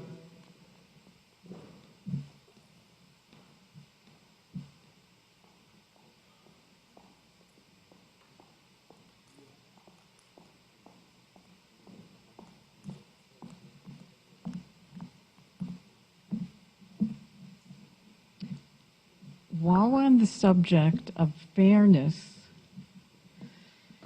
if they're singled out, it's not fair, as many people have already said, as selectmen have already said. The process isn't complete.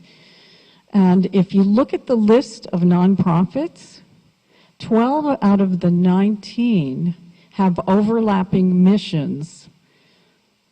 Counseling and social service providers, 12 out of the 19. There's some consolidation and review that's absolutely necessary before you start singling one out to be cut. I don't support any cuts to the Pequot Library. Representative Hurley.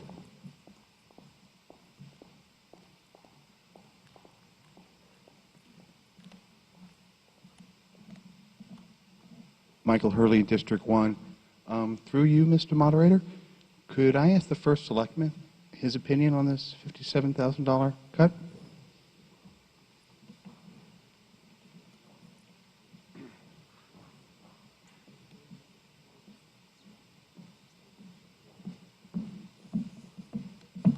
Thank you.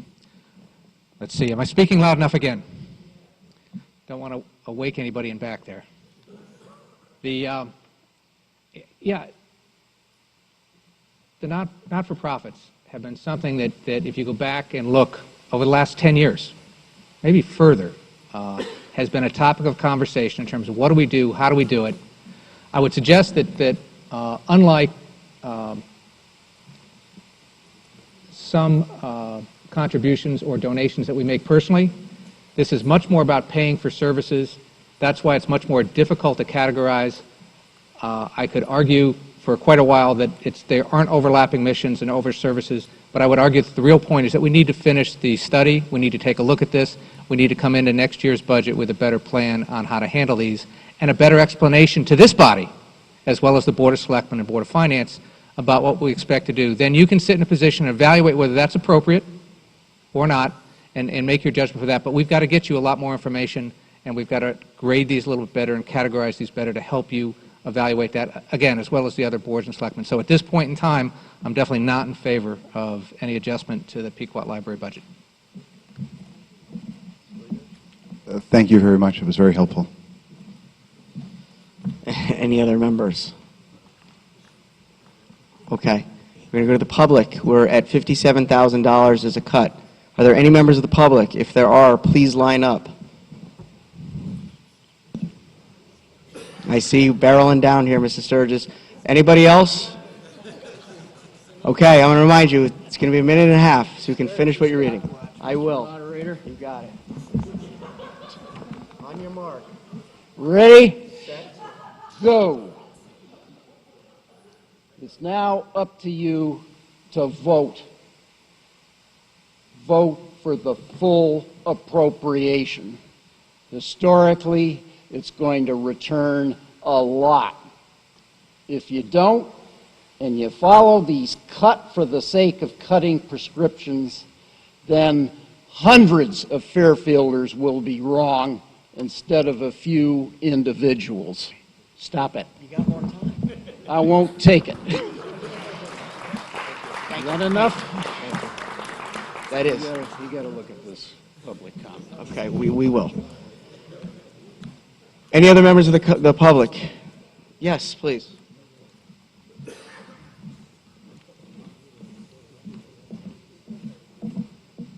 Hi, good evening. Mike J. Lead, Executive Director of Fairfield Museum. As another nonprofit that does receive funding from the town, this really is, at midnight, at the end of a long, long evening, an issue of penny wise, pound foolish. We all welcome a balanced, data-driven discussion with the town, with this committee, on the rationales behind funding. Deciding this now, at the end of a very, very long evening, is arbitrary and capricious. I urge you to defeat this so that we can have a rational discussion across the board about the relationship, which is one of the most beneficial uses of town funding, in my mind, that we can have. So I urge you to consider defeating this. Thank you.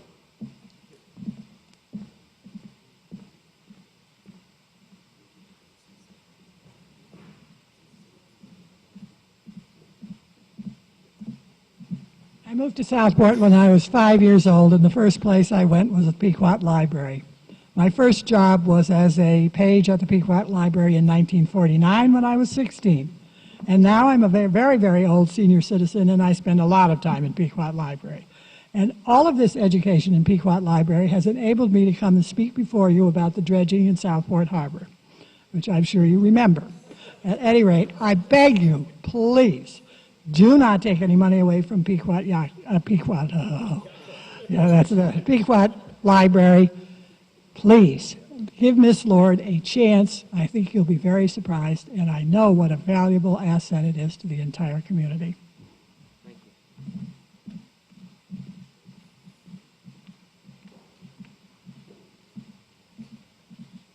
Nelson North, 35 Barberry Road in Southport. I'm also the Director of Fairfield Operations for Connecticut Audubon, another nonprofit. And I urge you to please wait until your committee has had a chance to come up with a protocol to look at us all fairly and evenly. Please do not single out Pequot Library. They are far too good an organization to deserve that. Thank you.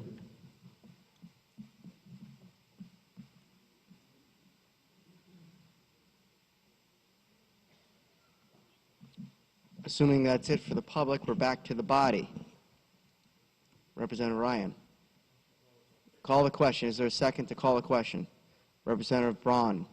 All those in favor of calling the question, say aye. Opposed, raise your hand.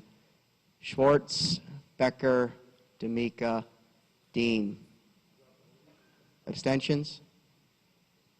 Calling the question passes. We're now going to go to a vote. This is a vote to reduce the budget, the Pequot budget, by $57,000. Saying yes means you support the cut of $57,000. We're going to do a roll call with the town clerk.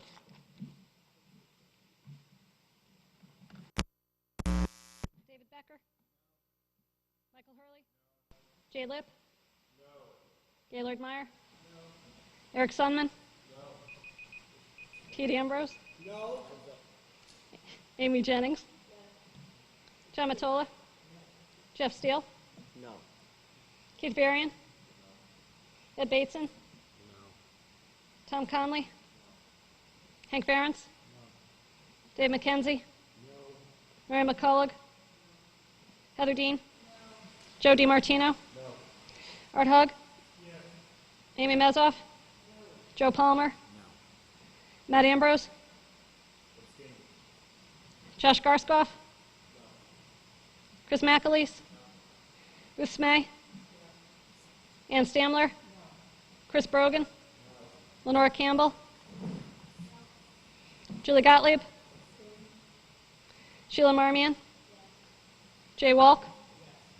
Jen Hochberg? Kevin Hopkins? Eric Newman? Mark Patton? Hal Schwartz? Kathy Braun? Dana Carey? Alan Marks? Tom McCarthy? Jeff Stopa? Bill D'Amica? Joe Fellner? Ellen Jacob? Nick Marabli? Carol Pontrelli? Chuck Abercrombie? Ken Lee? Bruce Ryan? Carol Way?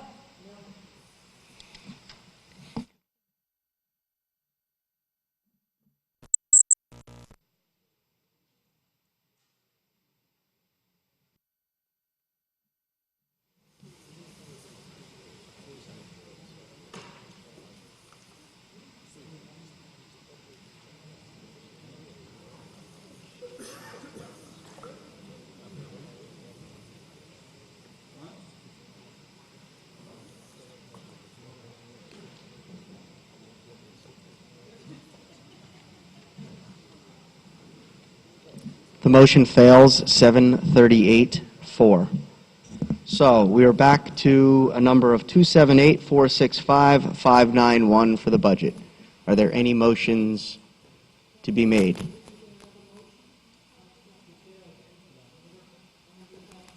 It's 278-465-591. The budget is still on the floor now. Are there any motions? Okay. We're now going to vote on the budget at $465,591. We're going to do a roll call again. I'm going to ask the clerk. To say yes means you support the budget in its current form as we've created it. David Becker? Michael Hurley? Jay Lipp? Gaylord Meyer? Eric Sunman? Pete Ambrose? Amy Jennings? John Matola? Jeff Steele? Keith Varian? Ed Bateson? Tom Conley? Hank Ferentz? Dave McKenzie? Mary McCullough? Heather Dean? Joe DiMartino? Art Hug? Amy Mezoff? Joe Palmer? Matt Ambrose? Josh Garskoff? Chris McAleese? Ruth Smay? Ann Stamler? Chris Brogan? Lenore Campbell? Julie Gottlieb? Sheila Marmion? Jay Walk? Jen Hochberg? Kevin Hopkins? Eric Newman? No. Mark Patton? Yes. Hal Schwartz? Yes. Kathy Braun? Dana Carey? Alan Marks? Yes. Tom McCarthy? Yes. Jeff Stopa? Yes. Bill D'Amica? Yes. Joe Fellner? Yes. Ellen Jacob? Yes. Nick Marabli? Yes. Carol Pontrelli? Yes. Chuck Abercrombie? Yes. Ken Lee? Yes. Bruce Ryan? Yes. Carol Way?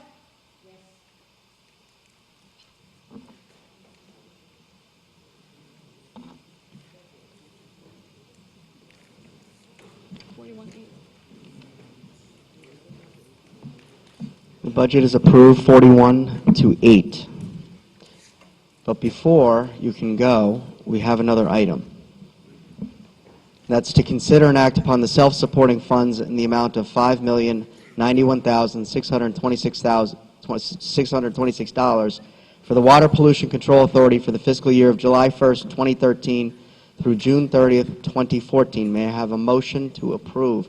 Representative Schwartz, second. Representative Mezov. Discussion among the body.